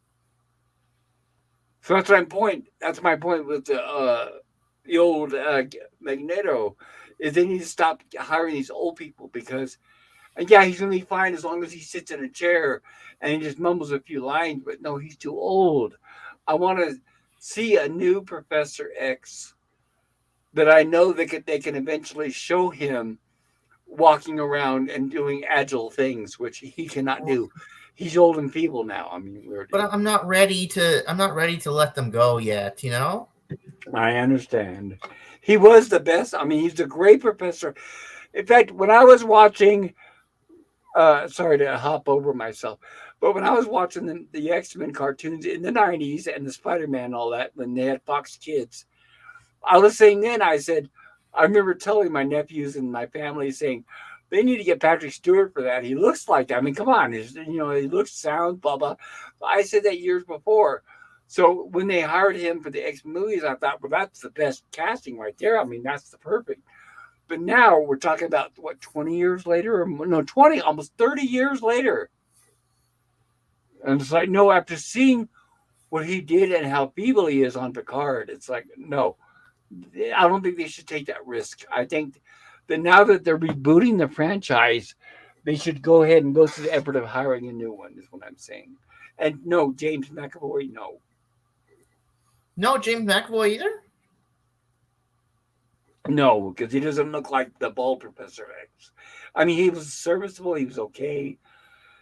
But no, I think they should get an unknown. Just like I say with the new Superman and a lot of the new superhero stuff, they should reboot with unknowns, people that don't have all this baggage, where we could say, "Oh, I remember them from this and this and this and that," or they're so old from that. No, get unknowns. Start with younger people, and just start from the beginning, fresh. I think that is what sell. And my Yeah, perfect but example, then if somebody would say, what are you talking about?" I would say, "Look, excuse me, look at Superman the movie. That's what I'm talking about. That's why you get an unknown." They wanted when they were casting Superman the movie, they wanted Sylvester Stallone. They wanted, I'm trying to remember now, it was a long time ago. Like they wanted like Burt Reynolds. They were naming off all these people. They were big stars at the time. Robert Redford, all these stupid stars.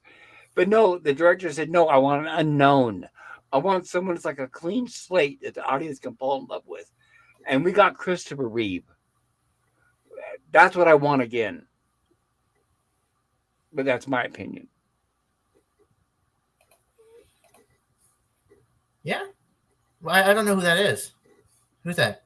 Well, Christopher Reeve, you never saw Oh, Superman Christopher Reeve. I movie? thought you said something else. Sorry about that. No, I was just saying that's my opinion. I thought it was a genius idea. The director fought against the studio because the studio they wanted all these big names. Even the studio wanted Sylvester Stallone to play Superman. Can you imagine how bad that would have been? Yeah. But no, the director Richard Donner said no. I want an unknown, and he spent months casting and searching on and giving screen tests all these different people, and he picked Christopher Reeve. That was, to my opinion, like magic, like lightning in a bottle, and I think they should do that again. You know, the problem with hiring a known actor versus an unknown actor is that a known actor is going to want, he's going to pull in lots people. of money. He's going to pull in a lot of people. Also, he's going to pull in a lot of money, so that hurts the movie, the chances of it succeeding, right? But, right, like what they're talking about, if they get Robert Downey Jr. for Iron Man again, they're like, well, first of all, he's going to want like 25 million, which is a quarter of the budget. Exactly my point. Then don't hire him. Hire an unknown who doesn't demand that kind of money. But so it's like, but then when you hire an unknown actor, they won't be able to negotiate for a lot of money because they're unknown, and that's good for the movie. That'll help the movie to succeed because the movie can. However, if it's unknown, people may not be interested because people will say, who is this guy? I don't know this guy. Why should I watch him? Well, they didn't do that with Christopher Reeve. The movie was, I mean, we're still talking about it, and it influenced all the, even Sam Raimi watched it while writing the script and directing for Spider-Man. So that is a fallacy because it is proven that people will go for the story. In fact, now, I mean, a lot of the story, if you watch, I don't know if you watch Midnight's Edge, which I do, but what they're talking about is now people don't pay to go see stars anymore. They go pay to see whatever the IP is, whatever the property is. So, yeah, and here's the question. Let's say if I'm wrong. If you had 100 million and you were, let's say 200 million, whatever, in the studio, and they said you could take a risk now, right now, it's up to you. An unknown, or we're going to pick somebody who is known. Which would you choose? I'm not sure. Now I'll probably hire an unknown. So would I. And why? Because they don't have the baggage. They don't demand half of the budget of the movie. They don't demand part of the script. They don't demand to have more lines. Right. I mean, if the example always goes Yeah, back because to they can't. They Superman the can't. They movie. don't have any Right. leverage. Exactly. Right. Exactly. So my point in my example always goes back to Superman the movie. It was the exact same thing. The studio demanded, they wanted Sylvester Stallone, Robert Redford. I mean, all these people. I remember Adam West applied for the role. Adam West, the original Adam Batman. West, Batman, wanted to be Superman. Yes. Yeah. Oh, he wanted to be Batman for the Tim Burton movies. Oh, He I heard that tried for that. he wanted to be the father. He wanted to be the father of. Well, he Bruce tried to Wayne. be. He wanted to be Batman. They turned him down, and then he wanted to be right. In any part of it, he tried. And Tim Burton, by the way, is a motherfucking asshole for not even including him. I'm still pissed for that. Yeah, it sucks. But I always, when it comes down to it, it's like same with the Fantastic Four and the X-Men. Just use the formula that Superman the movie did. Hire unknowns. They don't have this big ego. They're not demanding everything. And that way, the entire movie, by the way, is based on the script, Yeah, not on but who that's what wants they're doing. headlining. That's what they're doing with the new DCU. They're hiring some guy called David Cornsweet to be Superman. Yeah, Nobody I saw knows this that. guy. Well, I hope you're right. I saw that too. But then it comes down to James Gunn. How much faith do we have in him? And I would say 40, 45%, because he's made some bad stuff too. And by the way, I've been a fan of his ever since the old Trauma films. Yeah, I don't think. Well, All that. Oh, but hold on. hang on. So I have to change my video app. I have to. I am on the bridge. So There we are. there we are. Like, are you excited for the new DC? No. Same here. I agree. And I'm only so because pissed I'm off afraid that of what they're going to do. Why? Why I'm are you not excited? I am I'm so afraid- pissed off Why are Go you ahead. angry? because they were finally going places. I wanted to see Man of Steel 2 with Sure, Henry Cavill. They would have brought back they would have brought in Brainiac. We would have seen. They were saying that we would have Henry Cavill Superman and Gal Gadot Wonder Woman versus Brainiac. You know, that would have been amazing. Yep, and once I'm- again, blame the director. Go ahead. Well, how did you guys feel about Matt Reeves' Superman? Or sorry, Batman. The Batman. Oh, It I'm was not an going to watch. Elseworlds I'm not movie. going to watch some pussy who refused to work out. And then they Oh no! Have and you 80% of the wait? seasons Pop they culture. get were Pop bad culture too. curator. Pop culture curator. Yes. Have you seen the Batman? No, because I know how he made the movie and refused to work out, and they used a stuntman. The only time you see the actor is when he's not in the suit. I'm It's not different. 100% sure what you say is true. Yes, I know. And I'm not, You know what? I should believe you. You're wait, my you didn't friend. see the Vanity Fair article? No, I did not read the Vanity Fair article. Okay, that's the one where he said he refused to work out. Well, but have you seen the movie? I'm not going to, Why? because he refused to work out. But you've got to what see he the did was movie. he accepted the role in the paycheck and then said, I don't think that I should be Batman like Batman. I'm going to make it my own. And he changed the character. And Okay. And then, by the way, everything I'm mentioning is fact. That's why Matt Reeves and him, the director, did not get along, because the director wanted a good Batman movie. Anyway, but It he is a refused good to work Batman out. movie. Yeah, but if you're willing to accept the fact that you're looking at a stuntman, Well, you haven't seen it. I don't have to see it to know the facts. I know the No, you do. You do need to see it to know the facts. And Like he this blows is one. them. But this is one of the disagreements that you and I have had. Is that you've said, and I don't think I'm mischaracterizing you, but you've said that I don't need to eat dog shit to know it's dog shit. Yes. Is that accurate? It is accurate, and I know how he disrespected the Batman character from the beginning. Before they But this is the thing. This is the thing, and this is Okay. something that you and I also disagree with, is disassociating the performance from the actor or the performer. And like I am a Batman fan, and Same here. I sort of kept my distance from this Batman movie in the same way that you are saying. It's like, well, if you like, Commissioner Gordon is Felix Leiter from the Daniel Craig James Bonds. I don't know who Like, that is. well, have you never seen the Daniel Craig James Bonds? It's the same guy who plays Felix Superficially. Leiter. Yeah, I did. It was cool. Yeah, I fucking loved him as Commissioner Gordon. I thought he was good. Okay. I thought it was one of the best representations of the partnership between Commissioner Gordon, better than Gary Oldman. Like, this movie is like, this as a Batman movie is good. The worst part about this Batman movie, the Batman, is when they try to shoehorn, like when they do the Joker, when they shove the Joker in, I'm just like, fuck you. But the I'm rest tired of the of the Joker. movie, like I would say it's one of the, I don't know. How do you feel about the Penguin? Pop culture curator. How do you feel about I the like Penguin? the character, and I think Burgess Meredith was the best one.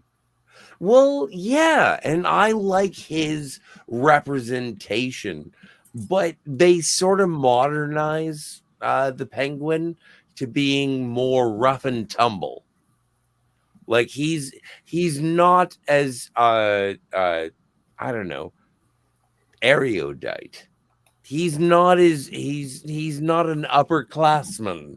He's more of a, like, Who played remember him? in Batman Begins how that guy was what was his name? He was a very good actor. He still is. Is it the It's like, Scottish guy? Sorry, which one? In Batman Begins, when Oh. Bruce Wayne, did you ever see it? I did. Yeah, no, I'm wondering if I'm Pop sure I Culture did. I'm trying to Curator. remember which one that is now. Is that one of the Christopher Nolan ones, or Yeah, it is. It's Tim the first Burton? one. Okay, yeah, I saw it. Yeah. So remember, oh my God. I feel stupid not knowing the actor's name. He's a renowned British Okay, actor. so he played the Penguin in Batman Begins, right? Well, in Batman, no, he didn't play the Penguin. In the Batman, it's Colin Farrell. Oh, that's right. He's wearing a garbage bag and granny glasses. Okay, go ahead. Well, no, he is having some amazing prosthetics happen to him. That What does that have to do with inform- with the Penguin? What does it do with the Penguin? He is the Penguin. No, I'm saying, what are prosthetics and makeup and whatever? Why isn't he just focused on the character of the Penguin? Well, what is the character of the Penguin? Well, it's not a plastic garbage bag with granny glasses. But what is the character of the Penguin? A man who was crazy, like all of Batman's nemesis. Yes. But his style was that he acted and looked like the Penguin. But I saw pictures, and it's like the director went over the top and said, let's just put a guy in a garbage bag and paint him green. And I still can't get over the granny glasses. No, For that. I think you're mixing up the Riddler and the Penguin. I'm talking about Colin Farrell's character, I thought. Colin Farrell, yes. But he looks like, I think he does a penguin. Oh, well, you could be right. I could have mixed up. Like if you look, no, the guy in the duct tape and the lankiness, that's the Riddler. No, Okay. I think Like, and when it comes to the new Batman, I don't like it because of the Riddler. Like, I want classic bowler hat, domino mask, suit with question marks. Like, I didn't like the Riddler in the new Batman. Okay. So I felt that, but you know, I'm friends with Sly Snide on Twitter. Well, no, I talk to other Batman fans, and they say, you know what? If you actually look at the Riddler in that movie, he's a pretty good Riddler. Oh my God. Can we keep self-medicating until it feels better? This is like we're talking about Star Trek 5. And people keep making these excuses. Maybe it was a dream sequence. There's Come no on. dream sequences in the Riddler. No, but I'm saying this. You could tell when fans obsessively talk about something, when they should have Sure, lives, obsessively talking about something, and they're actually changing it in their minds to sure. self-medicate to make it Well, sound better. you think Lost in Space is good? I don't change anything about it or self-medicate and make it sound better than what it is. I No, but it is Warts and your all, I medication. portray it. Warts and all, I portray it for what it is. Agreed. Well, dude, yes, of course. No, but it's funny how fans will, they have no lives. They live in a basement with their mom. I know I it's a do. stereotype, but it's like, my God, where they sit there and think, well, maybe he's like this or maybe he's like that. There was something, what was it the other night? Somebody mentioned that was so crazy Yes. on one of my streams, and I was like, oh my God, that's got to be some fan fiction. They said, yeah, a fan came up with it. And it's like, but no, I only go by what's actually on film. If it's on the camera, if it Sure. went through the gate and is on That camera, is then it's canonical. But like I'm not that. gonna Yeah, go by. exactly. I'm not gonna go right. I'm not gonna go by some fan fever dream. Right? Well, and I agree with that. And pop culture curator, I would like to, and Daniel's hot topics, please. I would like everyone to agree that if it is presented on screen, I don't care if it's television, I don't care if it's in the cinematic theater, that is canon. Yes, If I have to read it, not canon. agreed. That's why I won't That's watch. my go-to. Right. Now, I have disobeyed this canon. My own definition that I just presented now. But yeah, I think that if you have to say one is canon and one is not, the one that is presented on screen is primary. And if you read it, I'm going to need a source, but I will consider it. But it doesn't make it canon. Like I will. I think that the god in Star Trek 5 is like a cast out Q. The reason that there is an energy barrier at the center of the galaxy, which somehow the Enterprise got to because of Cybok, I suppose. Anyway, but that's a jail cell for a Q. Like the god character is a Q that has been confined there by the rest of the Q continuum. Yeah, but that thing needed a starship to get out of there. Q wouldn't. He'd just snap his fingers like a zoo and say, "Bing, here we are." All that Figures anywhere in the universe because he was magical. Wonderful. He was magically delicious. Oh, come on, but shut up. How many magics have you forgiven in fucking mind melds are magic? No, I'm saying something when it comes to a magical character, when it's based in something that's supposed to be, even though it's fiction, reality, No, I find it very hard to believe. No, in fact, I can't. It's like for me, it's like one thing trying to cross over to the other. That's why I never liked Q because Q was magical and Star Trek was science fiction based. And that's why I have to say that but I understand and respect everybody's love for the character. In fact, most people think he's their favorite.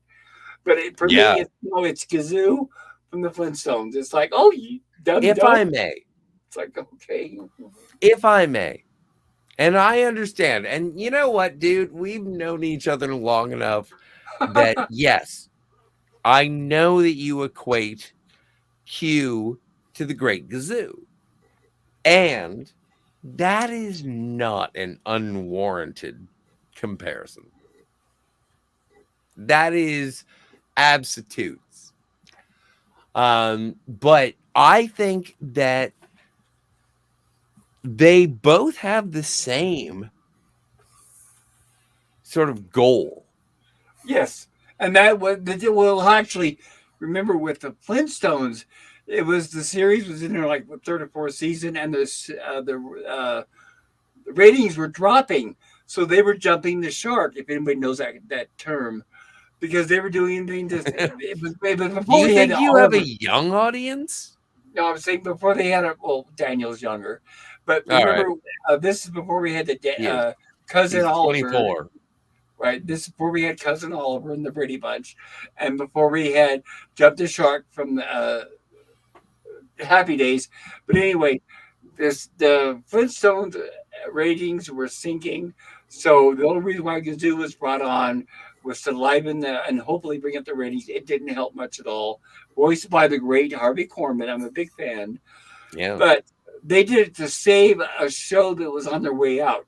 Star Trek started with it. The pilot was based on it. That's where people don't connect with. It's like, oh my God, no. Aren't you supposed to save this for when you're dead and you're failing and dying and you're the magic guy who snaps his fingers? That was it. That's what I never had a chance to explain that, but Star Trek started with it. The pilot. I was watching the pilot thinking, oh no, no, no, not from the beginning. Which one? Which pilot? Farscape, Escape from Farscape, whatever the Farscape, Escape. You know what I'm talking about?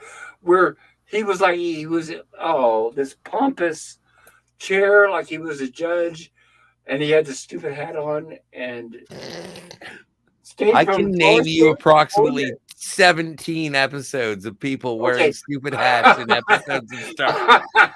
Okay, then what was the name of the pilot? The Cage? No, TNG. Oh, Encounter at Farpoint.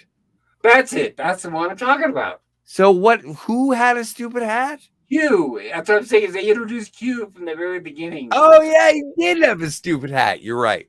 That's the black. You know what? But I think it's menacing now because it's sort of iconic with Q. You don't like Star Trek: The Next Generation, well, because but I know Q. From the very beginning, I saw his menacing hat. I know, but I watched that episode live that I premiered, and I'm thinking, oh no, it's Gazoo. From the very beginning, they immediately went to some magical character who snaps his fingers. Which is not scientific. It's not science based. It's science.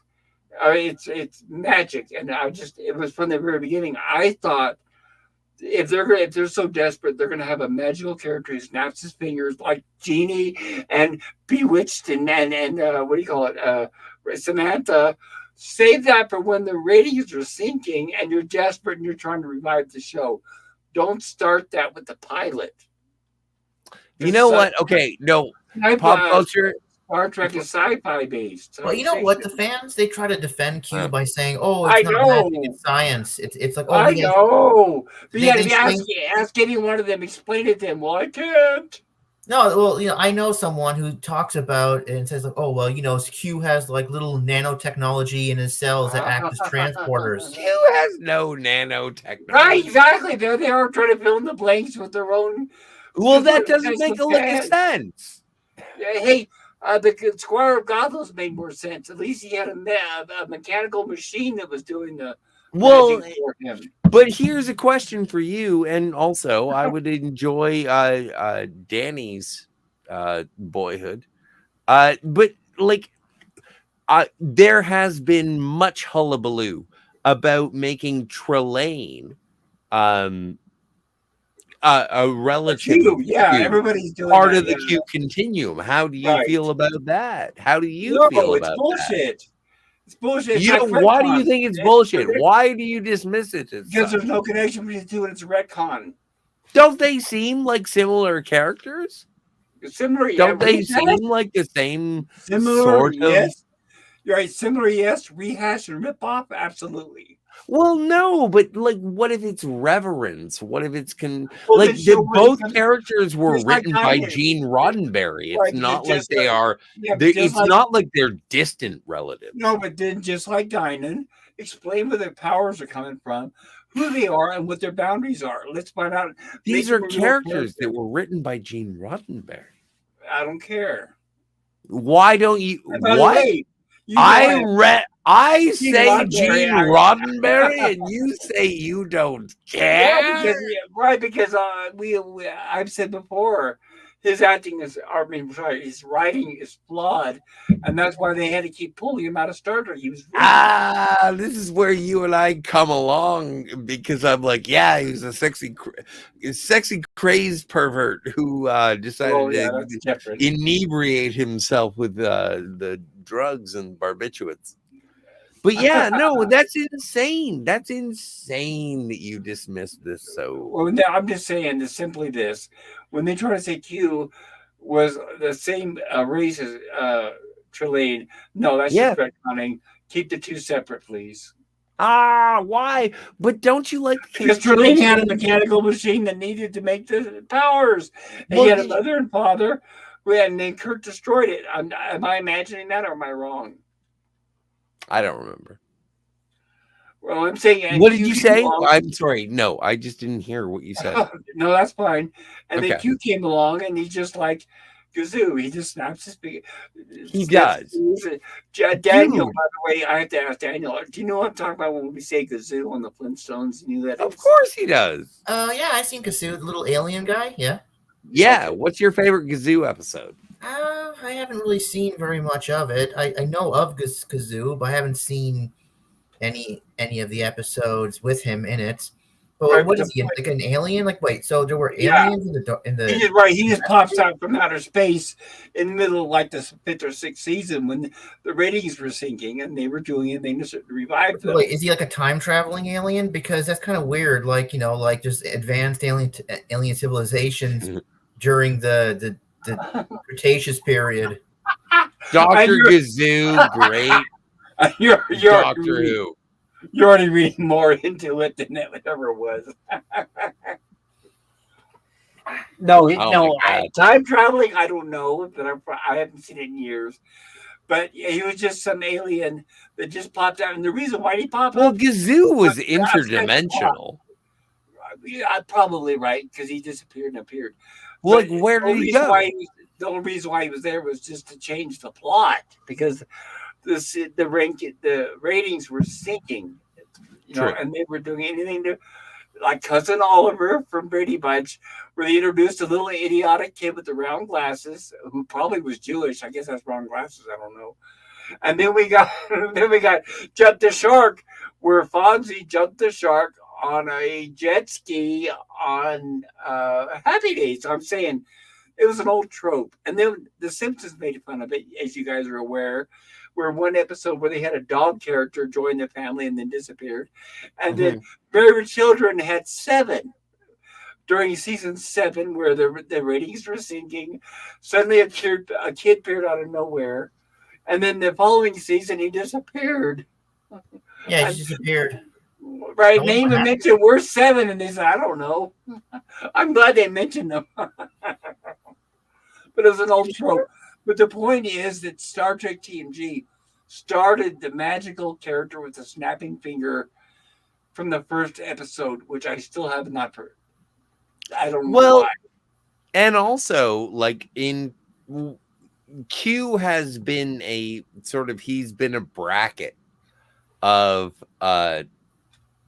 the eras of Star Trek. And so, like, Q hasn't interacted with any of the original series. Thank God. Well, I know, man. And they would, oh, come on. We have trials and tribulations. If you want to Spock would have solved how to get rid of him immediately. Oh, but there is actually a audio drama, I suppose would be the best way to say it. Fan And fiction. it is a debate between Spock and Q, performed by both Leonard Nimoy and What? John Delancey. So this was before Leonard Nimoy kicked the bucket? Yeah, no, everyone's alive during this audio. And they're playing their characters? Yes. I heard it was canon. It's on YouTube. Oh, no, you can not check canon. it out.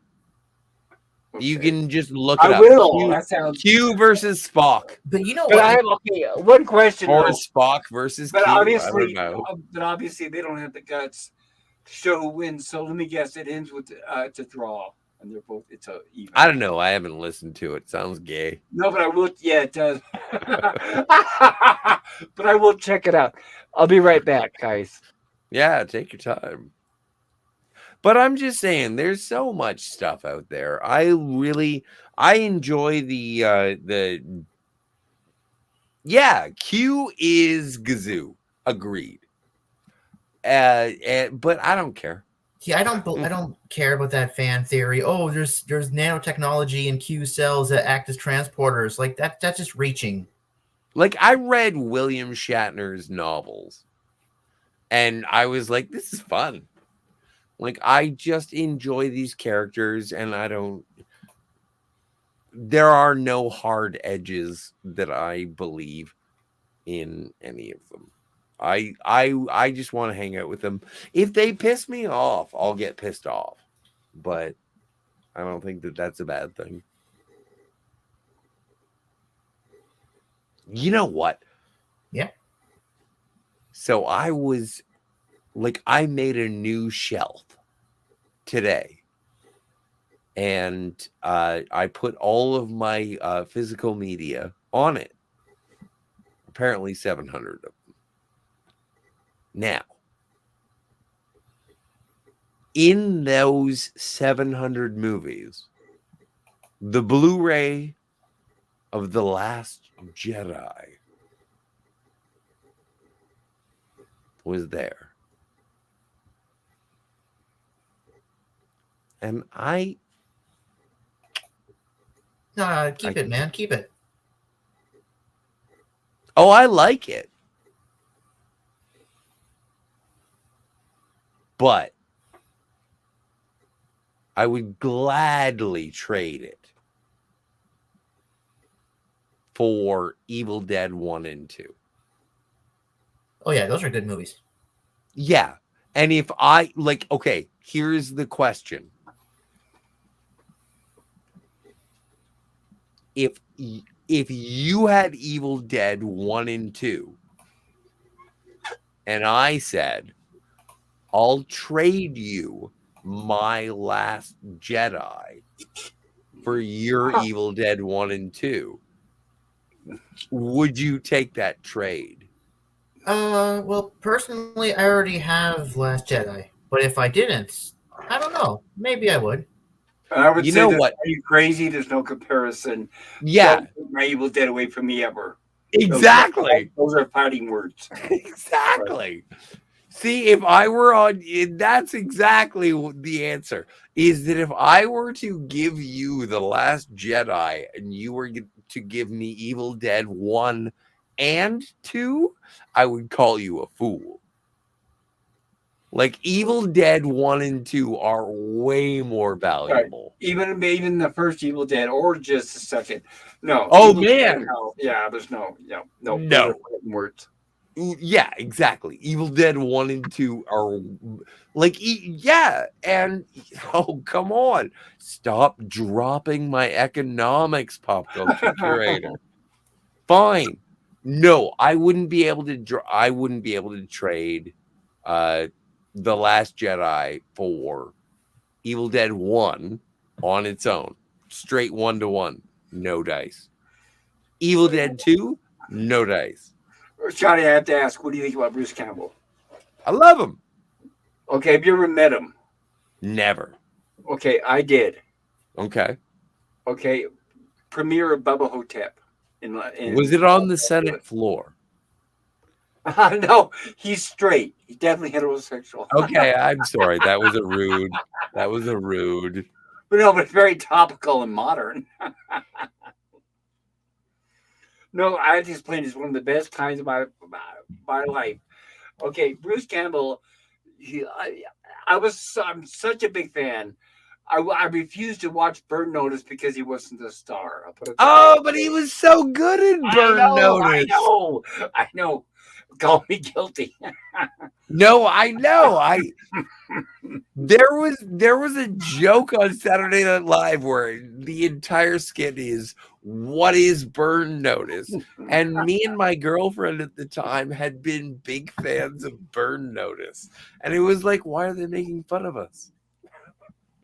Oh no, I love Burn Notice. Okay, well, here's what happened is you know what Bubba Hotep is, obviously. Of course. Okay, by the way, I'm a big fan of Joe Lansdale, the guy who wrote the books where that came from. Yes. And that came from the book Riders of the Purple Rage. So, okay, I read the story, I was already a fan, blah, blah. And then like maybe a year passed, and then it was announced that they were making the movie with Bruce Campbell. Mhm. And my good friend Sean, who's rest in peace, Sean, I told him, I said, hey, Bruce Campbell's making the movie, and I'm sure that they're going to have the premiere in LA. You want to go with me to see the premiere? And he said, okay. I was about 5 hours away in California. And he said, okay. I said, all right, good. So, okay. And I remember watching all the production notes, and it was directed by Don Coscarelli from the Phantasm movie. So it's like, okay, everything, it had to be perfect. There's no way they're going to screw this up. So, okay, I told Sean, I said, okay, I'll let you know when the movie comes out. And months pass. Movie comes out, they announce that they're going to have the premiere at the New Art Theater, this little old movie theater in LA, which is amazing. So, and then he was going to be there for the premiere, of course. So, okay, and then I had read his book, If Chins Could Kill, Confessions of a B-Movie Actor. And I loved it. And I loved it so much that I read it to my friend Sean on the way to LA. So anyway, and I told Sean on the way there, I said, okay, I'm going to sit up front there, damn it, no matter what happens, I've got questions. And he said, okay, what are they? And I told him, I said, it's going to be a 2-part question. It's going to be, first part is I'm going to say, I loved your book. It's magnificent. It's amazing. And I recommend it for everybody, because the first thing you do is you compliment whoever you're talking to. Because I told Sean, I said, there's going to be a lot of people there who are going to ask him a lot of stupid questions like at a Star Trek convention. Sean and I had been to Star Trek conventions, and I said, there's going to be a lot of dumb fans who are going to ask him a lot of questions like, can you be in my movie? Can you be in my home? That kind of stuff. I said, I'm not going to be like that. So I said, okay, it's going to be a 2-part question. It's going to be, I loved your book. It's amazing. It's fantastic. It's original. It's hilarious. And I recommend everybody read it. And I said, that should get an applause out of the audience. And I said, and the second part is, when are you coming out with your second movie, which is Make Love the Bruce Campbell Way? And I said, people are going to laugh. And then Sean said, yeah, okay, that's a great question. I said, I even know the response. And he said, oh, yeah. And I said, what is it? He said, what is that? And I said, when I say your second book is called Make Love the Bruce Campbell Way, he's going to hold up his hands and say, it's fiction, people. And he said, okay, whatever. Okay, now this is on our drive to LA. And we get there a few hours later. Okay, movie starts. And before the movie starts, so I'm sorry to go off on this tangent, but it was a great night, and it's very topical. Anyway, before the movie starts, this is Bubba Hotep, is they had this dumb fat ass who comes dressed up as Elvis, comes up on because this is an old theater, it has a stage in front of the screen. So he comes up on the stage, and he has a boombox in his hand, portable radio player, cassette player, and 3 chairs. A ghetto blaster. Right, ghetto blaster for those younger people out there. No, Anyway, you're not allowed to. No, dude, we're not allowed to say it. That's why I said it. I'm sorry. You're going to have to bleep that out. And there's 3 chairs, And this dumb idiot dressed as Elvis gets on the stage and goes, "Can I have 3 volunteers from the audience?" And what he does, he picks out 3 good-looking women, and they get up on the stage. He calls, them out, even though a bunch of people raise their hand. Doesn't matter. He calls out 3 good-looking women. They get up on the stage and they sit in the chairs, and then he pushes play on the boombox, and it's playing, Elvis songs, "Love Me True" and "Let Me Tender" and whatever. And he's walking around the women, looking at them and pointing at them, and it was very creepy. And you could tell Hey, the audience did not like it. The audience was making comments, and I my have friend, to interrupt. yes, Are you an Elvis man or are you a Beatles man? I was just if I had to pick between 2, Beatles. Elvis Yeah, was you more like prefer Beatles. Okay. right. Elvis was he was all right, and I knew he existed, but I never bought his records. You But know I'm what? aware of every song he made, and I saw his movies. I heard that was sort of like a difference between people. I can't say myself. Like I think I'm an Elvis man, but I really love the Beatles. I think Elvis, like Liberace, mostly attracted women. Well, dude, I want to hang out where the chicks are. I know, but every time I hear about people after all these decades, going to visit Graceland, it's always Oh, usually women that are dragging their husbands. yeah, but the Beatles chicks are cooler. Yes, they are older, Yeah. but yes. So So anyway, all right, okay. So this dumb guy is playing this boombox, pointing at these women, and then the audience, you could tell, are very uneasy, and they're shifting in their seats and they're murmuring. And then my friend Sean turns to me and goes, "Say something." He goes, "Tell this guy to fuck off, whatever. Tell him to get out." And I said, "I can't do that." Because at the very beginning, when we first got there was a heckler in the audience, and they called him a fucktard, and they kicked him out. They called someone to kick him out. So I told Sean, I said, "I can't speak up and say something. They're going to kick me out, and I'm not going to miss the premiere of this movie."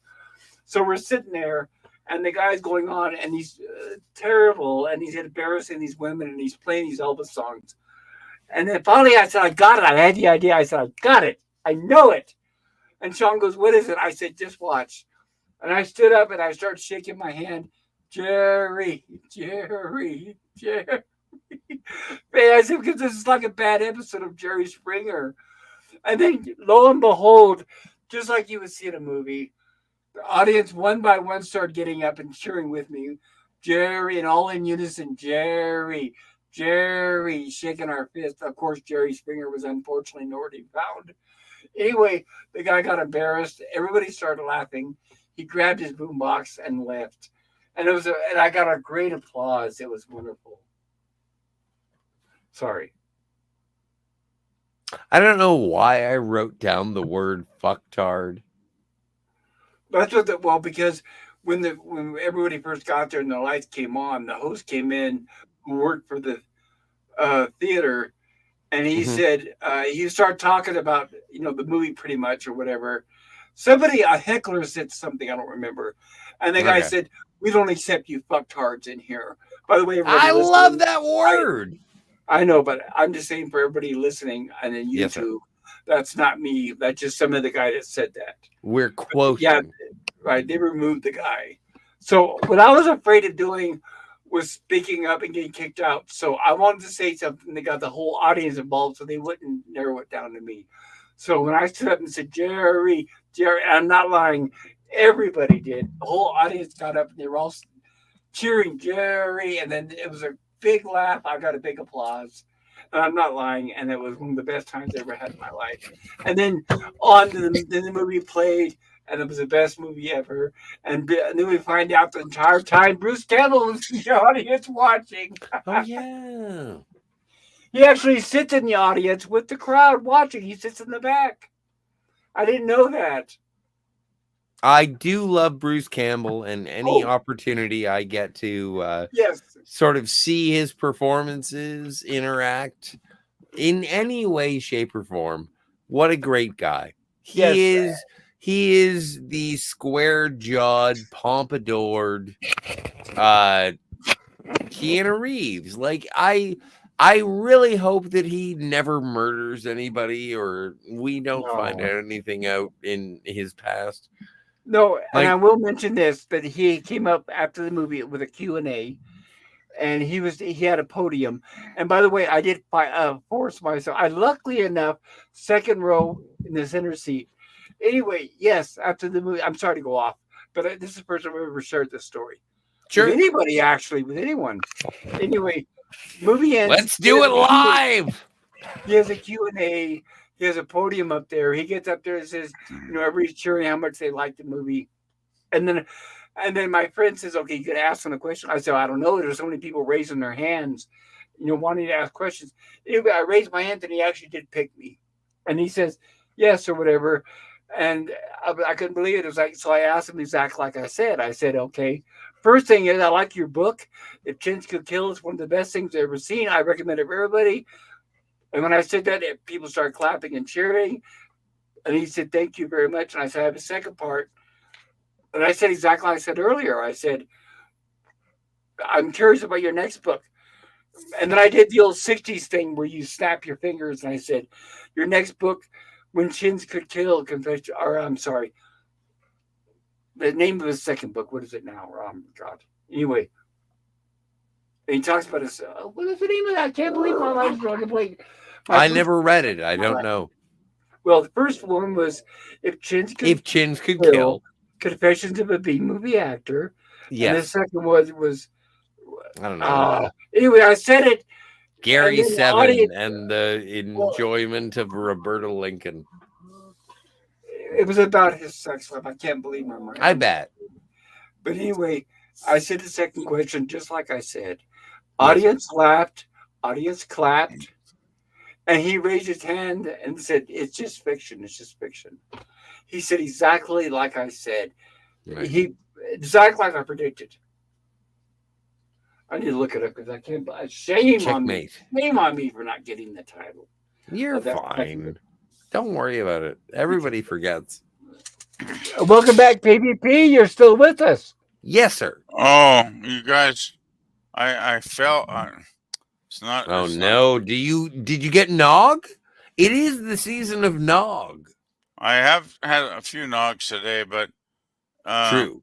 I fell down, and it's not fun when you fall down at my age because it took You me fall hours. down a lot. It took me And that was hours. the title, Make Love, the Bruce Campbell Way. That's it, the second book. So I Well- snapped my fingers and I said that I kind of acted out. So when is your next book? Make Love, the Bruce Campbell Way. No. So the audience laughed, and that's when he said, sorry, guys, it's fiction. It's fiction. And I thought it was great because I knew his response and everything. Anyway, sorry, go ahead, Gorilla. Gorilla? Gorilla's not here, PvP. man.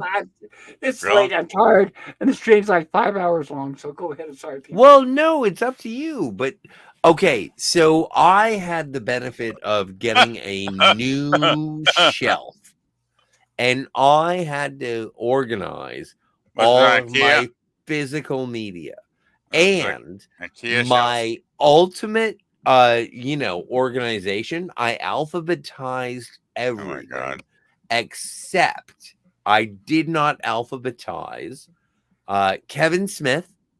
I did not alphabetize Star Trek. I did not alphabetize Star Wars. I did not alphabetize James Bond. Actually, you know what? I alphabetized James Bond. I was surprised. You know what? I do not have a copy of Spectre. I am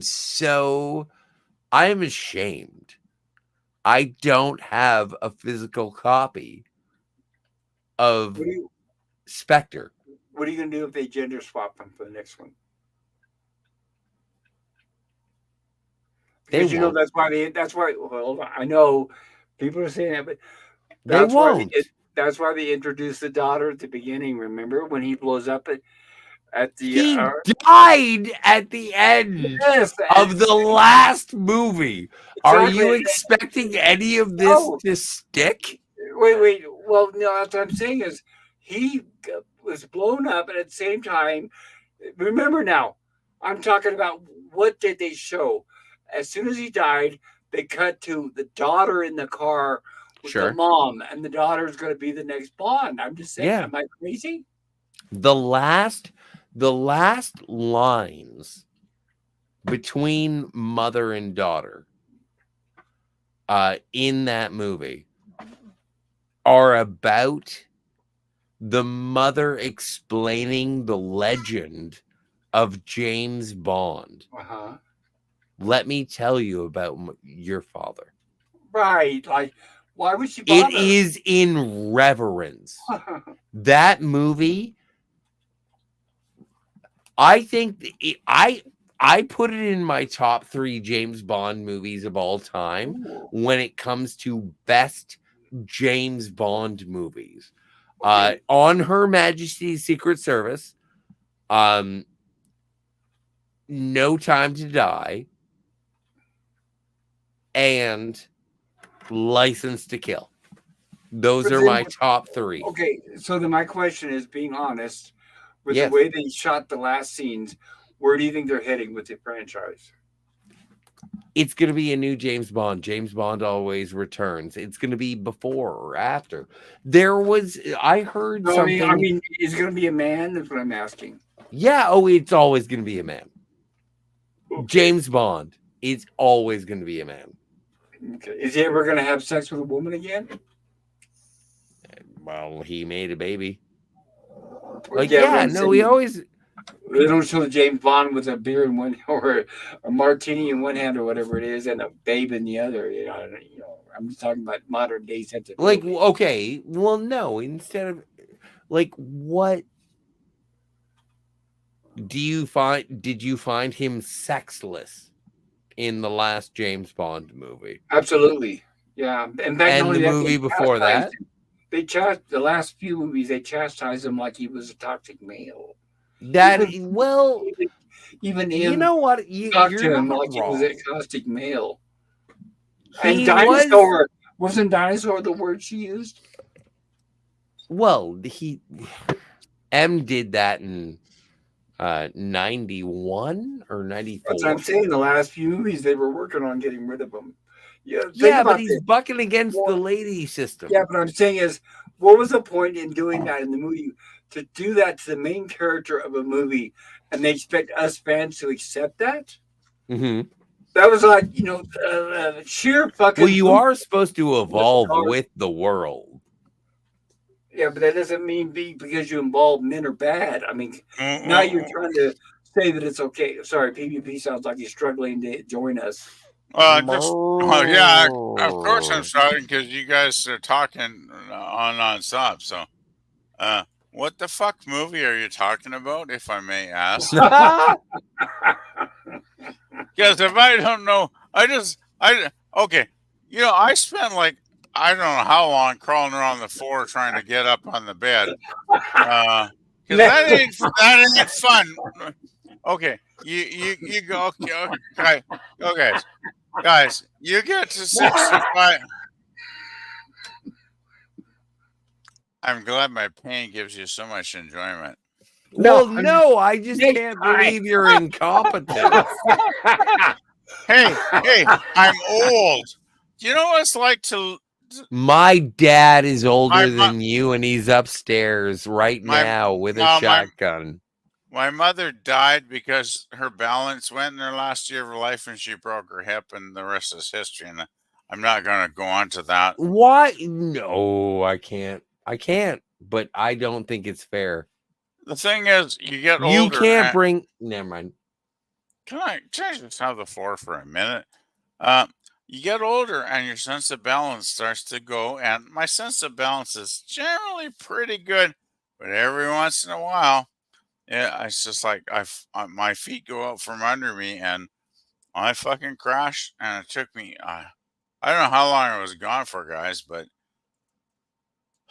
not a lot of fucking fun when you can't crawl back on get your ass off the floor and crawl back on. I finally did, thank God, because I'm glad to hear her now, but it's one of those really scary things about getting older. It's like that's what a lot of elderly people do die from falls, right? And I mean, I'm not trying to, Are you sponsored by Medic Alert bracelet? No, I'm not. But it's a fact of life. I just want to.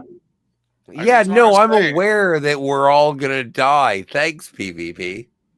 Well, I just want to say it is a very serious No, problem. no, it's a fairly common occurrence. People die. No, but losing your balance Oh in no, your you may elder fall years over. is Gravity works. it's a very serious problem, and I just would like to mention it and make you guys It's a aware of that. fascinating. You'll be aware of it in not too many decades there, Scott. I'm gonna be a werewolf. PvP.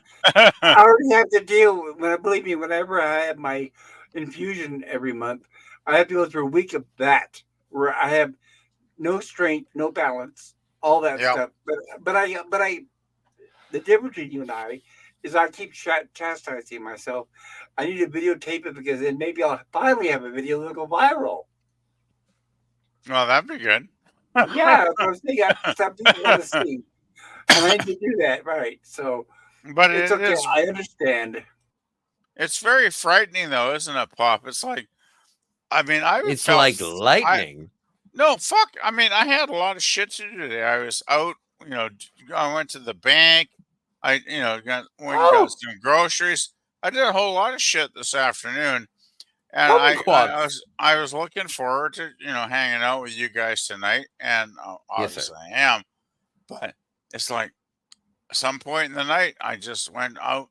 I walked away from the desk here, and my legs just gave out, and it's like, oh fuck, I'm on the floor, and it's embarrassing. It's fucking embarrassing, basically, right?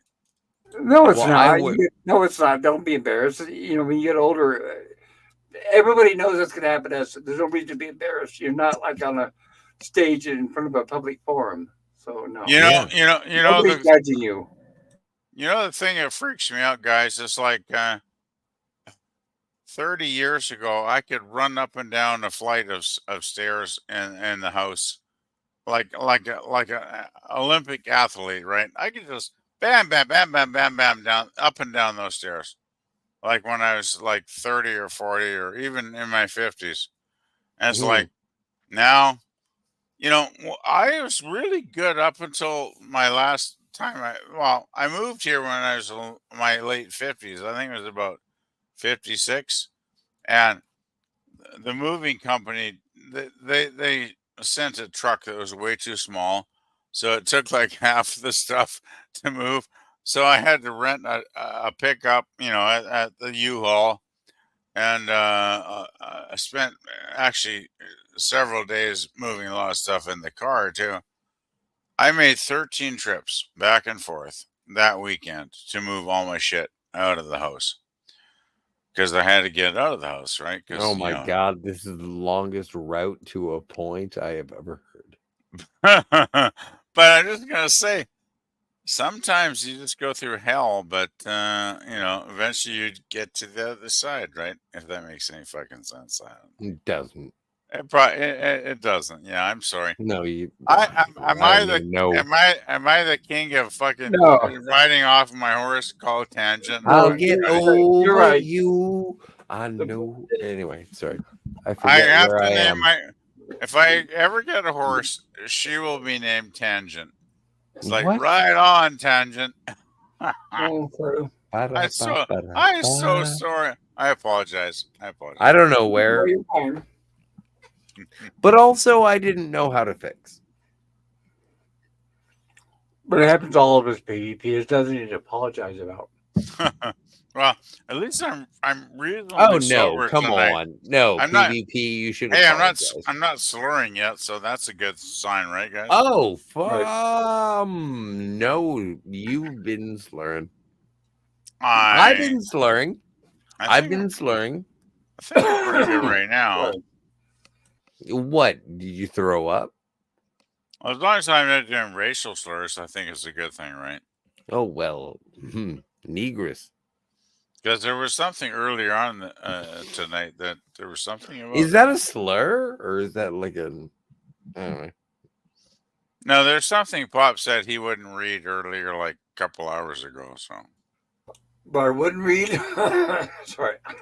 Well, we're in the third... Sorry.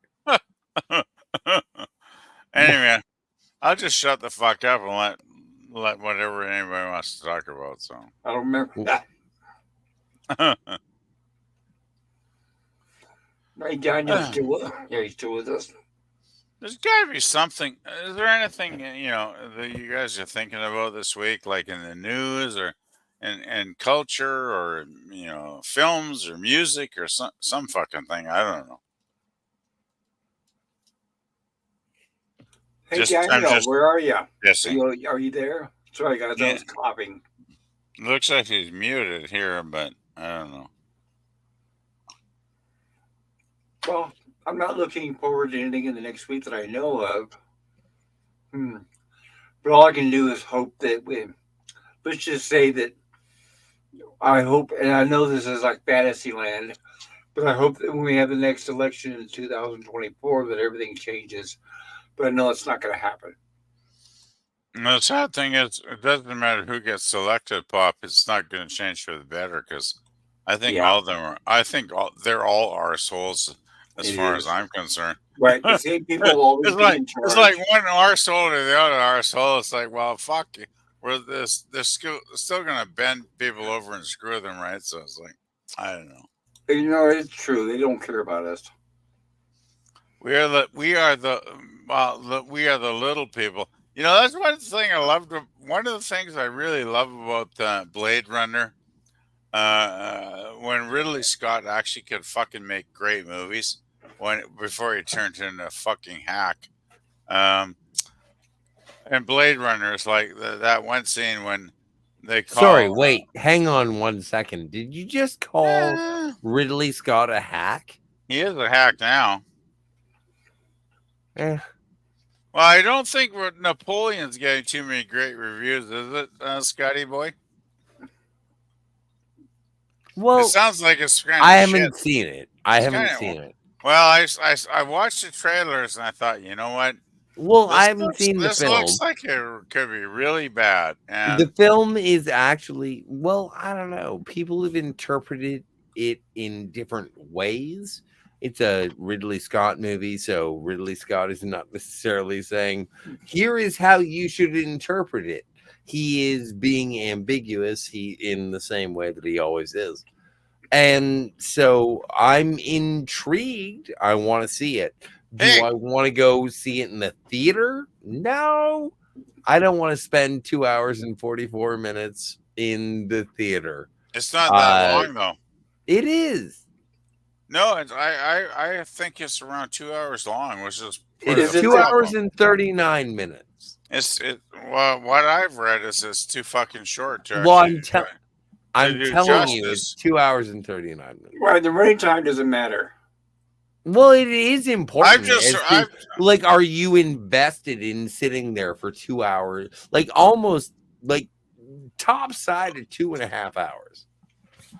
Is that something that you want to go and hang out? What I was going to originally say is I've heard the film is just too long for its own good because it's like actually it's not long enough for its own good is what I meant to say, because let's face it, Napoleon had such an extensive career, as a military leader. Was he bilingual? You tell me. I don't know. That's why I was asking. So, PvP, are you saying it would have been better like a television miniseries? That's what everybody I've heard reviewing it said. If they'd done like a 6-part miniseries to really explore his career, his love life, and all that shit. One of the criticisms I've heard is for a movie that's like 2.5 hours long, they spend way too much with his romantic, stuff with Josephine. You don't like sex? I love sex, but it's not. You don't like watching it on screen. Sounds like my review of Titanic. But no, yeah, you don't like sex either. Hey, I like sex when it's fun. Well, someone else is boring. You don't like watching other people have sex? What a weird. Well, no, it's like sorry. I can throw porn. It's meant to show the intimacy between two characters, gentlemen. It's not meant to be pornographic. Well, it should be. It was good sex. Well, I don't understand. If I show you something with nipples and pubes, and you're all like, "Oh no, this is too much for me." But if I don't give you enough, you want hardcore penetration. I give you Brokeback Mountain, and you're like, "No, never mind."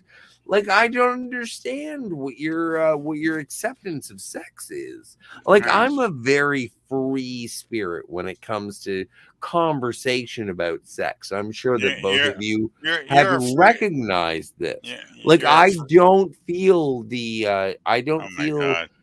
well, no, I'm explaining myself, PvP, You're a and free I'm spirit. saying I think that I am much more communicative about a sexual situation than you are.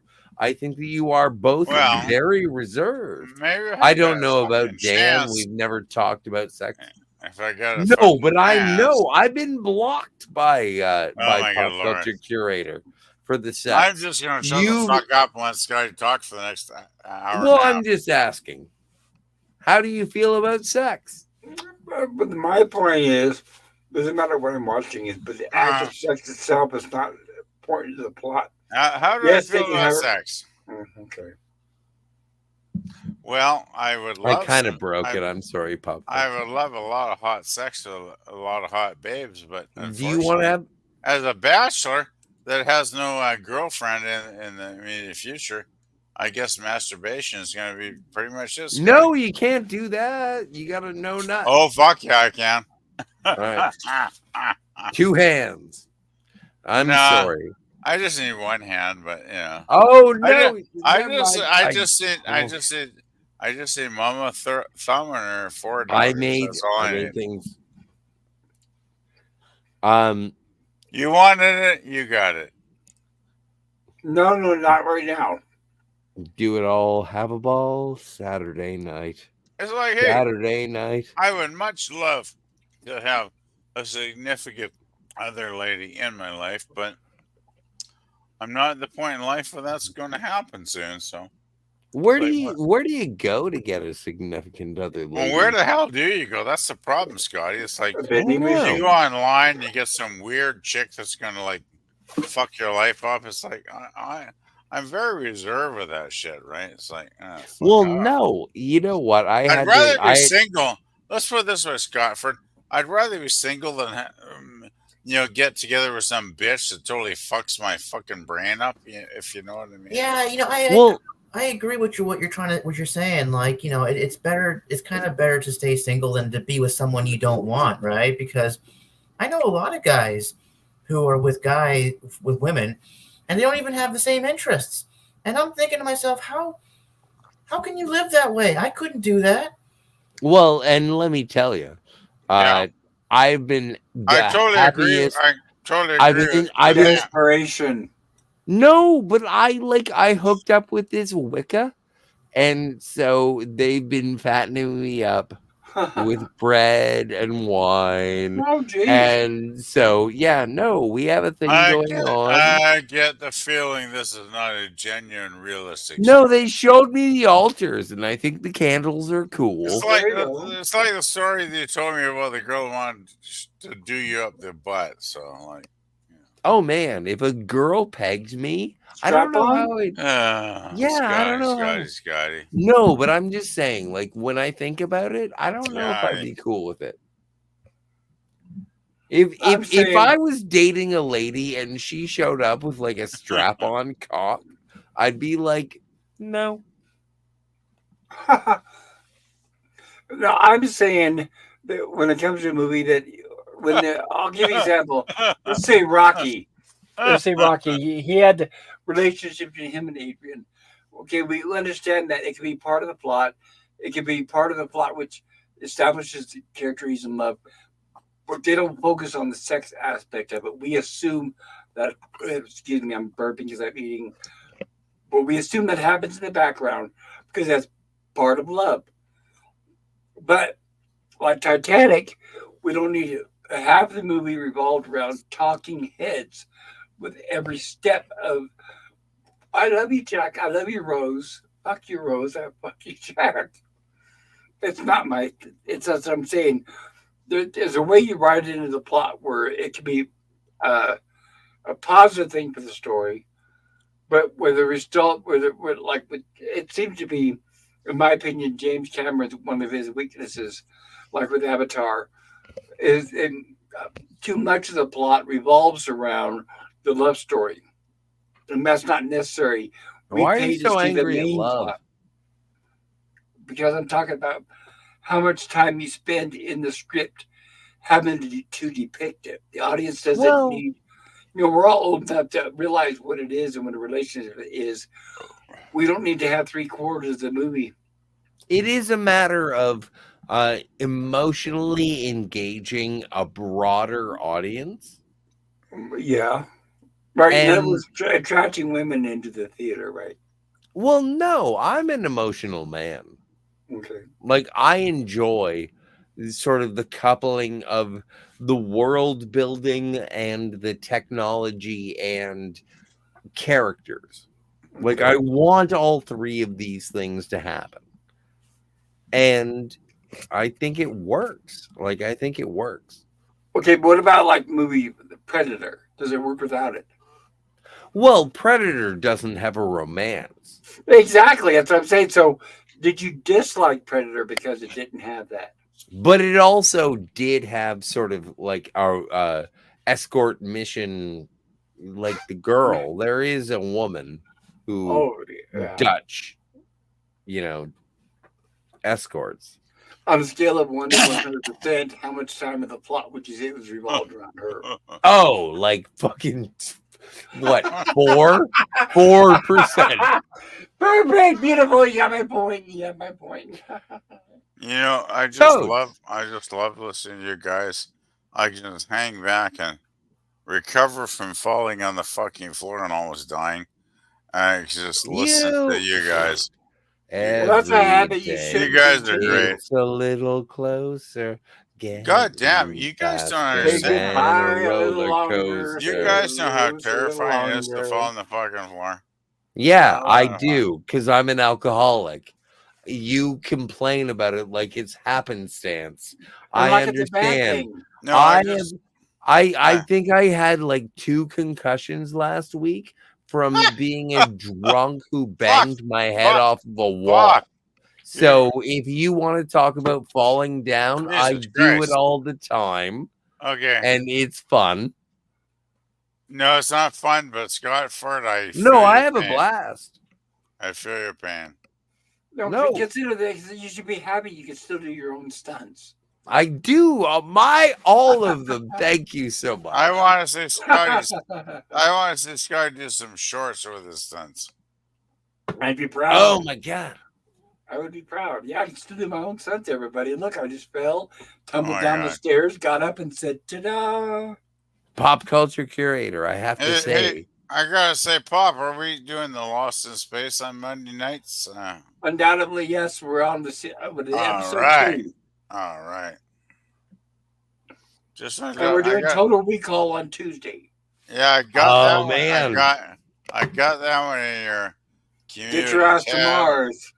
I gotta watch Lost in Space and Total Recall tomorrow night. I'm hoping to join. I hope you will. That'd be great. Oh my god. So I I'm had a guessing thing you I was gonna you say. have not been in a sci-fi horror Tuesday stream for a long time, right, Scott? It was there a couple weeks ago. Or was it Yeah. sci-fi? I don't remember. Rumblings? I don't remember. One of those. Yeah, but that's you know what? I don't want to show up if I'm not useful. You're always invited. I know, but if I just sort of show up and spout gibberish, then I don't want to do that. I'd like to actually be helpful. Well, the only thing I ask for is if we're covering a movie if you've seen it before. Yeah, it helps if you watch. If you watch a fucking movie, that helps a lot. Yeah, it does. It does. Oh, by the way, Scotty, I always watch. Before I forget, Scotty, I was thinking about this. Get Jill. Tell her if she doesn't do it, I will. She probably will.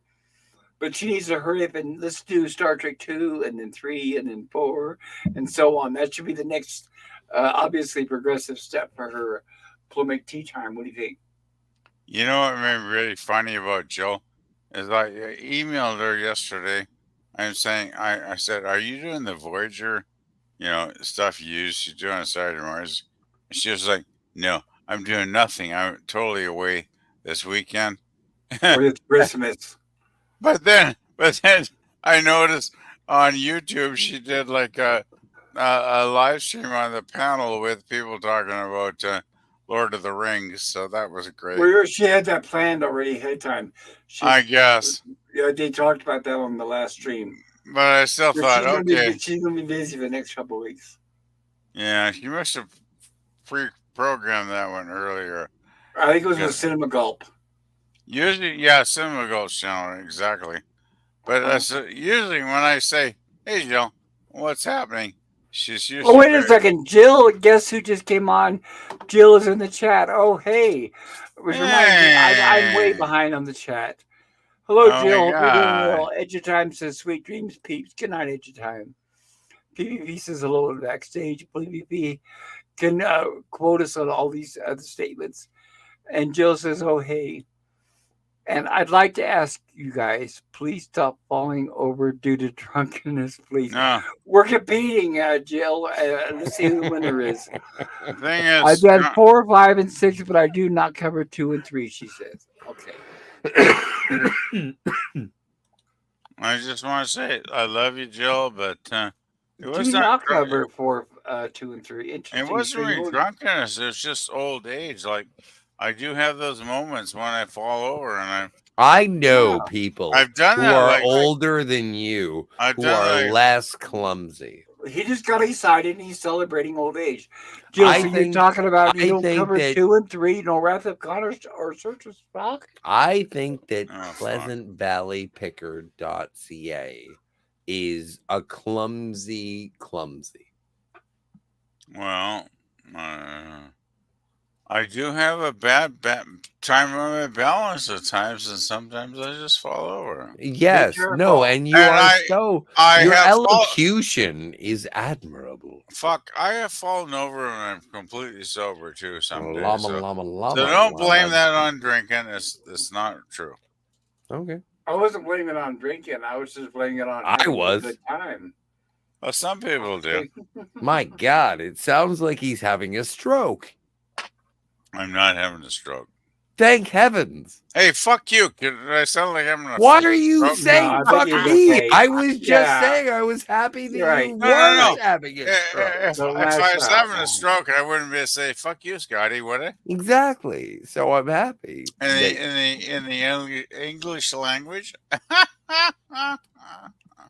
oh my stars. I think he's I'm good to go. God damn. Are you having a stroke? Well, I wouldn't mind a stroke from the right lady. Well, I can give you 12. Well, if you had a right lady, you wouldn't need the stroke. If I had the right girlfriend, I'd tell her exactly what the stroke, and she'd be going like, Well, "Yeah, baby." 12 plus 25, but my hands are rough. Right. And be lucky you're not a midget because then your arms don't reach. Well, but you know what? Everyone You feels imagine being a flattered fucking midget. by having 2 hands.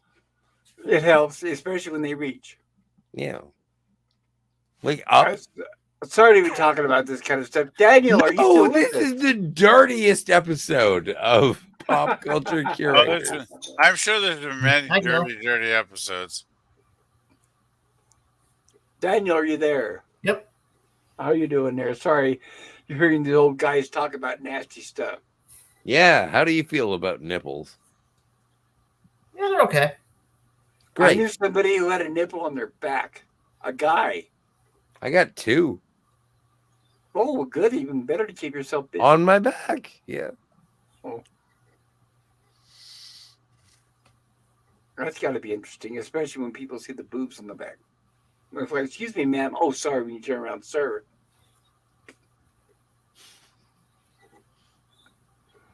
You know PvP what? I wish I had a punchline. PvP says Jill. Jill says PvP has entered a serious or cognitive loops. Papa Scott, you did what you had to do to break the loop. Thank you, Jill. I appreciate it. Okay, And I'm okay, says PvP. Somebody has got to fucking explain that to me You because probably have a voice of reason who. I'm too- We'll I'm post too- a link in the private chat. I'm We too will. fucking dumb. I'm too fucking dumb to figure that one out. Yeah. No, it's okay. I'm sure Jill means well, and she's like a sweetie, and she's kind. She never does. Jill's she's always sweet. No, and kind. she's an evil woman. No, she's never evil. Fuck witchy you, Scotty. woman. He's never evil. Hi, Jill- PvP. Oh, I Thank kid. you. Jill doesn't have an evil bone in her cute little body. So fuck you, Scotty. Well, no, I'm pretty I think sure you both she- agree on that. I don't think you have to say fuck you. I think you both agree. Yeah, we both Well- think she's metal. I hate to She's say the voice of reason, like I said. well, I hate to say fuck you, Scotty, because I think Scotty's cool, but No, it's fine. sometimes I just gotta punctuate the sentence, if you know what I mean. I dig it. It's cool. Oh my god. Now I'm gonna cough it like I gotta mute. You know what the worst part is? When someone says, "Hey, F you," and you're like, "Yeah, you're right." Yeah, you're right. Everybody hates that. That's another great thing about getting old is sometimes you cough, your fucking lungs out. So that's why you gotta That's mute what happens to yourself. me. That's why I keep muting. I have to keep remembering Oh, to mute. tell me about it. Hey, Pop is like, oh fuck, I hate this. I heard this shit when I was a youngster, but You know, all of this talk of smoking has made me want to go Oh. cough. So Go I'll have be a back smoke in a break? moment. Of course, you guys are Okay. like, you're We all don't- like, my lungs don't work. And I'm like, I can't wait until know. my lungs don't work. well, So just I'm give it gonna a go. 20. I'm gonna go huff a tailpipe, and I'll see you in approximately Well, 7 minutes. You gonna- vascular pussies. I'm going to end the stream. I'm tired and I need to eat dinner and That makes take my sense. dogs out. And it's been 5 hours and 42 minutes. I am gonna go and So, huff gas. Yeah, sorry. And a great time tonight, by the way. Thank you guys for joining me. I do really appreciate it. It was a great time. Daniel, are you still there? I hope we're not ignoring you too badly. Oh, no, it's okay. Yeah, I'm here. Okay, and Daniel, okay, now I'm going to promise you, and now it's set in concrete. Next Rumblings from the Lab is going to be about UFOs and aliens and all that crap. We've been Oh my god, talking that is about that is so cool. Yeah, thanks a Yeah, lot. every week something happens that I want to include. So it's been building up. So yeah, absolutely, it's going to be paranormal next for week. example, have you ever talked to like hardcore Christians who are always like saying aliens don't exist and we're the only ones in the universe, and if we see aliens they're like demons in disguise and stuff like that? Right. Well, because that's what they were told from the beginning. But supposedly the Pope actually had a meeting with Catholics telling them, hey, look, they actually had a poll. It's the pronounced poop. That too, right, depending on which way you smell. But he asked them, if we were to be introduced to aliens and we found out they existed, how would you take it? And to figure it out, or the results were that most of the Catholics would accept it. So the reason why, and by the way, the poll is starting to be introduced to it. The Pope. Poop. And we'll talk about this. So apparently they're getting the religions prepared and stroked just in case. So, and then what I'm talking about actually happened. They took him to the Antarctic to show him some of the things they found. Good night, Pop, PvP, Scotty, and Daniel. Good night, Jill. It was good to see you. Sorry you couldn't join the panel. I hate Jill. You know something? I gotta say this. I prefer. Okay, I believe in God, but I prefer believing in aliens and other civilizations. I like hearing that more than hearing about religion, because religion is kind of a little. It makes me feel uncomfortable because like it's all in the end, like God enslaves you, and you either listen or you die. But it's based on faith. Aliens, it's much more interesting because it doesn't have that negativity added onto it, like do or die. Right? Religion is based on faith, and they're telling you, I know you've never seen any proof, but you got to have faith and just believe me until you're dead, and then hope you see the pearly gates. But with aliens, we're seeing evidence every day. And by the way, I'm not knocking religion, But I mean, if we were to actually come down to which one have we seen more evidence of?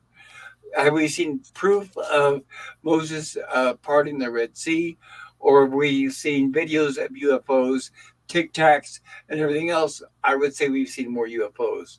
So that's all. So I'm willing to accept the fact that I understand why people have religion. One of the main reasons is because they're afraid to die and they want to believe there's somewhere to go when the lights go off. No offense to anybody out there listening. Oh, I think it's all about people being afraid of the reality that we're all gonna die. Right. And I've accepted when I die, I die. You know, I've spent my time on earth No, and it's my time to move on. And there's a baby somewhere who needs take my place. I'm totally against depopulating the planet, which just seems to be the agenda of everybody in charge right now, of reducing the population. I'm against that. There'll always be room for human beings. well, And I could yeah. be wrong. I mean, we could have if. And by the way, part of this is believing in aliens and UFOs and paranormal is according to what they tell us is that we are spiritual beings. When we die, we could move on to another spiritual plane, which could be a planet, another existence. Which means I'm not totally dismissing that. But do I believe in the old man-written Bible that says that there's a heaven? I mean, come on, pearly gates, roads paved with gold. Why would you have monetary value upstairs in heaven? There's no cash registers. Nobody wants to be rich. Who cares who's rich? So yeah, I have a lot of questions, and I've been kicked out of churches for asking them. But yes. Anyway, guys, please, if you get a chance, join us. Believe in God or not. It's up to you. Or think about this. Maybe it's somewhere in between. Daniel, is there anything about your channel you'd like to share with us before we close this out? Well, actually, no, it's all right. Thanks. Well, I know you have a regular stream. I know you Yeah, I have a regular stream with a co-host of mine, but he comes and goes. The channel that I stream on is called "The World Is a Mess." Steampunk it. I like that. If you want to, Daniel, I don't know. You should be a wrench, I think, on my channel. You can drop a link in the chat if you want. Oh, can I? Okay, definitely. 1 second. Please do. And next would be Scotty. Anything you'd like to share about your channel or your endeavors on YouTube? Godford. I would actually just Daniel. Yep. If you would like to connect with me on X or Twitter, however you prefer to regard it, I am at ScottyR37. And if you wanted to hang out and talk about stuff, I think that would be beneficial. Absolutely. The thing is, I don't have that stuff. I wish I did, but I don't have it. Oh no! What do you have? Do I have to? I have Discord. Pigeons? I have Discord and Skype, and that's about it. All right. Wow, I haven't heard Skype in a long time. Well, we'll never really connect then. Well, I hope you guys do eventually. I hope so too. So yeah. I would like to promote Daniel's Hot Topics Skype.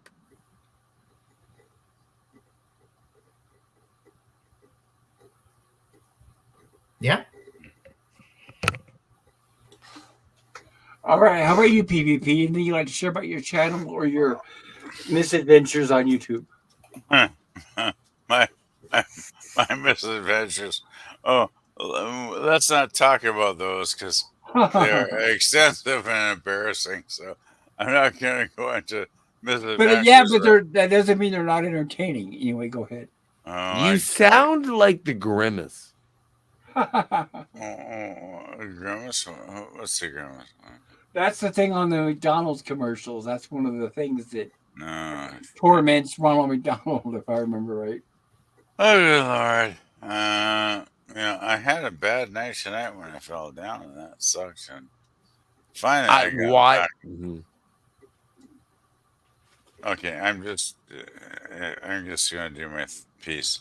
Well, we're Um, glad you're back with us, PvP. I'm glad you're able to yeah, join us shit. again. Scotty kind of fucked me up there a bit, Sorry. because it's always great fun to be here, and I actually put a new album up uh, on my channel today. Nice. Actually, last night. It's by the Manic Street Preachers. It's called "Send Away the Tigers," and it's a fucking fantastic fucking album. You know what? I should actually try and find that one on and post it in the chat here. If you'll give me a minute. Shit. Well, if not, you can send it to us on Twitter. Actually, I'll do that. I'll send a Twitter link. Yeah, Yeah, send it on Twitter. yeah. And with my channel, let's see, this is Saturday. Sunday, we're season 2 of Lost in Space, episode number 2. Okay, they just blasted off a pre-Planets. So I can't wait to see the further adventures of the Robinson family. Tuesday, we're going to be covering Total Recall from 1990, starring Arnold Schwarzenegger, Sharon Stone, and be there. Get your ass to Mars. I gotta watch that one still. Yeah. Right. And Wednesday, Rachel Gorilla, Ticotin. yes. And Gorilla and I will be back. My good friend Gorilla, for Gorilla's Random Thoughts, that is. Gilligan's Island on Wednesday with 2 more episodes, which are, by the way, the last 2 episodes from season 2. And then before I start season 3, the final season, I'm going to be covering some background on the cast and some mini biographies and interviews with them afterwards. So I appreciate everybody being here, especially most of all my good friends on the panel. Thank you guys, and everybody in the chat, especially. Without you guys, I would not be here. Is there anything that you guys would like to on the panel or in the chat add before we close this out for the night? Thanks for inviting me, man. You're always very welcoming, and I appreciate having the conversations that we do. It's always So- enjoyable. Thank you for I being here. know it's a Saturday, yo. Oh, it was fun. Yes, I got. It Yeah. felt so good to laugh. By the way, I laughed so much tonight. It cleared my voice. I sound better than now than when I You first started. sound dope. Yeah, because I don't talk much when I'm not streaming. But then I'm talking to you guys, I start laughing, and then I cough and I mute, and I get back, and now I sound great. And now that it's late at night, I sound much better, or at least All right. better than under my circumstances. Let's go get the ladies. Let's go get the There ladies. we are. Right. I'm gonna head out. Right. Yeah, it's like 12. Right now, you Well, gotta get out of bed. It's right 1:00 at night. I'm gonna go dig somebody up out in the middle of the Come night in the on, streets. you don't know where they are. You could have anyway. Yeah. Right, exactly. I'll find some drunks that are leaving the bar or something.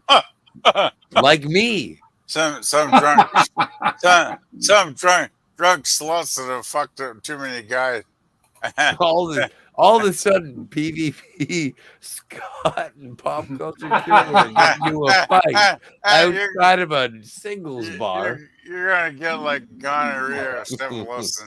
That would be you my go only there. hope. That would be my only hope is to find somebody who's so drunk they can't tell and won't remember. I personally, I'd rather like to know a girl for a couple of days before I fucked her, so she might be like not totally diseased. That's just me though. Like, Well, getting to know her is not going to give her a disease test. that's true. Yeah. But I Right. figure if she takes a couple of days to fuck you, she's not like a totally Right. easy day, right? Or those unsightly boils on the face might be an indication. Well, Yeah, if she wa- exactly. I just think if she wants to fuck your brains out on the first date, she's probably kind of a bit of a slut. Are you saying if Yeah. someone has sex with you or is willing to have sex with you, you're going to ignore the boils on her face? No, I'm not saying Well, that good. at all. Good for you. Oh God, I get. It's like the old sailor said, "Hey, son, put one rubber on your cock and then put the second rubber on top of it, because that's when This you know is- you're safe. Well, that's one way of doing it, right? Insensitize yourself. Yeah. All right, guys. Have a great night. I really do appreciate it. Thank you. It was seriously, this was the best time I've had all week. Thank you, and makes me Been feel so much awesome, better. man. I will see you on Tuesday, and yeah, see you next Tuesday. See you Monday at Lost in Space there. Right. I will see you, PvP. I'm Lost in Space, and Scotty, I will see you on TOS Jill stream. And Daniel, thank you for joining us. I know you didn't get a chance to say much, but I appreciate it.